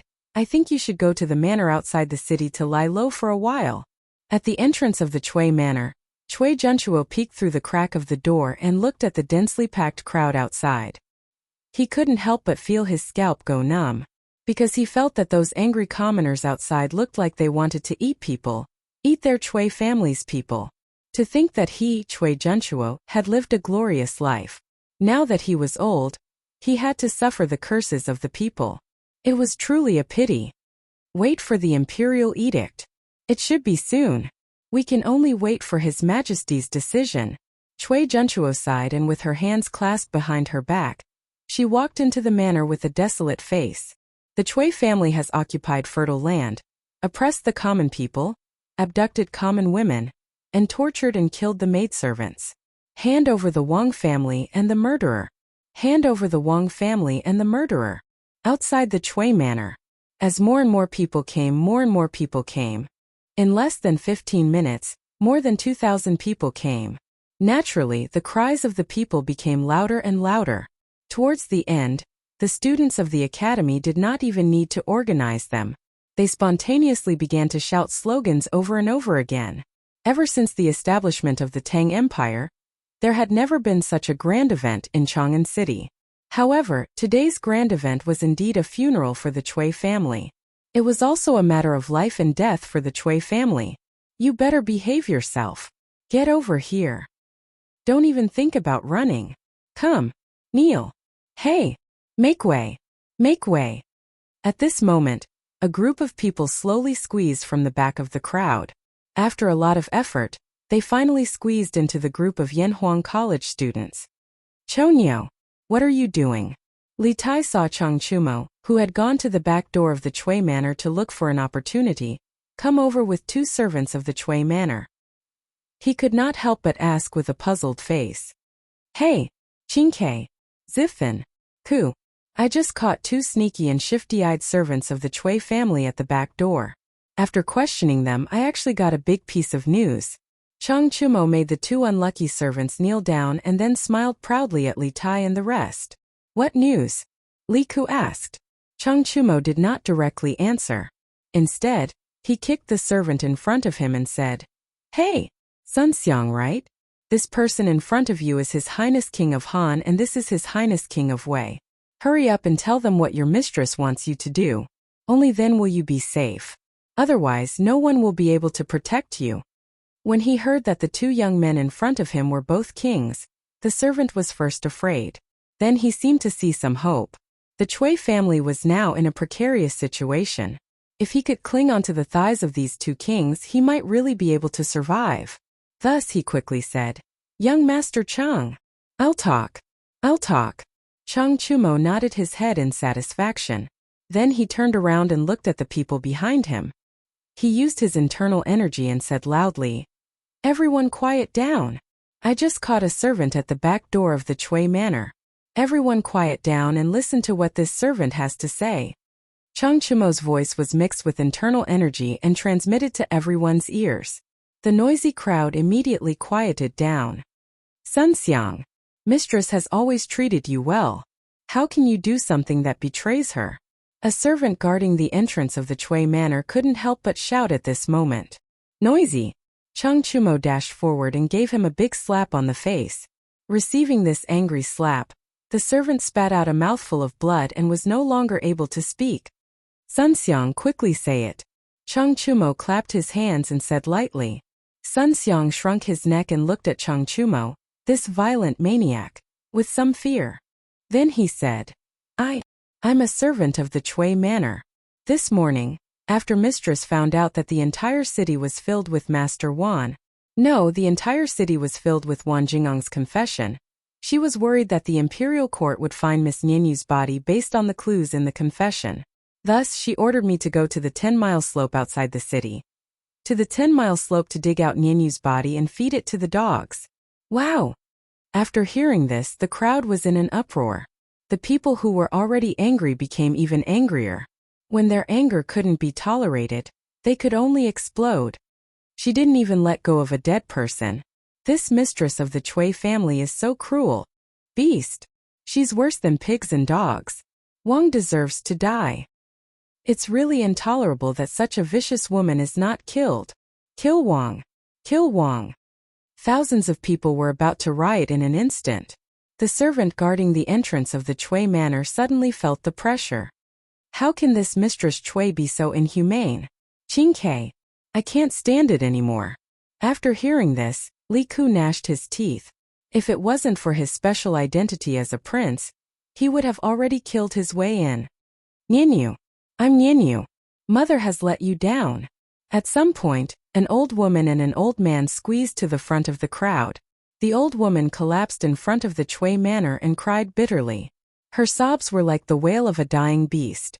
The people of Chang, and at the entrance of the Chui Manor all shed tears. Evil woman of the Chui family, give me back my daughter's life. This old man will not rest until the Chui family is dead. The stooped old man beside the woman also sat down and said with a bitter expression, Oh, Chapter 1102. These two people seem to be Nianyu's parents. Look at them. Did they only know that their daughter was killed today? The sudden appearance of a couple in front of the Chui mansion instantly attracted the attention of the people. Old man, are you Nianyu's family? Di Jishuan was closer to the couple, so he squatted down and asked softly. Yes, I'm Zhang Debao and Nianyu is my poor daughter. My Nianyu. The old man wiped his tears and said sorrowfully. Old man, didn't you know that your daughter was killed before? Di Jishuan saw that the grief on the old man's face didn't seem to be fake, so he was a little puzzled. Before the old man could say anything, the old woman interrupted and said sadly, In the past, the Chui family only said that our daughter died in childbirth because she was pregnant with Master Chui's flesh and blood. But who knew that she was made into a human swine by Madame Chui? My poor you. Hearing the word human swine, Zhang Debao could no longer control his emotions. He beat his chest and said sadly, If I had known that Nianyu was tortured like this in the Chui mansion, I would have rushed into the Chui mansion to save her even if I had to give up my life. Hateful. Madame Chui is a beast in appearance. How dare she mistreat my Nianyu like this? I regret it. I regret that I sold Nianyu into the Chui family, into this den of tigers and wolves. A debt must be paid with money and a life for a life. I know that I can't do anything to Madame Chui, but I can kill myself in front of the Chui mansion and bring them some bad luck. Before he finished speaking, Zhang Debao's head had already slammed into the stone lion in front of the Chui mansion. Old man, wait. Although Di Jixuan sensed that something was wrong, his reaction was still half a beat slower. He only managed to grab the corner of Zhang Debao's clothes. Rip, perhaps the material of Zhang Debao's clothes wasn't good enough, or perhaps Zhang Debao was running too hard, but the corner of his shirt that was pulled up by Di Jixuan was torn into two like a thin piece of paper. However, his speed didn't slow down at all. Bang! Di Jixuan could not help but close his eyes. To be honest, he couldn't help but secretly wipe away 2 drops of tears when he read about Nianyu's experience in the confession letter in the morning. Now, he really couldn't bear to see Zhang Debao's miserable appearance with his head broken and bleeding. Little Ku, are you alright? It's His Highness, the King of Han. His Highness King of Han saved Zhang Debao. Great! Di Jixuan, who had his eyes closed, didn't hear the expected miserable cries. Instead, he heard the cheers of the people around him. He couldn't help feeling curious and opened his eyes at once. Zhang Debao's head was pressed against Li Ke's stomach, and Li Ke's back was leaning against the stone lion. He looked like he was in pain. Obviously, Li Ke had relied on his superior agility to act as a meat cushion at the crucial moment. Otherwise, Zhang Debao's head would have been smashed. Old man, if you die, how am I supposed to live? The old woman finally reacted. She rolled and crawled to Zhang Debao's side and cried loudly, "Old woman, if you have any grievances, you can report it to the government. The government will definitely give you justice. But don't do such a thing that hurts your loved ones and makes your enemies happy. I believe that your daughter's spirit in heaven doesn't want you to do this." Li Ke grinned. Although he knew Kung Fu, he didn't learn external Kung Fu such as Golden Bell Shield or Iron Shirt. Just now, he almost vomited out the breakfast he had in the morning. Of course, the main reason was that Zhang Debao hit too hard in grief and indignation. At this time, Li Ke pressed Zhang Debao's shoulders and said solemnly word by word, "The government? Justice? How powerful is the Chui family? How can the government uphold justice for me? I don't expect it. Little Langjun, get out of the way. I am sorry for my Nianyu. Let me die." Zhang Debao shook his head gloomily. "Old man, you can't die. What will I do if you die?" The old woman cried. Li Ke frowned and said in a low voice, "Old woman, I am the current king of Han, and this is His Highness King of Wei. Today, this prince promises you that this prince will help you get justice for your daughter. Anyone who violates the Tang Empire's law should be punished accordingly. The Chui family is no exception." "That's right. Old woman, don't worry. I will help you get justice for Miss Nianyu." Li Tai also stepped forward and said. The old man and the old woman were shocked and hurriedly bowed to Li Ke and Li Tai. "Greetings to your Highness King of Wei and King of Han. I just offended your Highness King of Han. I really deserve to die." Li Tai and Li Ke said, "You don't have to be so polite." Then Li Ke said, "Old woman, look carefully. Today I will get justice for you." As soon as he finished speaking, Li Ke turned around and stared at the group of servants that were guarding the entrance of the Chui estate as he said, "All of you are clearly aware of the Chui clan's actions. Presently there are only 2 paths before all of you. The first is to continue following behind the Chui clan and act as their accomplices, and the other is to abandon the darkness for the light and move aside immediately. Choose the first choice, death. The second choice, life. I will only give you half a cup of tea's time to think about it." What happened today was too shocking. Although Li Ke knew that Li Er didn't intend to hurt the aristocratic families, and he also knew that if he interfered in this matter with his identity, it would definitely bring criticism. But some things could be tolerated and some things could not be tolerated. Especially Zhang Debao's words and actions before, which touched his heart, made him not want to care about anything else at the moment. He just wanted to help the maid he had never met before to get justice. As soon as his voice fell, the servants suddenly looked at each other. But even after half a cup of tea's time, they still didn't move. Perhaps they believed that the Chui family, which had been glorious for thousands of years, would not fall just like that. Lika sneered and shouted to the people behind him. Good. Today the lady of the Chui family, Wang Shi, is vicious and merciless. She cruelly killed the maid Nianyu and turned her into a human swine. This is really shocking and infuriating. What's more hateful is that after Nianyu died, Wang Shi still didn't let her go. She sent people to dig up her body and feed it to the dogs. Such a wicked woman who was born as a human should pay with her life. According to the law, she should be punished. Arrest Wang Shi. Even the dignified king of Han was so moved in his heart. So how could the people who had long been filled with anger, eager to fight, and eager to give it a try remain indifferent? They heard this and shouted, Arrest Wang Shi! Arrest Wang Shi! They said so, and at the same time they did so. When an ordinary man is angry, blood splatters 5 steps. The thousands of people began to slowly press forward. Looking at this posture, it was as if they were going to flatten the Chui family. Oh.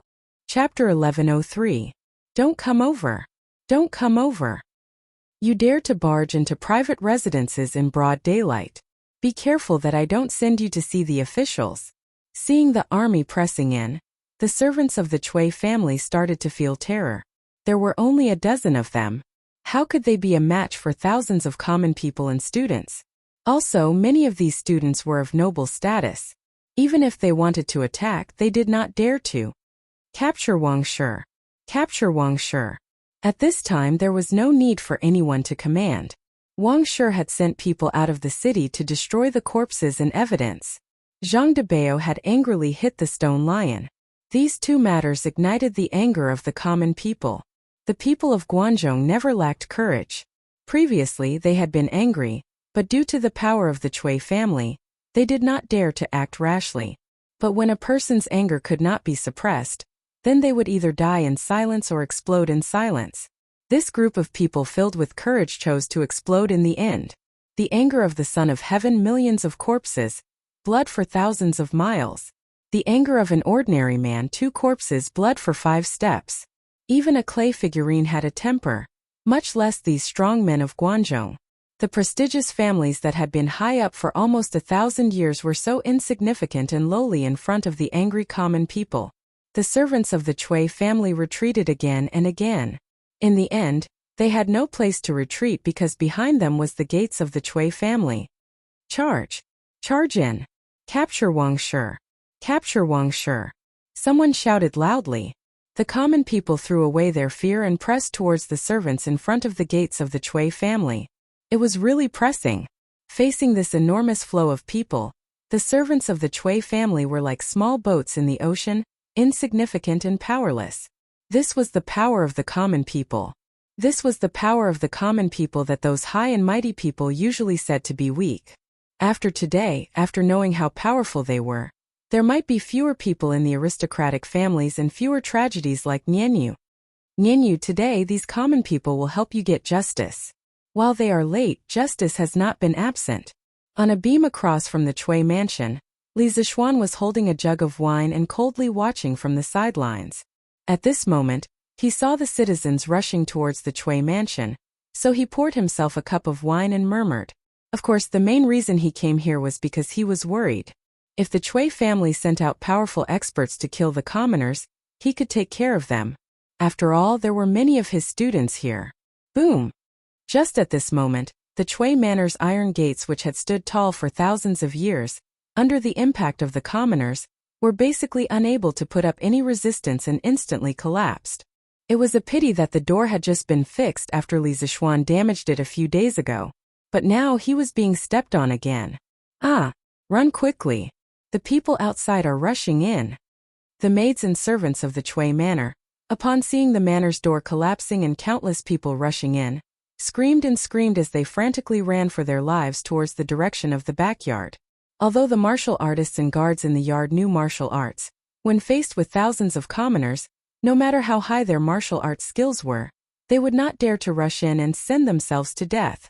The qualified martial artists had already flown over the walls of the yard, with the advantage of their Qinggong skills.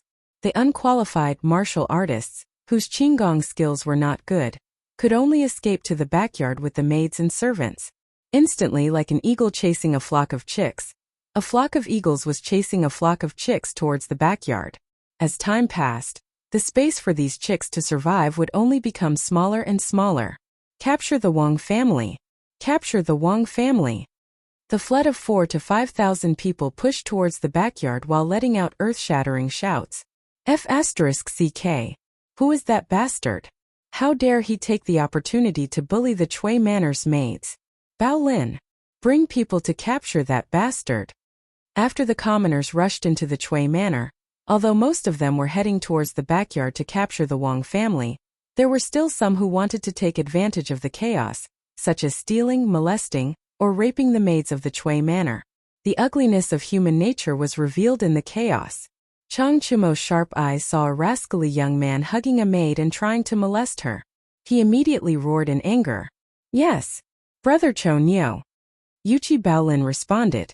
Without calling for anyone else, he strode up to the man and lifted him up with one hand, then slammed him onto the ground. Qing Ke. Virgo. We can't go on like this. Although the Chui family is despicable, there are only a few people who have committed crimes. These maids are innocent. If we don't take any measures, many innocent people will suffer today. When that happens, father will definitely blame Yamacho. Li Ku frowned as he spoke to the people around him. Obviously, he had already guessed that the source of this turmoil, or rather the initiator, was Li Zishuan. It was not hard to guess. Anyone who had interacted with Li Zishuan and knew about his recent activities would be able to guess it.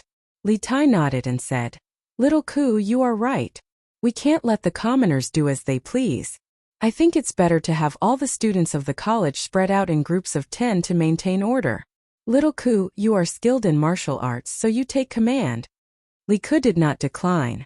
Under his command, the people from the Yanhuang College immediately split into over 60 small teams. They spread out in groups and scattered around the Chui residence. If they saw anyone doing something illegal, they would go forward to stop it. They were from the college and represented Yanhuang College. Normal hooligans would not dare to do anything to them in front of so many commoners. As a result, the number of rapes and thefts was greatly reduced. These unruly commoners are really lawless. Guards. Call the guards. Call the martial artists. Call the martial arts experts in the Chui Manor. Let them kill all these unruly commoners. Kill them all. The backyard of the Chui residence was in a mess. Wang Shi was in a state of madness. She was throwing things at the servants while shouting incoherently. Trash. You are not allowed to run. The Chui family has always provided you with good food and drinks. Now all of you. Otherwise, you will not be fed in the future. I will turn all of you into human swine. At this moment, Wang Shi saw a group of maids and servants escaping from the front yard. She took out a sword from somewhere and slashed at those people. Ah! The maidservants and servants hurriedly scattered in all directions. Wang Shi wanted to chase after them, but she couldn't. She could only stand there and curse. Capture Wang Shi. Turn Wang Shi into human swine. At the door of the backyard, the commoners finally appeared. When Wang Shi heard that the commoners wanted to turn her into human swine, she was so scared that her legs trembled. Unruly commoners. A bunch of unruly commoners. Guards. Whoever can kill these unruly commoners, I will give you 10,000 strings of cash. No, 100,000 strings of cash. Wang Shi held her sword and retreated. Her eyes were wide open and her face was full of fear. Chapter 1104. 100,000 strings of cash. If this were any other time, many people would be willing to help Wang Shi kill someone for 100 strings of cash, let alone 100,000 strings of cash. But now, even if they were offered 1,000,000 strings of cash, no one would be willing to help her at this time, let alone 100,000 strings of cash. Look, that's Wang Shi. It didn't take long for the citizens to swarm into the backyard. Someone recognized Wang Shi, who was holding a sword and hysterical as if she had gone mad, and pointed her out loudly. Catch Wang Shi. Make her into a human swine. Yes, we have to let this evil woman have a taste of being made into a human swine. The citizens roared one after another. Don't come over. Don't come over. When had Wang Shi ever encountered such a situation before?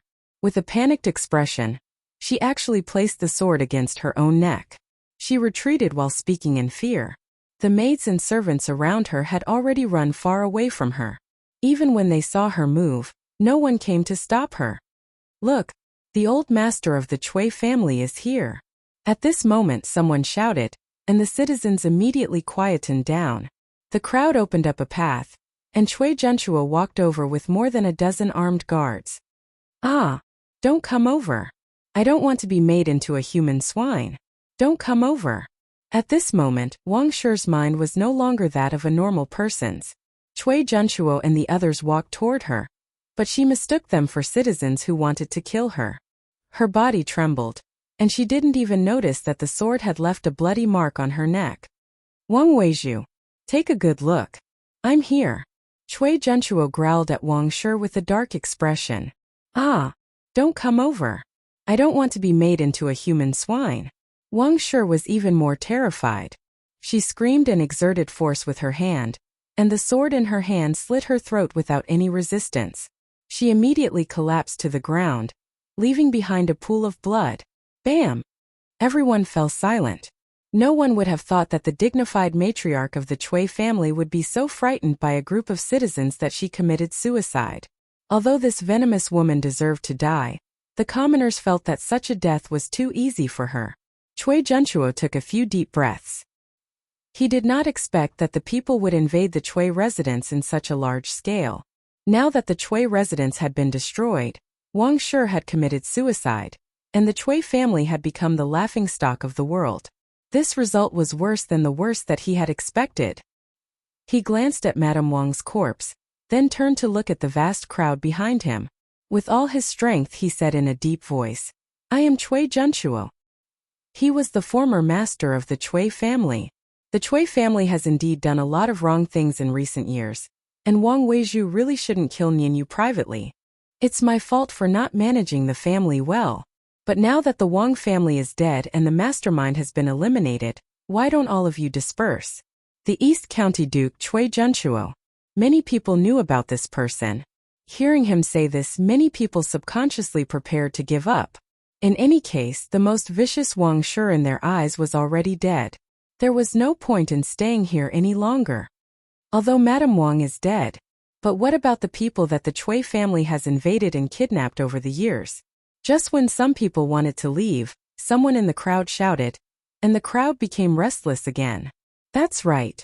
The Cui family has done a lot of evil in the past. They have invaded so much land and kidnapped women. How can the death of Madame Wang solve it? Yes. All the evildoers of the Cui family must be punished. Cui Junchuo frowned, but he was secretly anxious.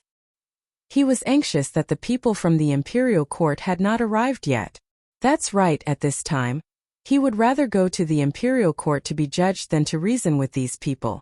Because most of the civil and military officials in the imperial court were gentle people, and because of the large number of these people, they might directly rush up and kill all the people of the Cui family. Haha. As the saying goes, those who do evil are doomed to destruction. When the Cui family did those evil things back then, did they think that they would be punished today? At this time a faint voice came from afar. Although the voice was not loud, it reached the ears of everyone present. Who's that? Cui Junchuo's gaze froze as he saw Li Zixuan flying over the heads of the crowd and landing steadily at the front of the crowd.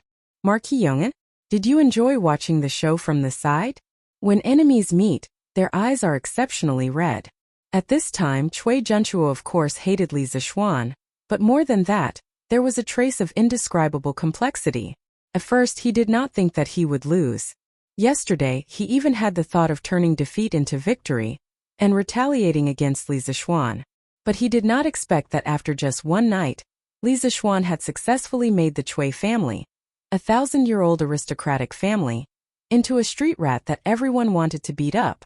A 1,000-year-old reputation in the end could not win against that thin confession. But in the end, whose fault was this? If the Cui family did not do those dirty things, even if Li Zixuan had a grudge with the Cui family, could he make up something out of nothing? A 1,000-mile dike, collapsed by an ant hole. A 1,000-year-old aristocratic family, in the end, was destroyed in the hands of a pig like Madame Wang. Haha. Watch the show. This marquis is not watching the show. This marquis is using this grand scene to pay tribute to Miss Nianyu in the underworld, to ask her to rest in peace. Li Zixuan stood with his hands behind his back and said in a low voice. At the same time, he was secretly sizing up Cui Junchuo. He had fought with Cui Junchuo several times, but it was always in the dark. Today was their first time and probably their last time. Hearing this, Cui Junchuo's expression changed several times. After a long time he said, "That Nianyu is just a little maid in the Cui family. If she knew that in the future, she would be able to make the Marquis of Yong, and bring so many people to seek justice for her, she would probably feel lucky, right?" Li Zixuan sneered. Lucky? The dead cannot come back to life. If possible, who in the world would not want to keep living? Dead is dead. Even if this Marquis avenged her, she would not feel lucky. She should regret entering the Cui family and meeting Madame Wang, this poisonous woman, and Cui Shanfu, this coward. You! Cui Junchuo was a little angry. The Cui family was almost dead, and Li Zixuan still wanted to step on the corpses. This was too much. The imperial edict has arrived. Unrelated people immediately make way. At this moment, a group of imperial guards rushed into the Cui family and rushed into the backyard. Then they spread out and barely surrounded the people in the backyard. Why was it barely? This was because there were too many people in the backyard. The less than 100 imperial guards that they had brought with them were simply not enough to deal with them. Then a general in silver armor came forward and said loudly, "His Majesty has decreed that all people should immediately disperse. His Majesty will personally deal with the matter of the Cui family. He will definitely give justice to Nianyu and the people of the world." Chapter 1105. The young general in silver armor was Sun Jiping. He had participated in the Battle of Snake Spirit Mountain, and could be considered as an old acquaintance of Li Zixuan. After such a long time, he had been promoted from a small leader to a guard with a sword in front of the palace. He could be considered to have a prosperous career. When the people heard Sun Jiping say that Li Zixuan would deal with this matter personally, they did not want to make a fuss and left. The students of the academy did not leave. At this time, Li Ku went to Li Zixuan and whispered a few words in his ear. Li Zixuan nodded gently and did not say anything. Sun Jiping did not have time to chat with Li Zixuan at this moment. He looked at the people of the Cui family and said loudly, "His Majesty has an order. Cui Junchuo, East Commandery Duke of the Cui family, and Madame Wang, enter the palace immediately. There must be no delay." Cui Junchuo secretly breathed a sigh of relief. He had been looking forward to it for a long time. Finally, the people from the palace came. It was better for the imperial court to judge the Cui family than the people. After all, the imperial court would be reasonable. It was difficult to reason with the angry people. General Madame Wang committed suicide a quarter of an hour ago. I'll go with you. Cui Junchuo stepped forward and said. After that, he looked back at Madame Wang, who was lying in a pool of blood. Although this woman was really hateful and even dragged the Cui family into the abyss of public opinion, she was still the former Madame Wang of the Cui family. Saving some dignity for her was saving the Cui family's dignity. Sun Jiping frowned. He followed Cui Junchuo's gaze and saw a woman in gorgeous clothes lying in a pool of blood. There was a blood-stained sword beside her. After a moment of silence, he shook his head and said, East Commandery Duke, it's not that I don't understand people's feelings, but His Majesty personally ordered me to invite you and Madame Wang into the palace no matter what. Guards, prepare an ox cart and carry Madame Wang's body into the palace. Yes, General. After Sun Jiping finished speaking, 2 soldiers immediately stepped forward and carried Madame Wang's body. You, General Sun, can you make an exception? Cui Junchuo could not help but be angry. But after thinking of the Cui family's current situation, he restrained himself. Sun Jiping shook his head. His meaning was self-evident. Therefore, Cui Junchuo could only watch as the 2 imperial guards carried Mrs. Wang's body away. Blood flowed all the way. Most of the members of the imperial army had been on the battlefield before, so they didn't fear corpses and blood. However, the students of Yanhuang College were different. This was the first time most of them had seen a dead body, and it was the first time they had smelled such a thick stench of blood. Many of the students bent down and vomited. Li Zixuan did not say anything. He felt that there was nothing wrong with letting the students see the light of blood earlier. Perhaps some of them would have to go to the battlefield in the future.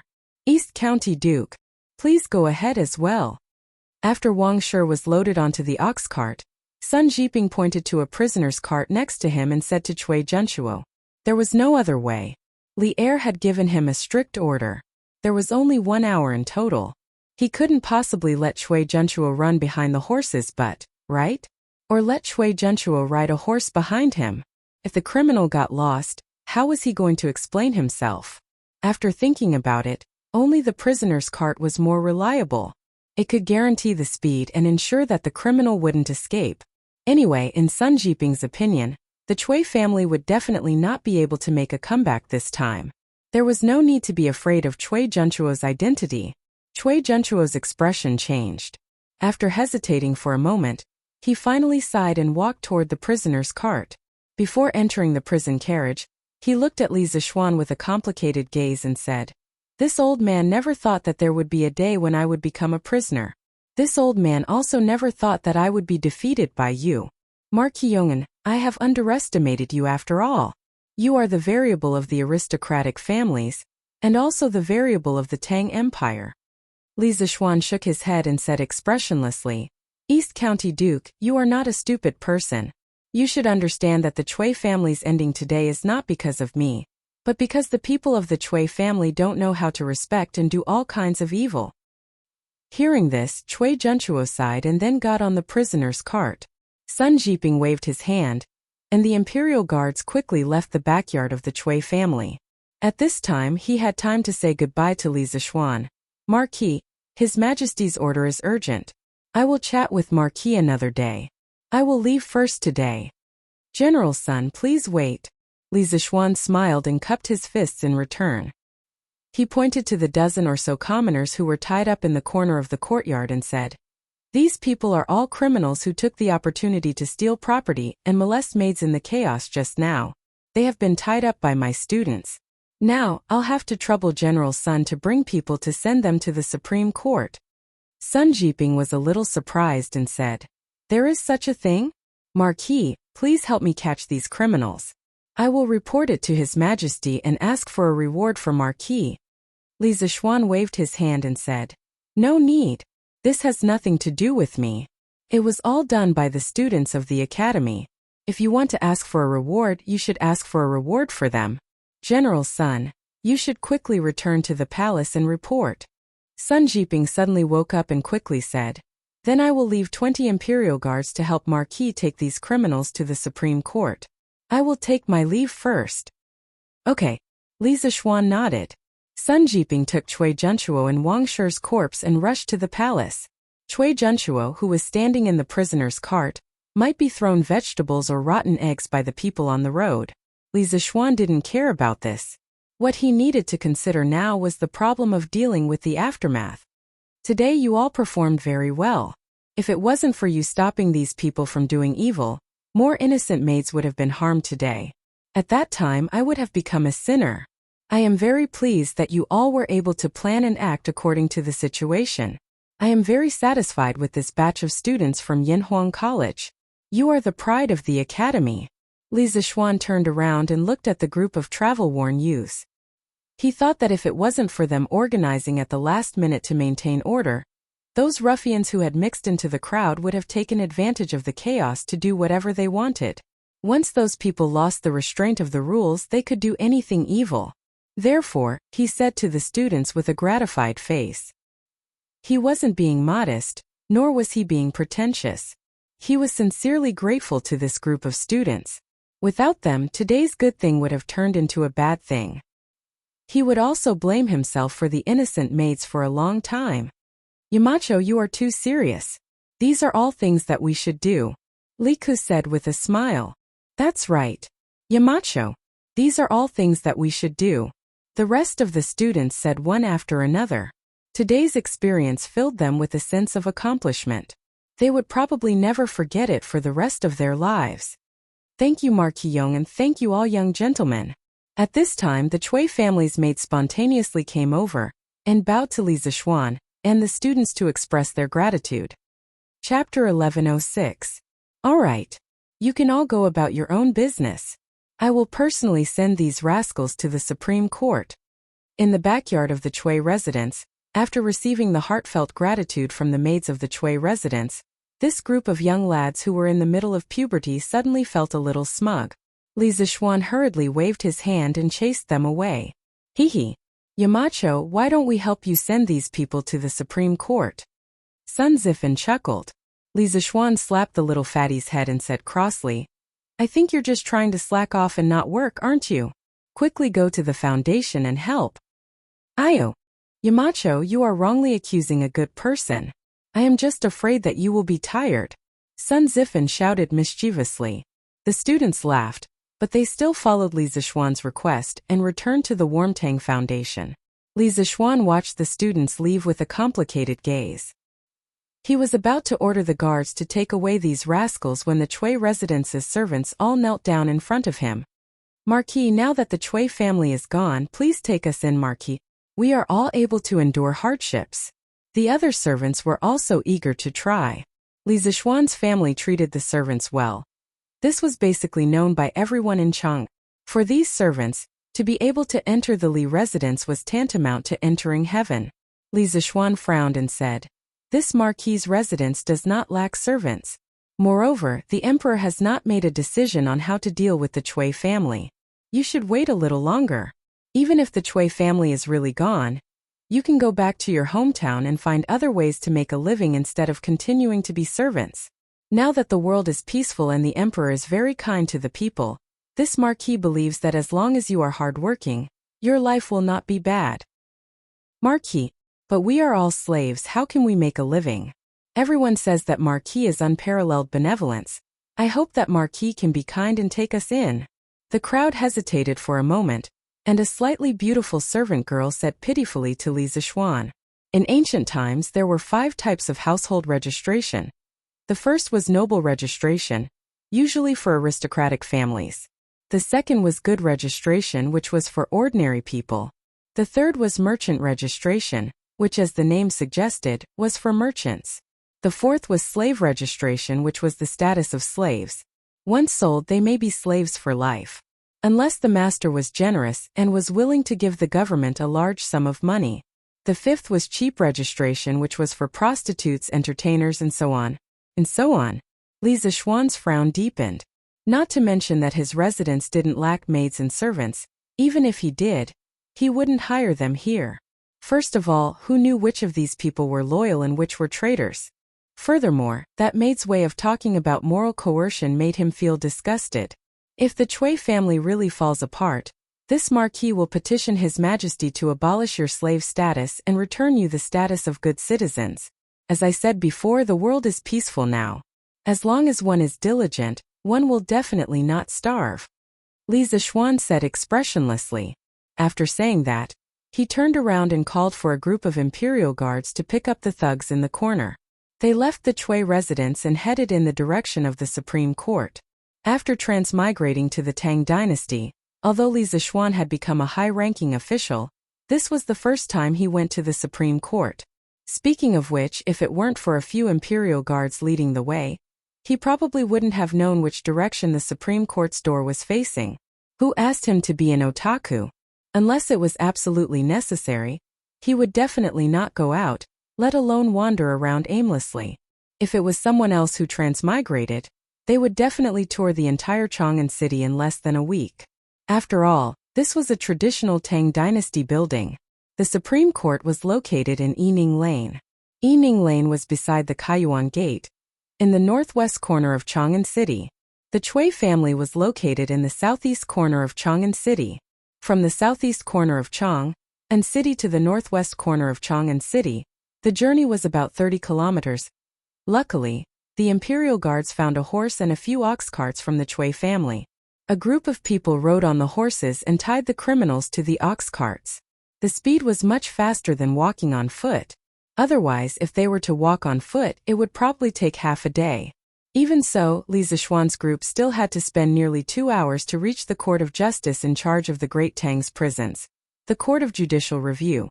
If one were to compare it to the modern system, the Court of Judicial Review was equivalent to the Supreme Court. Normally, when there was a major case, the Supreme Court, Ministry of Justice and the Censorate would send people to try it together. It was called the Three Departments Trial. But later on it had a more popular name, Three Departments Trial. Greetings, Ma Qiong. Seeing Li Zixuan and the rest walking towards the Supreme Court, the two soldiers at the door hurriedly bowed.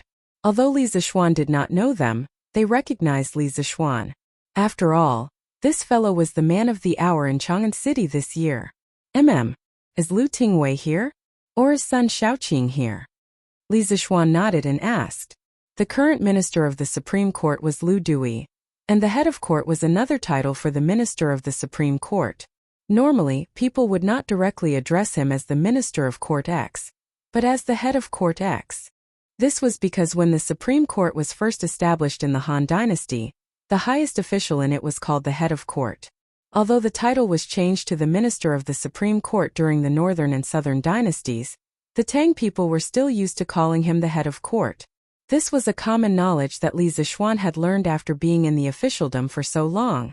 There were two Shaoqing in the Supreme Court. One was Sun Fujia, who was an old acquaintance of Li Zixuan. The other was Dai Zhou, who was promoted by Li Zixuan in October this year. Li Zixuan had never met him before, but he had heard of him in his previous life. Replying to Marquis, Lu Tingwei and the two Shaoqing are not in the office. They should still be in the morning court. The soldier cupped his fists and replied, They are still in the morning court? Li Zixuan could not help but mutter. It was almost 5 in the morning. According to the usual practice, the morning court should have ended by now. It seemed that today's morning court would be very lively. These people have committed the crime of theft and indecent assault. Lock them in the prison first. When Lu Tingwei returns later, I will explain to him in detail. Li Zixuan pointed at the people who were tied up behind him and said to the soldier, Yes, Marquis. The soldier shouted. Immediately, more than a dozen yamen runners ran out to help. A moment later, all the criminals were brought in. After everything was done, the soldier saw that Li Zixuan still had no intention of leaving. He could not help but feel puzzled. However, Li Zixuan's next sentence scared him out of his wits. This Marquis Li Zixuan incited the people to riot in a fit of anger. This crime is unforgivable. I surrender myself to the Supreme Court and ask the Supreme Court to take me into custody. This Marquis will wait in the prison for the Emperor's judgment. Chapter 1107. Under Li Zixuan's strong request, the Supreme Court soldiers could only fearfully invite Li Zixuan to the cleanest prison cell in the Supreme Court. The blanket was changed to the newest one, and they even brought over a table, a few copies of Datong Daily, and some teapots and wine cups. It could be said that all the conveniences they could provide were provided. Li Zixuan's prison cell just happened to be the prison cell that he sent in today. Seeing that Li Zixuan's prison cell was as comfortable as an inn, the group of people's eyes turned red with envy. But they also knew that they would not receive such treatment, so they could only sit on the floor and wait for the Supreme Court's judgment. Other than this new blanket, take away the rest. This Marquis is here to go to prison, not to stay in an inn. This Marquis appreciates the intentions of these few little brothers. What was surprising was that Li Zixuan actually rejected the special treatment given by the officials, and requested for the Supreme Court's officials to take away all the things. As for leaving the new blanket behind, it was really because he could not stand the dirty and hard blanket from before. But then again, as a big brother, it was reasonable for him to ask for a new blanket, right? Marquis, you are still innocent, you don't have to torture yourself like this, right? The soldier had a difficult expression on his face. They knew that Li Zixuan was a good official who wholeheartedly served the people, otherwise they would not spend so much effort. I have already made up my mind, there is no need to persuade me anymore. Just do as I say, and then go do your own things. Li Zixuan waved his hand and said. He did this not to put on a show, nor was it purposely pretentious. It was because the current era that he was in required him to do so.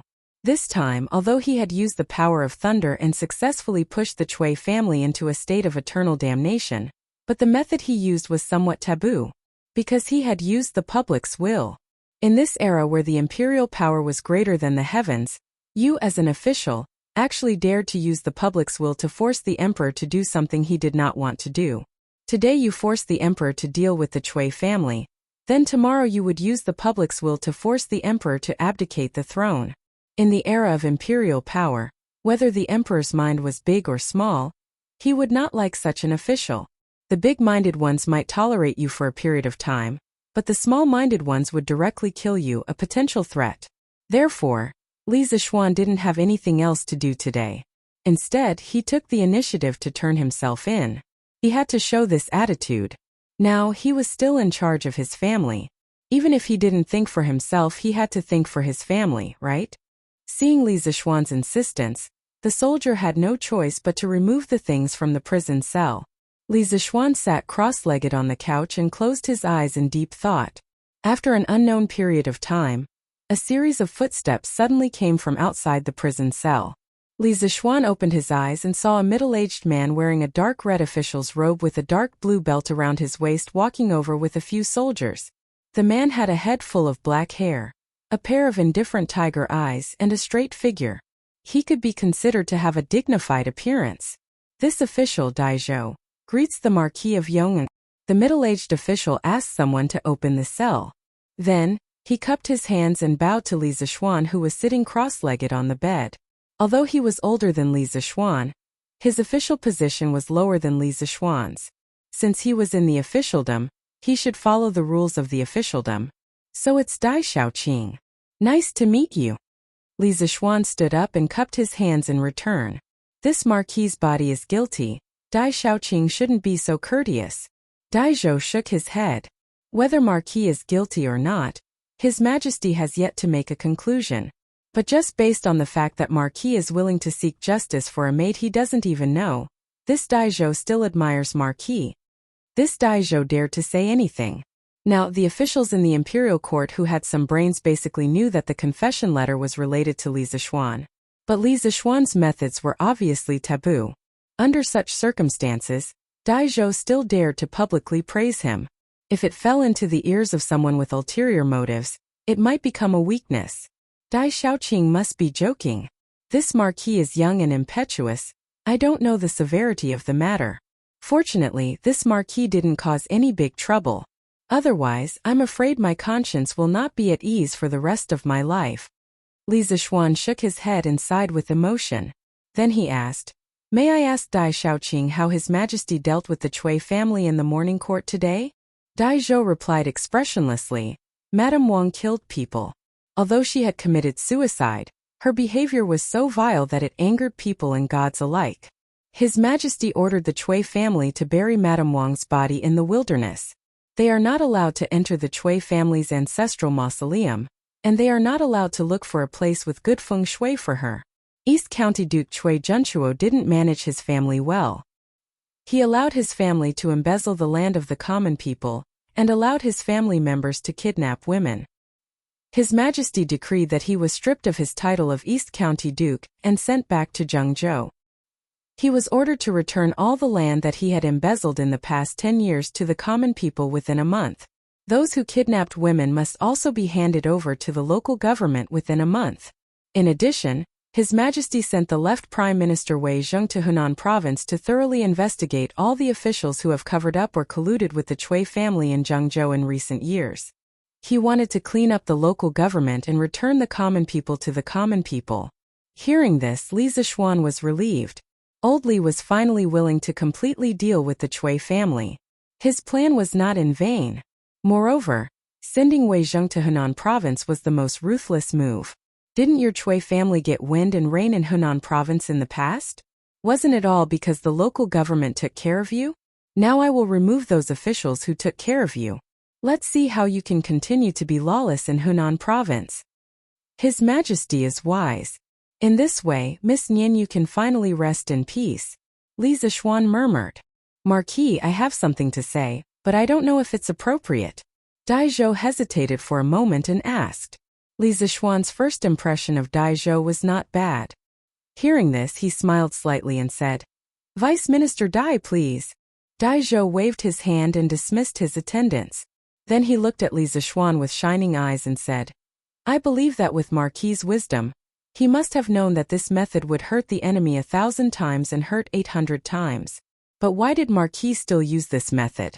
Just for an unknown little maid, is it really worth it? Li Zixuan was silent. After a moment of silence he said, Some things can't be measured only by whether it's worth it or not. Since I encountered this matter, I must take care of it. If I don't do anything, I will feel guilty for the rest of my life. And in my opinion, conscience and justice are not silent. They know it's impossible and do it. The Cui family is powerful and seemingly invincible. But the sword of justice is not forged for the strong. It is for the weak. If I don't stand up today, there will be more wrong souls in the netherworld. I will never regret what I did today. Chapter 1108. The news of Li Zixuan being imprisoned in the Supreme Court quickly reached the palace and Li Er's ears. Who is he putting on an act for? Let's ignore him and see what tricks he has up his sleeves. Li Er's gaze was as cold as ice. After listening to Zhao Song's report, he paced back and forth in the main hall in frustration. His hands behind his back were clenched into fists, and then completely unclenched in the next moment. He would never have thought that the high and mighty Cui family would collapse before the imperial power could even show its might. He did not feel the joy of getting rid of the aristocratic family. Instead, he felt some fear because the power Li Zixuan could mobilize was too terrifying. It was so terrifying that it could even threaten his imperial power. Kill? Or not kill? At this moment Li Er's mind was filled with all sorts of thoughts. In the end, he waved his hand and said angrily, Yes. Zhao Song sighed in his heart and cupped his hands in acknowledgement. Li Zixuan disregarded his own glory and got rid of evil for the people. Zhao Song admired him from the bottom of his heart. However, in the end he ended up in prison. Zhao Song was both regretful and vexed. Vexed that Li Zixuan was so foolish. Yongla Lane Li Mansion. Mother, why isn't brother back yet? Lana is hungry. The whole family was waiting for Li Zixuan to return for lunch. However, after waiting for a long time, he was still nowhere to be seen. Lana could not help but rub her stomach and said pitifully, Soon. He should be back soon. Mrs. Li had been feeling uneasy since the morning. When she saw that Li Zixuan hadn't returned yet, the ominous premonition in her heart grew even stronger. She patted Lana's little head and called out, San Bao, didn't you say 4 hours ago that the Cui family's turmoil had ended? Why isn't Xian back yet? San Bao said anxiously, Madam, the Cui family's turmoil had ended 4 hours ago. However, the young master took a group of people to the Supreme Court. The Supreme Court is far away from Dunhua Square. The young master is probably still there. Madame Li nodded, but the ominous feeling in her heart did not dissipate. Father. Mother. Not good. I found a letter left behind by my husband in the room. At this moment, Han Yushi hurriedly ran in with a letter in her hand and said anxiously, Yushi, what happened to Xianer? What does he mean by leaving a letter? Mrs. Li immediately panicked. She subconsciously thought that something had happened to Li Zixuan. Li Jingma had always been calm. He patted his wife's hand and said, Yushi, what did the letter say? Han Yushi looked around and said softly, Sanbao little he, you all go down first. It wasn't that she didn't trust the servants in the residence, but the fewer people who knew about this, the better. Yes, young madam. Although Sanbao and the rest wanted to know what had happened, they had to listen to their mistress. After all the servants in the hall left, Han Yushi said, Father, mother, grandfather, grandmother, my husband said in his letter that he will go to the Supreme Court to reflect on himself for a few days. As long as we don't think about it, and don't tell anyone about it, he will be back in less than 10 days. Reflect on himself for a few days? Why would Xianer go to the Supreme Court to reflect on himself? Old master, did something happen to Xianer? To ordinary people, the Supreme Court wasn't a good place to go. After all, most people didn't want to be involved in a lawsuit. Therefore, Mrs. Li was at a loss after hearing this. Sigh. In the end, it's a loss of 800 to hurt the enemy. Yi Guozhong was old and experienced. How could he not understand the meaning behind this letter? He sighed heavily and said to Mrs. Li, Yuzhu, you and Jingma don't have to worry.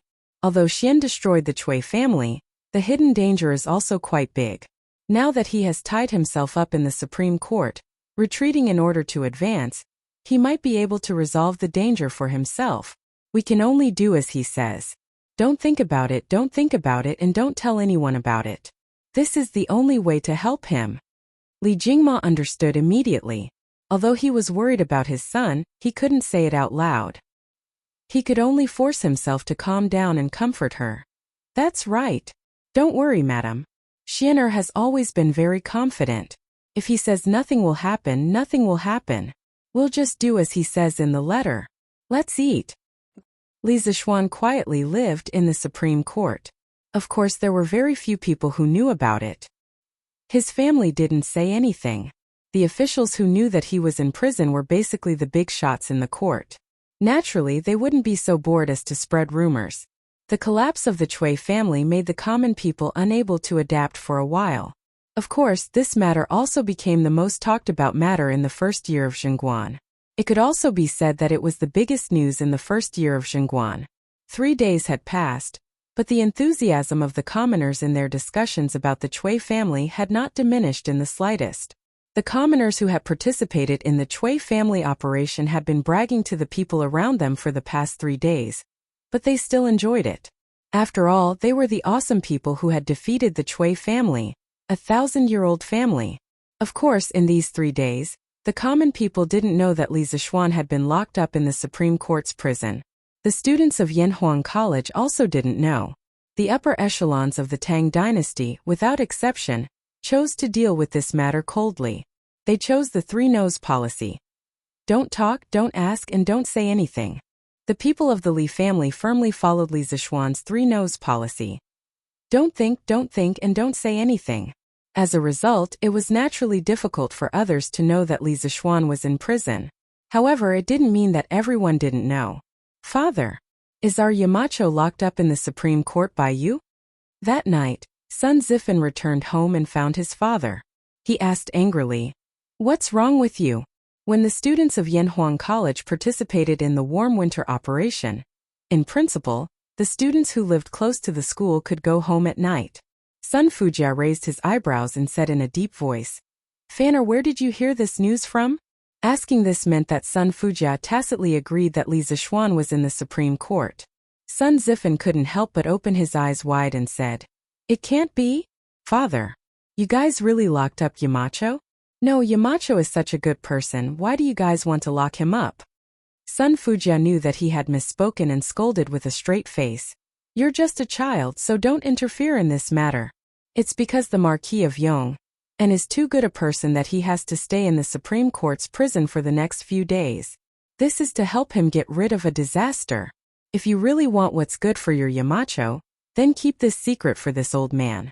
If this is made public, only death awaits your Yamacho. Do you understand?" Chapter 1109.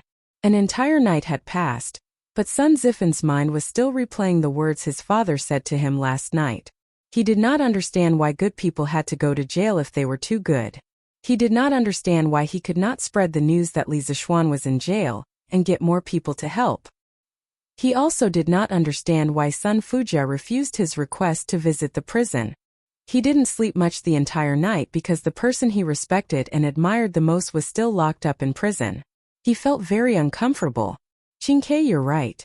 The mountain elder was really locked up in the prison." Sigh. In the morning, Sun Zifan did not eat breakfast at home and went straight to the Warmtang Foundation. The students had just come from Yunshan and were eating breakfast there. He, Li Tai, and Li Ku squatted under a tree and ate steamed buns while speaking gloomily. "Don't worry. Yamacho will definitely be fine. My father will not do anything to Yamacho." Li Tai patted Sun Zifan's shoulder and said while chewing something in his mouth. Obviously, Sun Zifan had heard the news about Li Zixuan from him. "But I don't understand, why did my father tell me?" Sun Zifan hesitated for a while and finally asked the question in his heart. After he finished speaking, Li Tai and Li Ku were silent for a while. In the end, Li Ku said, "Zifan, your father is right. At this time, the fewer people who know that Yamacho is in jail, the better." "Why?" Li Ku paused for a moment and said, "Because with Yamacho's reputation among the people, If the people know about this, they might cause a huge commotion. At that time, Yamacho will become a treacherous official who forced the emperor to abdicate and will never be able to rise again. Sun Zifen could not help but be stunned. He was not stupid and quickly understood the crux of the matter. Then a layer of cold sweat suddenly appeared on his back. He finally understood the seriousness of the matter, and that his father did not lie to him last night. The fewer people who knew about Li Zishuan's situation, the better. Gulp. Sun Zifen nervously swallowed a mouthful of saliva and said in a low but serious voice, Chinga little Ku, we have to think of a way to help Yamacho hide this matter. In the future, if the students ask where Yamacho is, we will say that Yamacho is in seclusion writing books. Yes, writing books in seclusion. What do you think?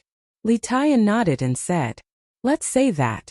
But in my opinion, Yamacho will not stay in the Supreme Court for long. He will definitely be out in a few days. Sun Zifen sighed worriedly. I hope so. Zhao Si, are you sure you want to go that way? I'm not sure. Marquis, please allow me to think about it. You wish.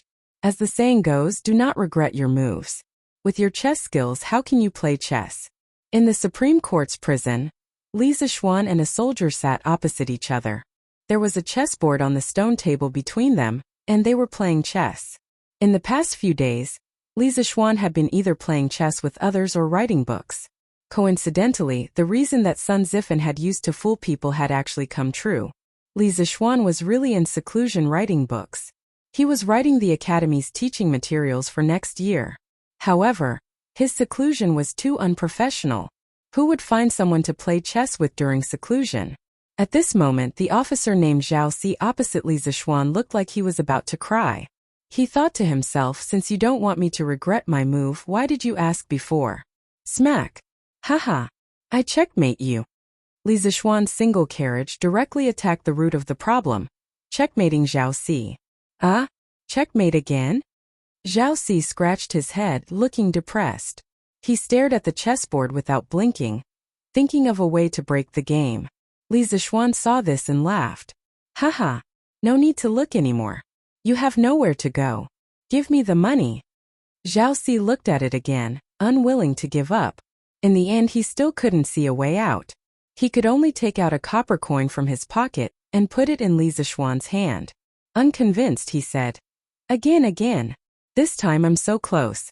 Next time I'll definitely beat Marquis. 1 copper coin per game.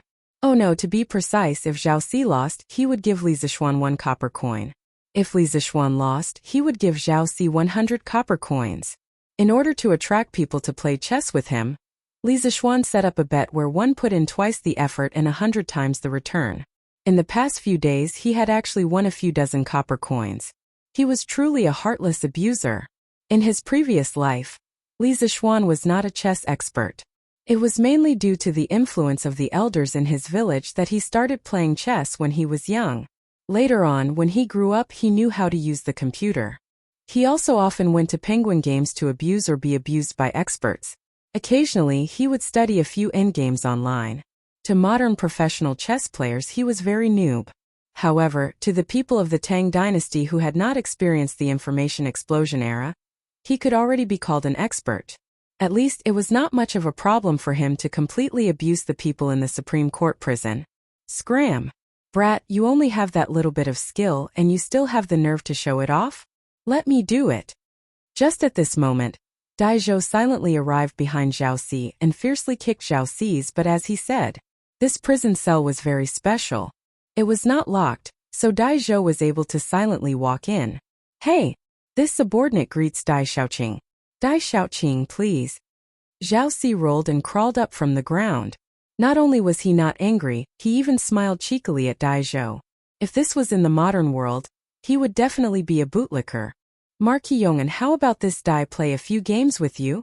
Dai Zhou smiled. Li Zishuan had a good impression of Dai Zhou. This was a rigid but humorous person. Thus he smiled and said, Since Dai Xiaoqing is in the mood, how about we play a few games? Dai Zhou smiled even more happily. He did not clean up the chessboard but said, Then this bet, I wonder if you can raise it by 10 times? Li Zishuan was stunned. He could not help but laugh. Haha. Looks like Dai Xiaoqing wants to earn money from this marquee. But this game has not even started yet. And Dai Xiaoqing is so confident that he can win? Dai Zhou waved his hand. So what if I can't win? It's just 10 coins for a game. But if I win, this Dai can get 1,000 coins. This kind of deal is worth it. This Dai does not believe that I can't win 1 out of 100 games? This fellow did not hide his intention to earn some extra money from Li Zishuan. Hearing this, Li Zishuan felt both angry and amused. 100 games is definitely not enough. This marquis will play 3 games with Dai Xiaoqing. Li Zishuan smiled slightly. If he remembered correctly, Dai Zhou was a good official and an honest one. If this person really had the ability, Li Zishuan didn't mind losing some money to Dai Zhou to supplement his family. But if he really was a noob, then Li Zishuan wouldn't purposely go easy on him. Chapter 11:10. In the Supreme Court's prison cell. The most popular Marquis Yong, and was actually playing chess with the Supreme Court's newly promoted vice minister. They were even gambling. If news of this got out, it would probably shock everyone to the core. Dai Zhou sat opposite Li Zishuan. At this time he had already put away his smile. After a moment of deep thought, he started with a move horse 2 into 3. Li Zishuan was naturally not to be outdone. His counterattack was a pawn 2 into 5. Generally speaking, the openings of Chinese chess were similar. They could be divided into 2 types: the defensive type and the offensive type. For example, Dai Zhou's opening was, in a strict sense, a cautious defensive type, while Li Zishuan belonged to the aggressive offensive type. Li Zishuan relied on some of the combinations he learned from the internet in his previous life. In the early stages of the game, he slaughtered his opponents. On the other hand, although Dai Zhou lost a lot of pieces, he was not anxious at all. He continued to follow his own train of thought and slowly deployed his own defensive circle. The two of them moved to the middle of the game and gradually entangled with each other. In this kind of entanglement, the side with the sharper attack should have the greater advantage. However, from the current situation, it seemed that Li Zishuan was gradually at a disadvantage. Li Zishuan could not help but frown. He had underestimated Dai Zhou's ability. In terms of chess style, Li Zishuan's chess style was extremely bold and fierce. His footwork was wide, and it seemed like he wanted to fight to the death. He often liked to pursue thrilling situations in his games. From the standpoint of a bystander, watching his games was the most satisfying. To sum up his style of chess in one sentence, it could be called infinite scenery at the perilous peak. On the other hand, Dai Zhou's chess style was steady and his footwork was solid. Under his moves, the originally disadvantaged chess game was revived by him. Not only that, as the game progressed, he made the changes in the board very complicated.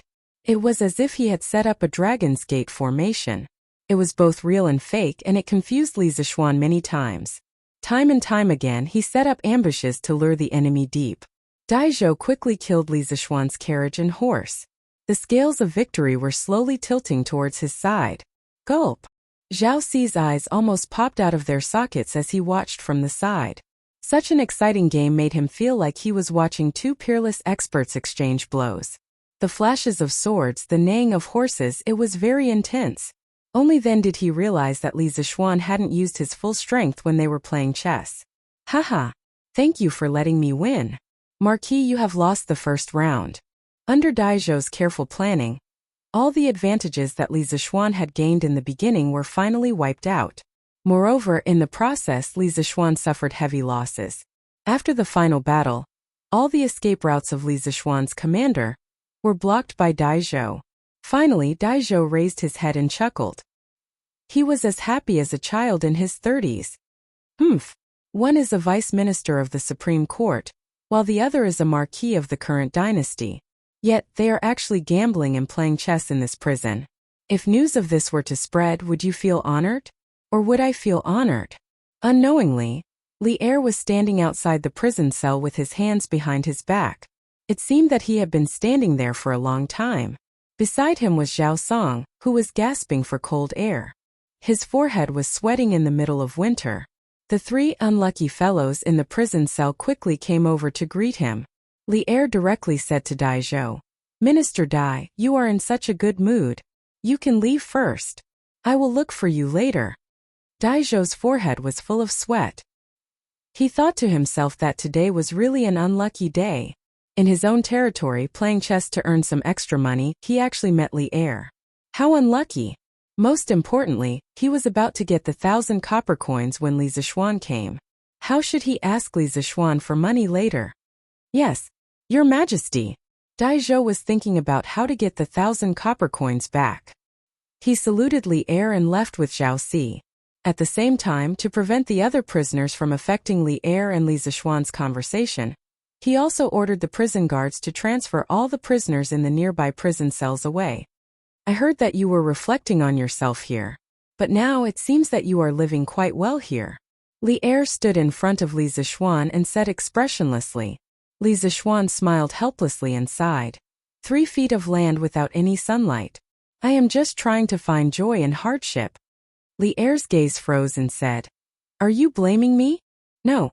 Then do you feel wronged? Li Er's face was expressionless as he spoke again. Also no. Li Zishuan shook his head and said in a low voice, Eating from the monarch and sharing the monarch's burdens is the duty of a subject. But what I did this time, not only did I not share your majesty's burdens, but I also added trouble to your majesty. If it was in any other dynasty, my head would have already left my body. How could I still have a place to play chess and write books like now? So I do not blame anyone, nor do I feel wronged. Instead, I am filled with gratitude. Hearing this, the depression in Li Er's heart dissipated a little.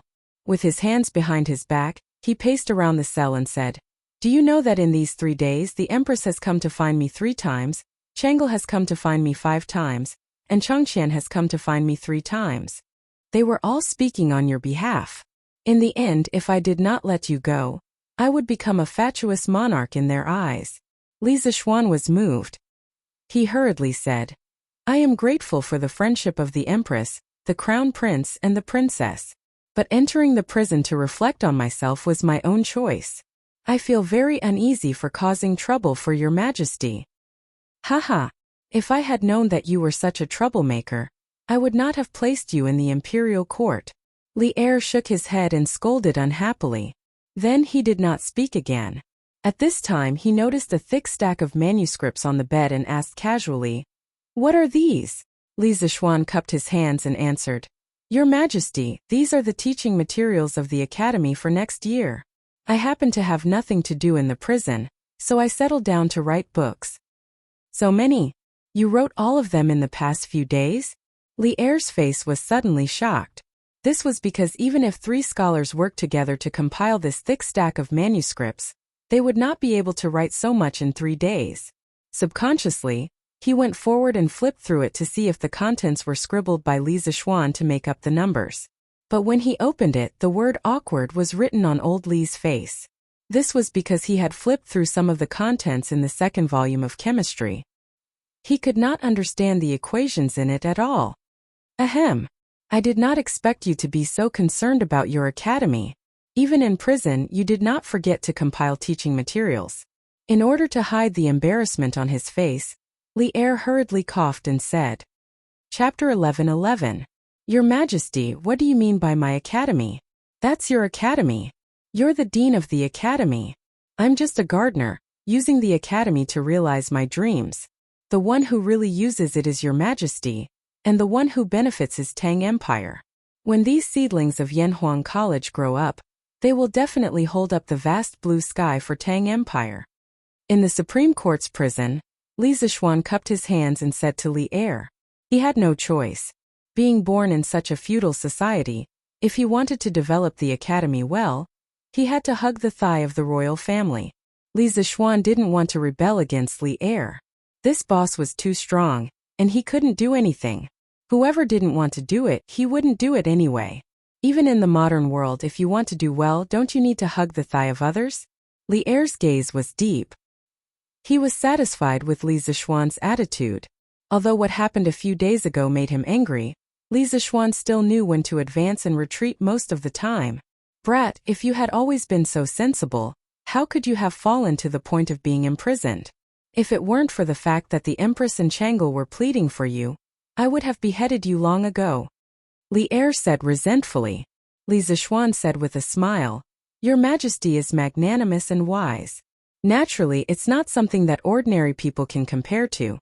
I believe that under Your Majesty's leadership, Tang Empire will definitely be able to catch up with the era of Qin Huang and Han Wu.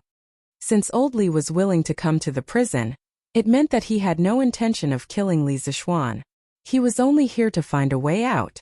For the sake of his family, Li Zishuan was willing to give old Li a way out. Besides, he wasn't bragging. The golden age of Zhongguan in history was indeed catching up with the era of Qin Huang and Han Wu. Now that he, a transmigrator, joined, Tang Empire would only be stronger. When did you learn how to flatter? If Wei Xuanqing was here, he would definitely accuse you of flattering the emperor. Li Er pointed at Li Zishuan and said unhappily. However, the slight smile at the corner of his mouth showed that he did not reject this kind of flattery. Brat, your intelligence is outstanding. In all of the Great Tang, there's probably no one who can compare to you. But why was he so muddle-headed this time? I've repeatedly ordered you not to touch the Cui family, but you've caused me such a big mess in one night. You can't even bear it for a year or two. After rambling for a long time, Li Zishuan finally got to the point. Li Zishuan could not help but heave a sigh of relief.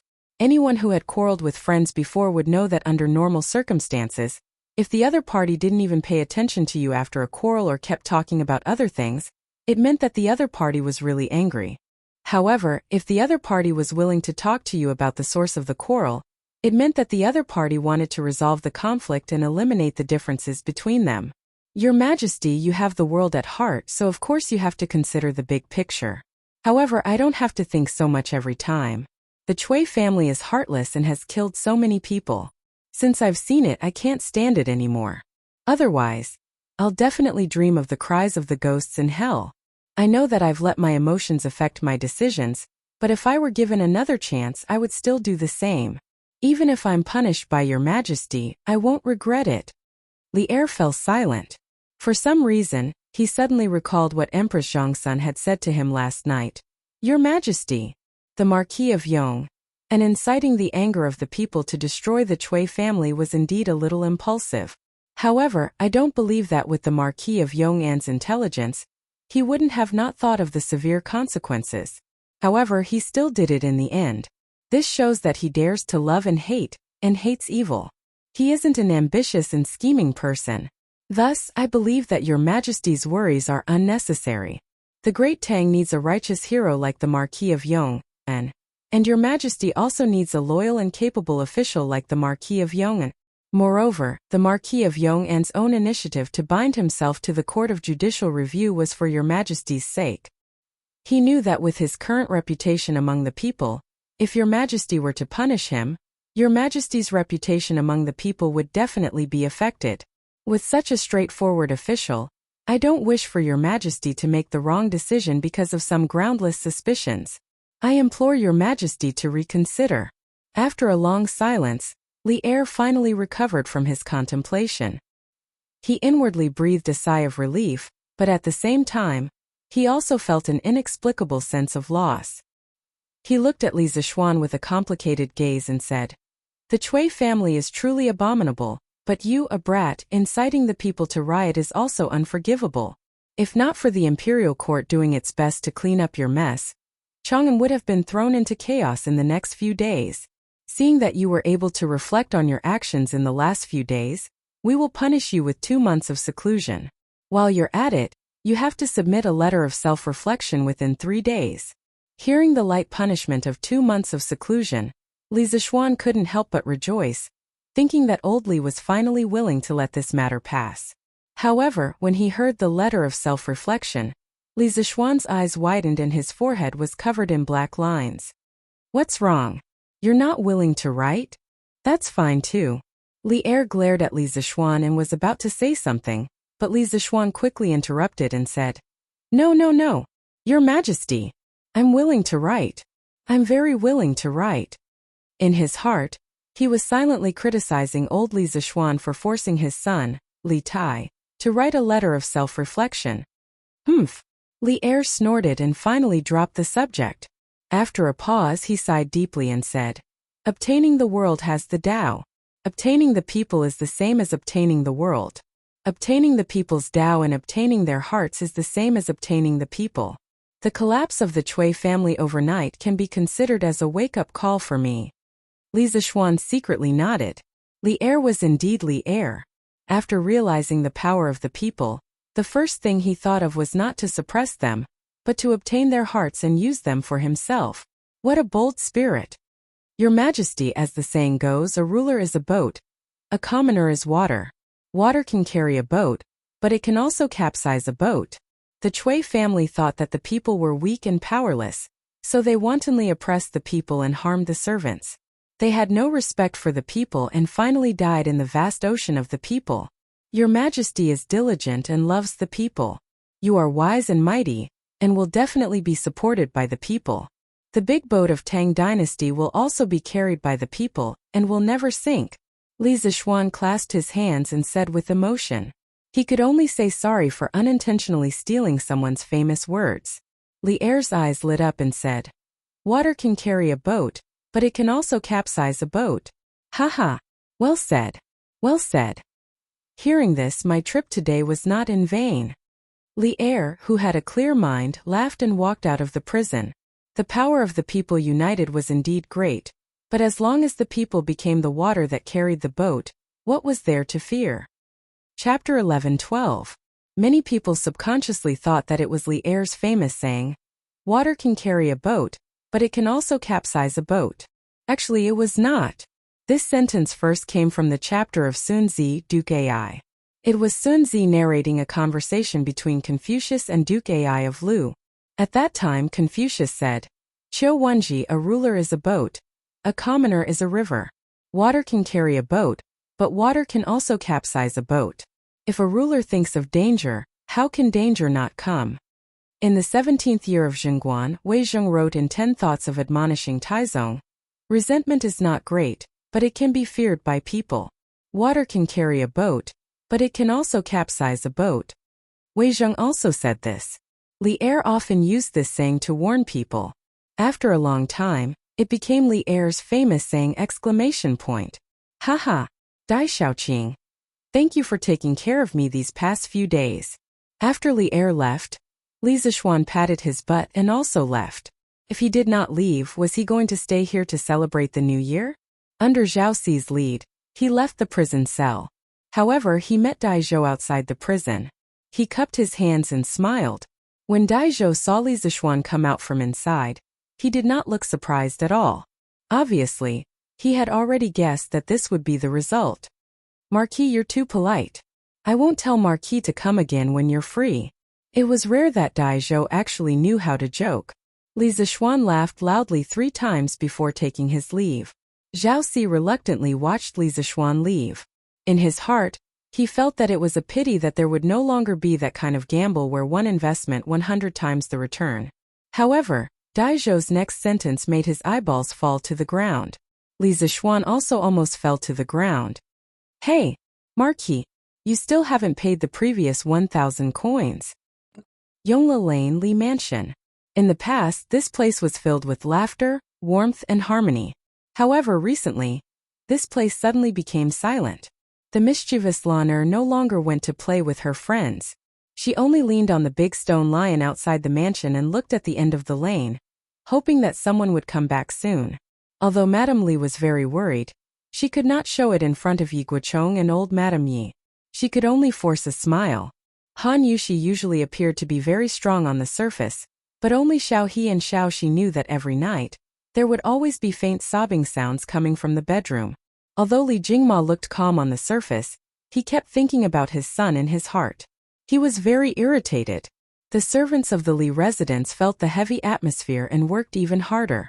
Although they were wondering why Li Zishuan hadn't been home for the past few days, no one dared to ask. They could only pray in their hearts that their young master would be safe and sound, because Li Er and Li is Li Er Shi. They were bound together for good or ill. 1 day, 2 days, 3 days for days. This was the 4th day since Lanner leaned on the stone lion and waited for Li Zishuan to come back. The stone lion was very cold in winter. However, the little girl was wearing layers of cotton clothes. She was like a stupid penguin. She did not feel cold leaning on the stone lion. Instead, she could relieve the tiredness of her feet. Lanner, who had been disappointed for 3 days, did not have much hope today. She stared at the lane for a while. When she still did not see Li Zixuan, she pouted and looked up gloomily to read the magpies in the book. Magpies were resident birds in China. They would not move to the south to survive the winter. During the winter, they would often feed on a large number of animal carcasses. Sometimes they would even tail the predators and pick up the leftovers. Today, on the ginkgo tree in front of the Li residence, there were 4 to 5 magpies chirping noisily. At Lanner's age, she was at the age where she liked to play. She watched the magpies frolicking for a while and couldn't help but be engrossed in it. She didn't even notice that someone had walked past her. Hee, it's so cold. Lanner, why aren't you in the house enjoying the heater? What are you doing out here? A familiar voice, a familiar loving tone. Lanner was stunned. She looked in front and saw Li Zixuan standing in front of her with a smile. Surprise. Excitement. Grievance. Wow. Brother. You're back. Sob. Brother, you're finally back. Lanner missed you so much. Lanner rushed forward and hugged Li Zixuan tightly. She pressed her face against the latter's stomach, laughing and crying at the same time. Yo, isn't this the Duke of Yong'an? I haven't seen him for a few days. Yeah, it seems that ever since the Cui family fell, the Duke of Yong'an has not appeared in Yongla Lane. Maybe the Duke of Yong'an went to do something else. A few people in Yongla Lane happened to pass by. When they saw Li Zixuan, they could not help but be surprised. They discussed in private. Seeing this, Li Zixuan quickly patted Lanner's little head and said, Brother Mrs. Lanner too. Let's go. Let's talk at home. Ugh. Brother. How many days has it been since you last bathed? You stink. Lanner suddenly covered her nose and screamed as she retreated far away. Li Zixuan's face darkened. He almost vomited blood.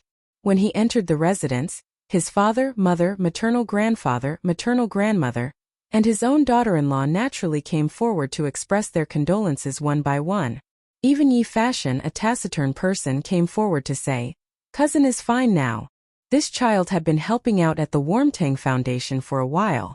Later, when Li Changqian sent some people from the Eastern Palace over, Yi Fashion saw that there was no shortage of manpower and returned. Today is a joyous occasion. Wang Zhong, tell the kitchen to prepare a big banquet. Everyone in the residence will have good meat and good wine at noon. The simplest way to express happiness was to share it with others. Li Jingma ordered simply. Yes, old master. Wang Zhong relayed the news with a smile. Instantly, the servants were all jubilant. Not only because there was good wine and good meat, but more importantly because their backbone had returned. That joyous and warmly residence had also returned. The news that Li Zixuan had personally come to the Supreme Court's prison and pardoned Li Zixuan quickly spread through the upper circles of Chang'an. This time, when Li Zixuan had voluntarily gone to prison, everyone in the imperial court had remained silent. This was because the problem of the people's hearts was too big. If it was not handled properly, it would bring trouble to oneself. Those who wanted to impeach Li Zixuan saw that the 1,000-year-old families had fallen under Li Zixuan's feet, and a layer of sweat had formed on their backs. Who would dare to impeach Li Zixuan? Trollwei was not afraid of Li Zixuan's revenge. However, most of Li Zixuan's actions were commendable. He even secretly supported Li Zixuan in his heart to get rid of the Cui family. Why would he impeach Li Zixuan? As for the officials close to Li Zixuan, they all knew that the more coldly this matter was handled, the better it would be for Li Zixuan. Therefore, they did not prematurely plead for leniency. However, after only 3 days, Li Zixuan had personally come to the prison cell and released Li Zixuan. This greatly exceeded everyone's expectations. At the same time, Li Zixuan's imperial favor had once again refreshed everyone's understanding of him. Chapter 11-13. At the Cheng estate, Chang Yaojin, Yuqijingda, Qin Xiong, Li Jing, and Niu Jinda were all gathered around a stove to eat hot pot. Unlike Li Zixuan's home, where the stove was stuffed under a perforated table to cook hot pot, Chang Yaojin felt that this seemed stingy, so he had someone place a large iron pot on the stove. The group of people gathered around the iron pot to eat, each person having a small table with cut vegetables and sauces on it. It could be said that it was both lively and warm to eat. Haha. I told you that this kid would be fine. Once His Majesty's anger subsides, he'll naturally be released. Halfway through the meal, Chang Yaojin laughed heartily as they talked about Li Zixuan. I wonder who was it a few days ago who was like an ant that had stirred up trouble, rushing to find His Majesty to reason with him. If second brother Qin hadn't held him back, who knows how many times His Majesty would have quarreled with him these past few days. Yuqi Jingda dipped his chopsticks into a large mouthful of mutton, dipped it in sauce and happily ate a mouthful. He then took a sip of wine as he mocked. Speaking of which, right now, he was already infatuated with the way mutton was eaten. Recently, the servants in Yuqi Fu would often see their Laoi enter the kitchen. Pung pung pung. Immediately after, they would see Yuqi Jingda carry out a plate of bright red mutton rolls. Only the heavens knew that the mighty Duke of Yi, the Right Martial Marquis Great General, and a martial arts grandmaster expert would actually do the business of cutting vegetables. If people from other countries heard this, they would mistakenly think that the Great Tang lacked chefs. The Great Tang truly did lack chefs, martial arts grandmaster chefs, chefs with superb knife techniques. Humph. Old Black, shut up. We still haven't settled accounts with you for this matter. Since you knew in advance that little Xian was going to make a move on the Chui clan, why didn't you tell us, old fellows? Do you think that our ranks aren't as high as yours and that we can't help you? Or do you think that our old arms and legs aren't as good as your martial arts? When Chang Yaojin heard that, he slammed the table and exploded. They only realized after the fact that Yuqi Jingda had long predicted that Li Zixuan would move against the Chui family, and even help Li Zixuan secretly add fuel to the fire. Otherwise, how could they explain the 300 crossbowmen and a large number of martial marquises lying in ambush at the Right Marquis mansion that night? Chang Yaojin's words couldn't be said to not be poisonous. Yuqi Jingda's old face darkened even more. If he said something wrong, he would offend everyone in this room. Pa! Yuqi Jingda slapped the table and said angrily, Madman Chang, don't you dare slander this old man. Even if you knew in advance, what can you do to help little Xian? The Chui family has a deep foundation, and it's impossible to defeat them with ordinary methods. Madman Chang, if you knew about this in advance, it would only spoil the situation. Besides, this old man didn't expect Xiao Xian to take action so quickly. However, the reason why Xiao Xian was able to succeed this time was because he launched an attack on the Chui family at lightning speed. Otherwise, when His Majesty or the Chui family reacted, he wouldn't have another chance. Humph. Twisting words and forcing logic. Chang Yaojin refused to accept this and wanted to continue arguing, but he was interrupted by Qin Qiong. Jingda's words are reasonable. Since the Chui family has been destroyed and Xiao Xian has been released from prison, there's no point in talking about these things. Eat hot pot. Eat hot pot. Haha. Second brother Qin is right. Eat hot pot. Haha. This thing tastes really good. Niu Jinda laughed loudly. Afternoon. Li Zixuan, who was reflecting on his mistakes behind closed doors at home, was waiting for Li Changqian and Changel to arrive. The brother and sister pair came in a carriage, specially coming to visit Li Zixuan. Xiao Xian, why do I feel that the heating in your house is warmer than in the Eastern Palace? Li Changqian asked in surprise as soon as he entered the house. The recent changes in Chang and city did not affect the progress of the heating in the palace at all. Now the Eastern Palace, Lijiang Palace, Ganlu Palace, Changel Palace, and other places were all installed with heating. This thing could not be removed if one was used to it. Therefore, Li Changqian had people install heating in Taiji Palace, which was the place where all the officials held morning court every day. This way, all the civil and military officials in the imperial court could enjoy the treatment of heating in their spare time. Li Zixuan smiled slightly and said, How can the size of this house compare to your Eastern Palace? Changqian, if you want to be warm, you have to install at least 3 times the amount of heating in the Eastern Palace, right? The imperial palace buildings were much larger than ordinary houses in terms of length, width, and height.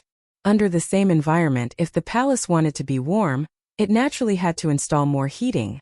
Li Changqian patted his head and said in realization, Yes, that's true. When I go back today, I'll have the craftsman quickly modify it. Li Zixuan smiled and looked at Changel.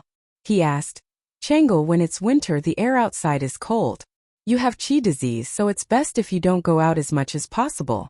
Also, you have to install more heating in your bedroom as much as possible. This can reduce the chances of you getting sick. Ever since Changel entered the house, her eyes could not move away from Li Zixuan. However, she was also afraid that Li Zixuan would notice her abnormal state. Therefore, she only occasionally looked at Li Zixuan so that no one could sense her thoughts. At this moment, when she heard Li Zixuan suddenly call her name, she was first shocked and then said, "Thank you, Brother Xiaoxian, for your concern." However, Changel's palace has always been warm. Li Zixuan nodded. He suddenly thought of something and asked, "Changel, have you been practicing the Taiji fist that Yushi taught you?" Changel nodded crisply and said, Yes. Changel has been practicing, and I feel much better than last year. Brother Xiaoxian, do you want to see?" Li Zixuan's forehead was full of black lines. Li Zixuan hurriedly shook his head and said, No. Changel, you've been practicing. Although this boxing technique may not be useful for your qi disease, it's still very beneficial for strengthening your body. What a joke. How many people could bear to see the princess of the Tang Empire practicing Taiji fist for you? Moreover, Li Changqian was sitting next to her. Oh, Changel was slightly disappointed. She really felt that her Taiji fist was good and wanted to show it. However, with her special status, it was indeed inappropriate to show it in this kind of situation. Glancing at Li Zixuan's handsome face, Changel suddenly said, "Brother Xiaoxian, next time don't quarrel with my father. Okay? When you quarrel, Changel doesn't know who to help. Changel, don't talk nonsense." Li Changqian hurriedly patted his sister's arm and said. Li Zixuan was startled and then said with a wry smile, "Changel, people are born in this world. Sometimes they can't help themselves and sometimes they can't help themselves. However, I'm still very grateful that you and Changqian spoke up for me in front of His Majesty 2 days ago. Otherwise, how could I have gotten out of prison so quickly?" Chapter 11:14. How could one not be attacked when one was in the pugilistic world? Where there were people, there would be pugilistic world. Where there was pugilistic world, there would naturally be conflicts. Li Zixuan didn't want to have a conflict with old Li, but many things couldn't be changed according to his subjective will. Inside the Li residence, hearing Li Zixuan's bitter laughter, Changel frowned. After thinking for a while, she said something that made one not know whether to laugh or cry. "All right then. But Brother Xiaoxian, the next time you have a conflict with my father, remember to tell us in advance. That way, Brother Crown Prince and I can think of an excuse in advance and intercede for you in front of my father." Li Changqian was speechless. Was his sister siding with her own family, or someone else's family? Ahem. Changel, it's getting late. Let's go back. Otherwise, father and mother will be worried. He was determined not to stay here any longer. Otherwise, his sister might say something scary later. Although he wanted to stay and chat with Li Zixuan, he felt that the way Changel looked at Li Zixuan wasn't right. Brother Crown Prince, it's not even 5 p.m. yet. How is it too late? You haven't seen Brother Xiaoxian for so long. Don't you want to catch up with him?" Changel looked at the sky and said unwillingly. Li Changqian almost vomited blood. He thought to himself, "You're the one who wants to catch up, okay? Why do you have to drag me into it?" Although he thought so, he couldn't say it out loud. After all, in front of outsiders he had to leave some face for his sister, right? Changel is right. I do have a lot of things to talk to Xiaoxian about. Then let's stay for another half an hour. Li Changqian had no choice but to compromise. Li Zixuan couldn't help but feel happy. This scene was very similar to the scenes of people in internet cafes in his previous life. "Manager, give machine number 5 another 2 hours. TSK. This scene was too beautiful. Hee. Changel looked at Li Zixuan gratefully. Then she said to Li Zixuan, "Right? Brother Xiaoxian, the song Dedication of Love, that was sung in Chang'an City last time was composed by you, right?" Li Zixuan nodded and said, "Yes, it's me. Why?" Changel's eyes were twinkling. "Wow. Was it really composed by you? This song is so nice." The rhythm and lyrics were very different from the previous songs, but it was still very nice to listen to. I didn't expect Big Brother Little Xian to be proficient in music as well. Coincidentally, at this moment, Han Yushi brought over 3 cups of steaming hot tea and greeted with a smile. Come, come, come. The weather is dry. Your Highnesses, have a cup of tea and moisten your throats. Husband, drink some water. Li Changqian and Chang'e hurriedly got up to thank her. Chang'e walked over and held Han Yushi's hand affectionately. How many times have I told you? Sister Yushi, you can just call me Chang'e. Why are you still so polite? The corner of Li Changqian's mouth twitched when he saw this. He didn't know why his younger sister, who had always been quiet and gentle, behaved so familiarly here as though she was in her own home. Perhaps this was the uniqueness of Li Zishuan's home. Everyone here was very happy, and the atmosphere was always very warm. Blame me, blame me. Chang'e, drink your tea. Han Yushi didn't dwell on this small issue. She laughed and said, What were you talking about earlier? When I came in, I saw you chatting so happily. Oh, we were talking about the song Dedication of Love. That was widely sung in Chang'an City a while ago. Brother Xiaoxian is so awesome. He's good at studying, good at martial arts, and even knows how to compose songs. Sister Yushi, you're so lucky. Chang'e held the teacup and said with sparkling eyes. Han Yushi looked at Li Zishuan with jealousy. She also admitted that Dedication of Love was indeed nice, but the person Li Zishuan taught was not her, but the top courtesan of 100 Flowers Tower, Fang Fian. Although she didn't say it out loud, she couldn't help but feel a little sour in her heart. Stop praising me, Chang'e.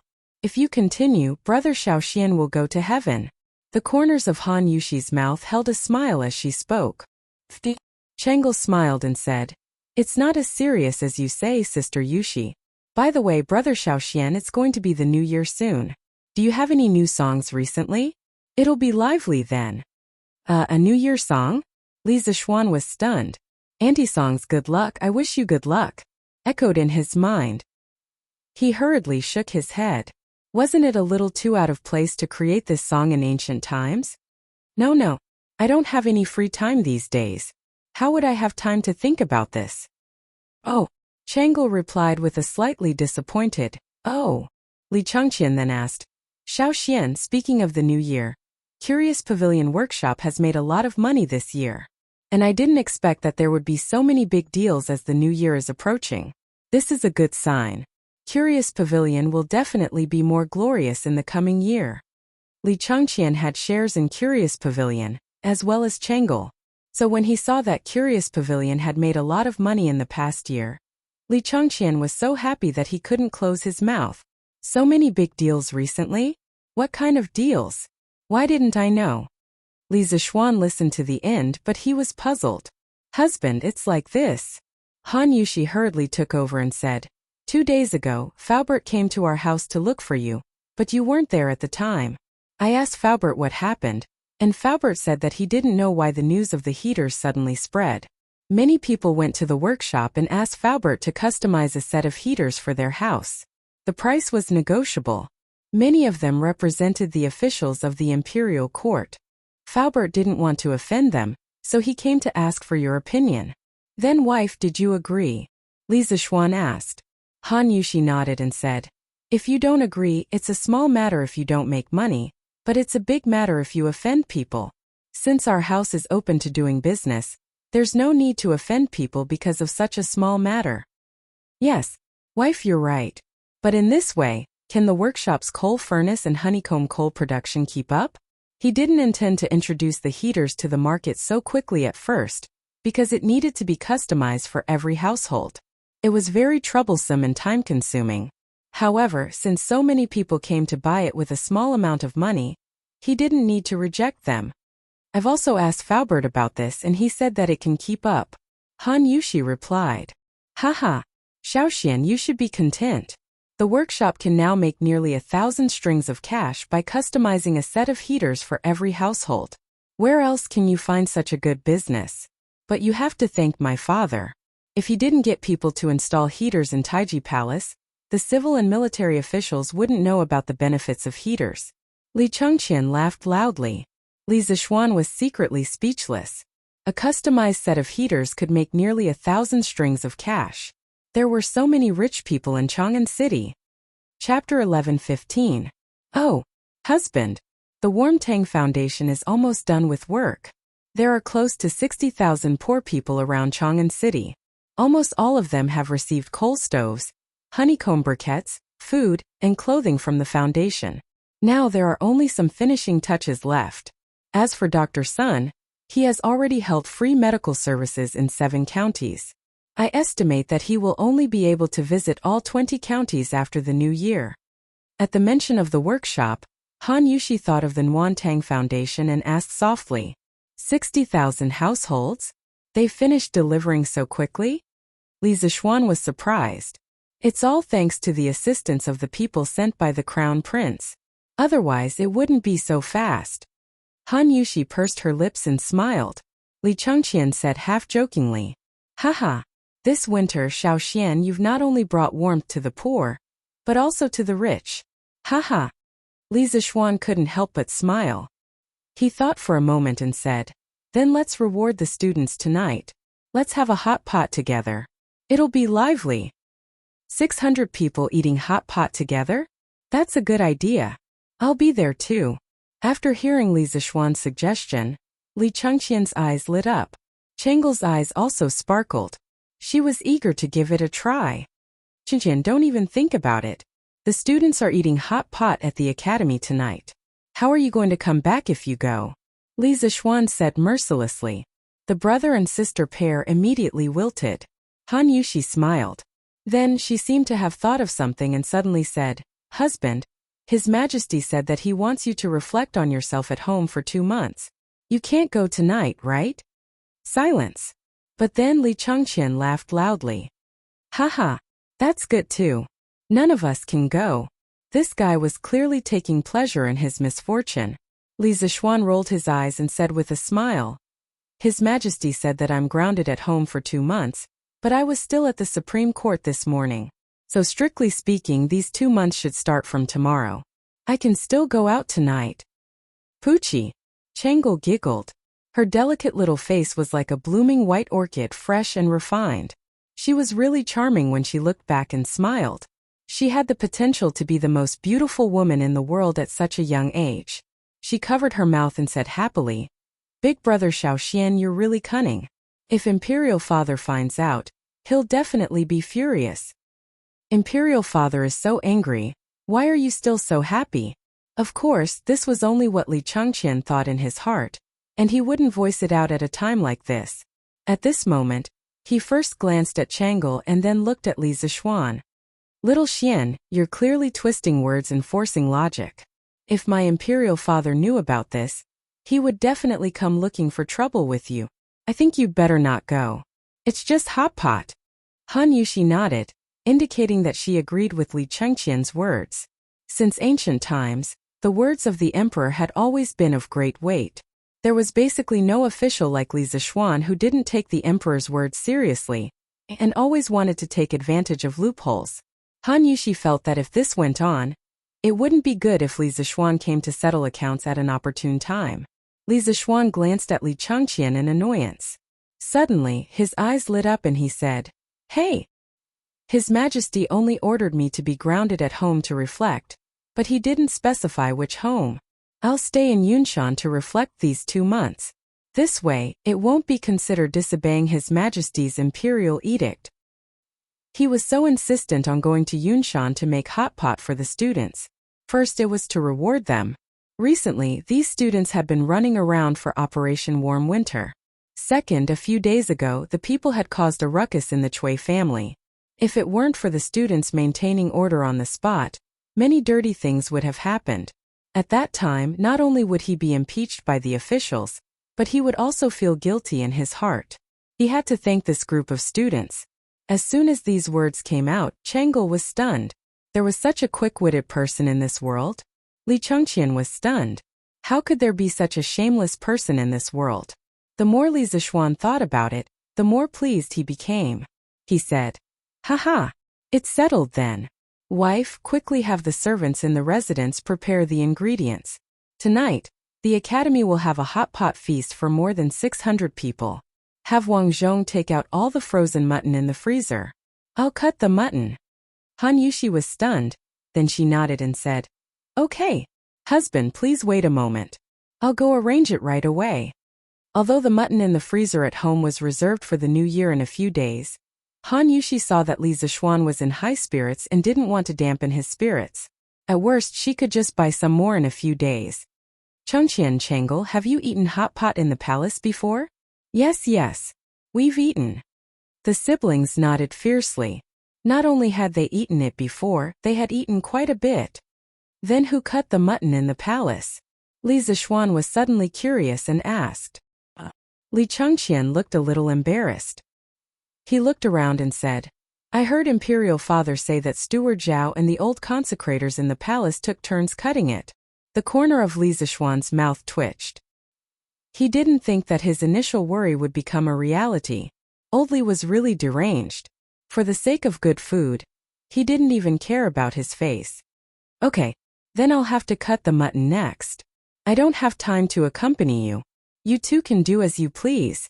Anyway, you two seem to be more familiar with this residence than I am. Li Zixuan waved his hand speechlessly. Then he turned and left to cut the mutton. Li Chengqian and Changel looked at each other, then followed Li Zixuan out the door. In the kitchen of the Li residence, the two of them witnessed the peerless swordsmanship of a grandmaster expert. Only then did they understand why the mutton they ate in the past had to be cut by Zhao Song or the imperial consecrators personally. It was because ordinary people couldn't possibly have such amazing and dazzling swordsmanship. After admiring Li Zixuan's peerless swordsmanship, for a while, Li Chengqian saw that it was getting late. He quickly pulled Changel back to the palace. Everyone in the Li residence was busy. Madame Li and Li Jingma didn't have any objections to Li Zixuan treating the students to hot pot. In their opinion, their son had just been released from prison and should be celebrated. However, they were a little dissatisfied that Li Zixuan was going to Yunshan to do closed-door cultivation. It was almost the new year, and Li Zixuan was obviously going to Yunshan for the new year. However, the old couple still couldn't bear to leave their home in Chang'an City. However, these were all trivial matters. With Madame Li's love for her son, she was naturally obedient. As for Li Jingma, what choice did he have? At 5 in the afternoon, Li Zixuan and his family, along with dozens of servants, set off for Yunshan. Li Zixuan planned to give up 2 villas in Yunshan for his parents, as well as the Yi families Yi Guochong and old Madame Yi to temporarily live in. This way, the family wouldn't feel crowded, even if they spent the new year in Yunshan. As for Li Zixuan, he went to the Warmtang Foundation and personally waited for the students who had gone to the nearby counties to send warmth back. Chapter 11:16. Master. Yamacho, you're here? When Li Zixuan arrived at the Warmtang Foundation, there were a few people lining up outside to donate money. In the courtyard, Iron Egg and Meng Wenhao led the 3rd Brigade to help with the donation collection. Seeing Li Zixuan, who had disappeared for many days, suddenly appear, Iron Egg and Meng Wenhao put down their work and came over to greet him with a surprised expression. How are you? Have you been busy recently? Li Zixuan asked with a smile. Meng Wenhao looked at Li Zixuan from head to toe and asked instead of answering, Yamacho, I haven't seen you recently. Are you all right? Iron Egg also looked over with a worried expression. Although he didn't know the inside story, he had vaguely sensed that something was wrong in the past 2 days. What could have happened to me? I've just been busy with writing books recently. Don't worry about it. Li Zixuan waved his hand and said lightly. Yamacho, you've really been writing books recently? What do you mean by really? Are you saying that it's fake? No, I thought Sun Zifan was lying to us. After all, that guy doesn't speak the truth. Meng Wenhao scratched his head suspiciously, then replied, We haven't been that busy recently because there aren't as many people coming to donate money as before. Maybe it's because it's almost the new year? The people are busy stocking up on New Year goods now. After the initial madness of the donation storm caused by the Warmtang Foundation, people had gradually returned to rationality. Now, people had started to treat the foundation as a place of spiritual sustenance, such as a temple or a Taoist temple. If they wanted to do good, they would come here to donate money. Not only could they accumulate merit, but they could also seek peace of mind. Are there fewer people donating money? Li Zixuan muttered thoughtfully in a low voice. After a while, he asked again. Are there statistics of the foundation's donation consumption these days? It's done. Meng Wenhao nodded. He ran into the room and took out an account book. After turning to one of the pages, he said, "The Academy's Operation Warm Winter has consumed a total of 43,512 strings of cash so far. As for Dr. Sun, because he needs to consume a lot of herbs every day, he has consumed a total of 5,074 strings of cash. So the total is 93,586 strings of cash. These accounts have already been calculated by all the members of the 3rd Brigade. More than 90,000 strings of cash? Thank goodness. Even if Sun Simiao were to provide free medical services in all the counties around Chang'an City, the total cost would only be around 200,000 strings of cash. The Foundation can still afford it."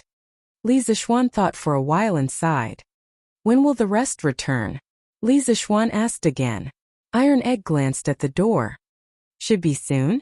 Coincidentally at this moment, the sound of footsteps came from outside the door. There were also some youths talking and laughing. "Haha, we're really lucky today to have met such a big rabbit. TSK, let's sneak to the west of the academy and roast the rabbit tonight." "Hee, that's a good idea. The roast chicken from last time really makes me miss it. TSK, these 2 rabbit legs are mine. I was the one who injured the rabbit. Otherwise, you wouldn't have been able to catch up with Chu Mo. Bullsh *T. Even if you weren't there, I could still catch up with him." Needless to say, these were the bastards who had sneaked out of the academy to steal chickens during the military training. Li Zixuan's old face darkened. He secretly thought that this bunch of brats really didn't learn their lesson. They wanted to sneak out of the academy at night to barbecue again. Most importantly, these bastards didn't even call him along when they went out to barbecue. He couldn't tolerate this. Ahem. In order to show his presence, Li Zixuan put his hands behind his back and coughed a few times with a serious face. "Gosh. Xiao. Yamacho is here too." Chang Chumo felt that the cough was somewhat familiar and looked towards the source of the sound. When he saw Li Zixuan standing in the middle of the courtyard, he was stunned. "Yamacho, are you okay? Are you done with your work?" Sun Zifan was just about to say, "Are you okay?" when he suddenly realized and quickly changed his words. "Heh. I just heard some people say that they wanted to sneak out to roast rabbits at night. Is that true?" Li Zixuan said lightly. "No, absolutely not." Chang Chumo quickly hid the rabbit behind him and shook his head. "Humph. Give it to me." Li Zixuan glanced at him and said unhappily. "No, Yamacho, we spent a lot of effort to catch it." Chang Chumo insisted. Li Zixuan said with a faint smile. "You really don't want to give it to me? Then you won't have a share of the hot pot tonight." "Hot pot? Yamacho, you want to treat us to hot pot?" Li Tai's eyes lit up. He was the first batch of people to try hot pot. When he heard that he could eat the hot pot personally made by Li Zixuan, he immediately became excited. Although there was hot pot in the palace, he always felt that Li Zixuan's hot pot was better. Li Zixuan nodded. He hadn't eaten wild game in a long time. He thought that it would be good to eat roasted rabbits tonight. Li Tai quickly pushed Chang Chumo and said, "Chon Yo, quick, give the rabbit to Yamacho. That hot pot is much better than rabbit meat. Quick, quick, quick." At the end of his sentence, he couldn't wait anymore. He directly snatched the rabbit that Chang Chumo hid behind his back and handed it to Li Zixuan. "Jinke, what's hot pot?" Sun Zifan was puzzled. His father was a civil official and didn't usually hang out with Qin Qiong and the other generals, so he didn't know what hot pot was. You'll know in a while." While they were talking, the academy students who went out had already returned. When they saw Li Zixuan, the academy students were very surprised and came over to greet him. Li Zixuan let Li Tai do a head count. When he knew that everyone had arrived, he gathered the students together and announced a piece of news that made everyone happy. Of course, Chang Chumo was an exception. "This month, students, you've all worked hard for the Warm Tang Foundation. In order to reward everyone for their hard work, the Academy is holding a special banquet tonight and treating everyone to a new dish that you've never eaten before. Now everyone pack up and follow me out of the city. To the Academy." "Oh!" As soon as he finished speaking, there was a thunderous cheer. Who didn't know that Li Zixuan was very particular about food? Since Li Zixuan valued this new dish so much, they would definitely have a good meal tonight. Most importantly, their recent efforts were recognized by Li Zixuan. This was more important than anything else. In the noisy cheers, Cheng Chumo spat out a mouthful of blood. F***CK. This is too much. Too much. A rabbit was actually tricked by the mountain leader. What a loss. Li Zixuan didn't hear Cheng Chumo's complaints. When the cheers died down, he led the students out of the city. Yunshanzhang should be almost ready by now. Chapter 11:17. Priestly, will there be any strong winds tonight? Li Zixuan asked as he bumped into Li Chunfeng when he arrived at the academy. He was just a fake Taoist priest and a fake astronomer. How could he know anything about the weather and the weather? Li Chunfeng thought that Li Zixuan was not good at this and did not suspect anything. He looked up at the sky and said, "Marquis, there is no strong wind tonight." Li Zixuan heaved a sigh of relief. He quickly ordered his men to set the banquet at the academy's field. He was worried that the wind would blow tonight, so he set the banquet at the cafeteria. However, since Li Chunfeng said that there was no wind tonight, he had nothing to worry about. Li Zixuan trusted Li Chuanfeng's weather forecast, 100%. If you are free tonight, how about having hot pot with me?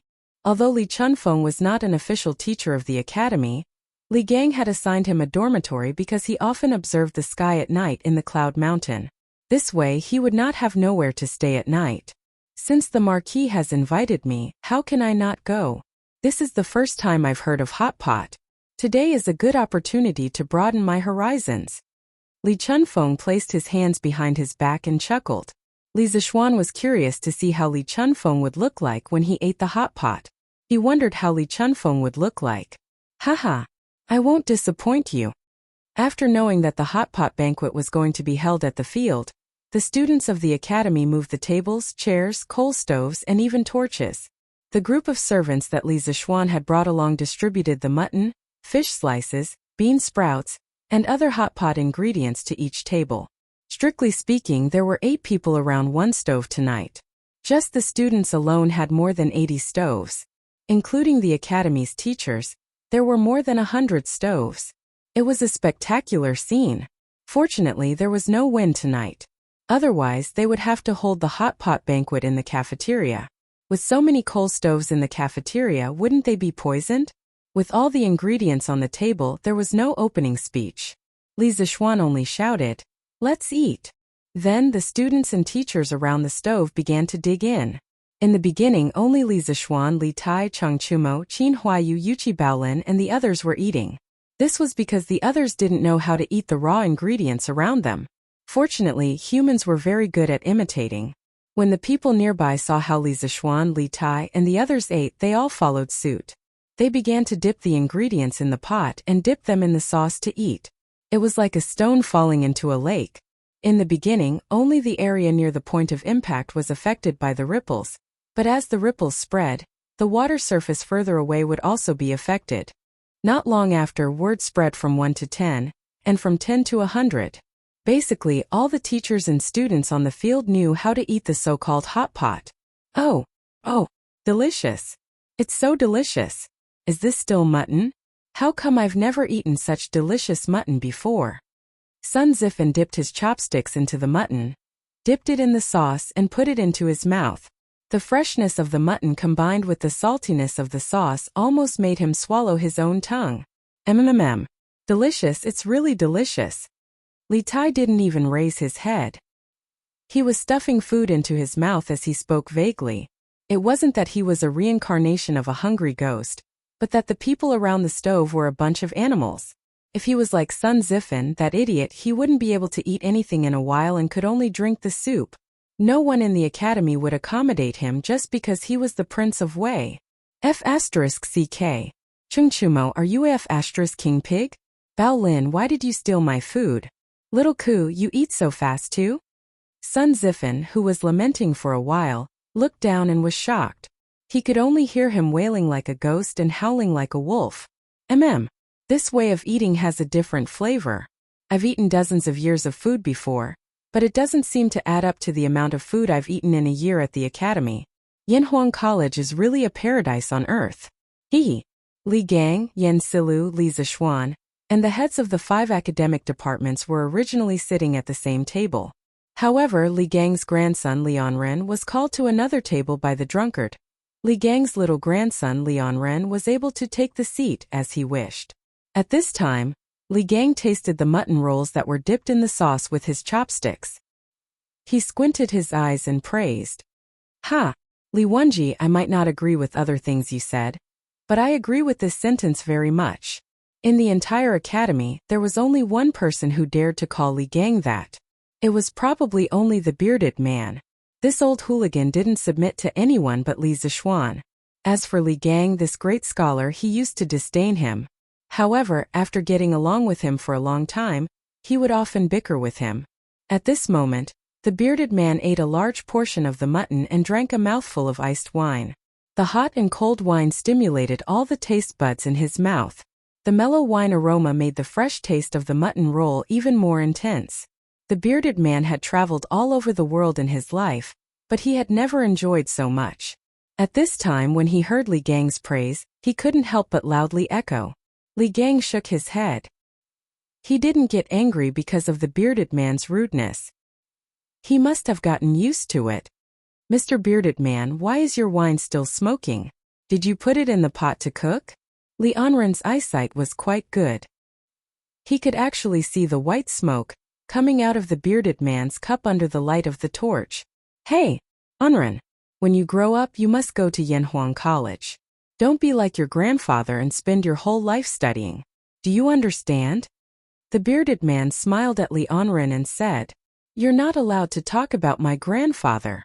Li Anren pouted and said crisply, "Hey." The bearded man shook his head. He pointed to the wine cup in his hand and said, "Do you know why I told you to go to Yanhuang College? Do you see? When ordinary people see that my cup is smoking, they think that the things in the cup must be hot. However, the students from Yanhuang College don't think that way, because they know that an ice-cold cup will also emit white smoke in a hotter environment." "Hey, you said that your grandfather's studies were superficial. Are there such things in it?" "Definitely not." The heavens took pity on him. The dignified pirate leader who traversed the 4 seas actually understood science. Li Zishuan, who was drinking a mouthful of wine, almost spat it out. If the pirate leader understood science, then those small island nations on the sea would have no way to survive. Wasn't this too cruel? Oh, Chapter 11:18. Come, come, come. Eat meat, eat meat. There's still a lot of mutton left. During the meal, Li Zishuan kept persuading Li Gang, Yen Silu, and the rest to eat more mutton. As for himself, he only took a few bean sprouts. Ma Zhou was touched. He thought that Li Zishuan would leave the meat for them and only eat vegetables. "Yamacho, you should eat some mutton too. There's still so much left. We can't finish it with so few people." Ma Zhou wanted to rinse the mutton with his chopsticks and put it into Li Zishuan's bowl, but Li Zishuan quickly stopped him. Hey, hey, hey. Stop, stop, stop. Brother Ma, I'm allergic to mutton. I can't eat mutton. So, to prevent me from getting sick, you must finish all the mutton on the table. If you don't finish it, you're not giving me face." In a moment of desperation, this guy started to talk nonsense. Yamacho, what's allergy?" Ma Zhou said with a puzzled expression. Li Zishuan was stunned. He quickly explained, "It's just that you're not used to it. You'll feel uncomfortable all over if you eat it." "Oh, there's such a thing?" Ma Zhou was even more puzzled. How could anyone eat mutton until they felt uncomfortable? Seeing old Ma's dumbfounded expression, Li Zishuan hurriedly called out, "Mr. Li, Mr. Yen, Mr. Mo, hurry up and eat. And run, hurry up and eat. You have to know that you can't eat this kind of tender mutton anywhere else." Although the few big shots of the academy felt that Li Zishuan was a little strange, they couldn't pinpoint what was strange about it. They could only eat as they were told. "Young master, I've brought the things you wanted." Halfway through the hot pot, Sanbao came over and whispered in Li Zishuan's ear. I got it." Li Zishuan nodded and replied softly. The ears of the bearded guest, who was eating large chunks of meat and drinking large bowls of wine, trembled slightly, but he did not take any further action. After a while, Li Zishuan left the table without anyone noticing. But after a while, the teachers and students on the field smelled that something was wrong. Why did he say that he smelled something wrong? Because it smelled so good. What was that smell? It smells so good. Oh, it smells like barbecue. Look, Yamacho is barbecuing meat.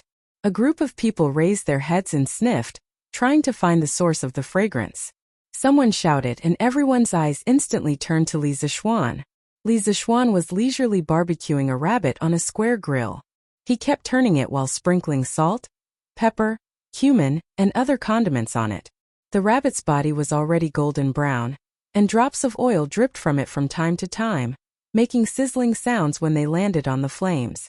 Just looking at this rabbit was enough to whet one's appetite, not to mention the waves of fragrance that were constantly wafting in this direction.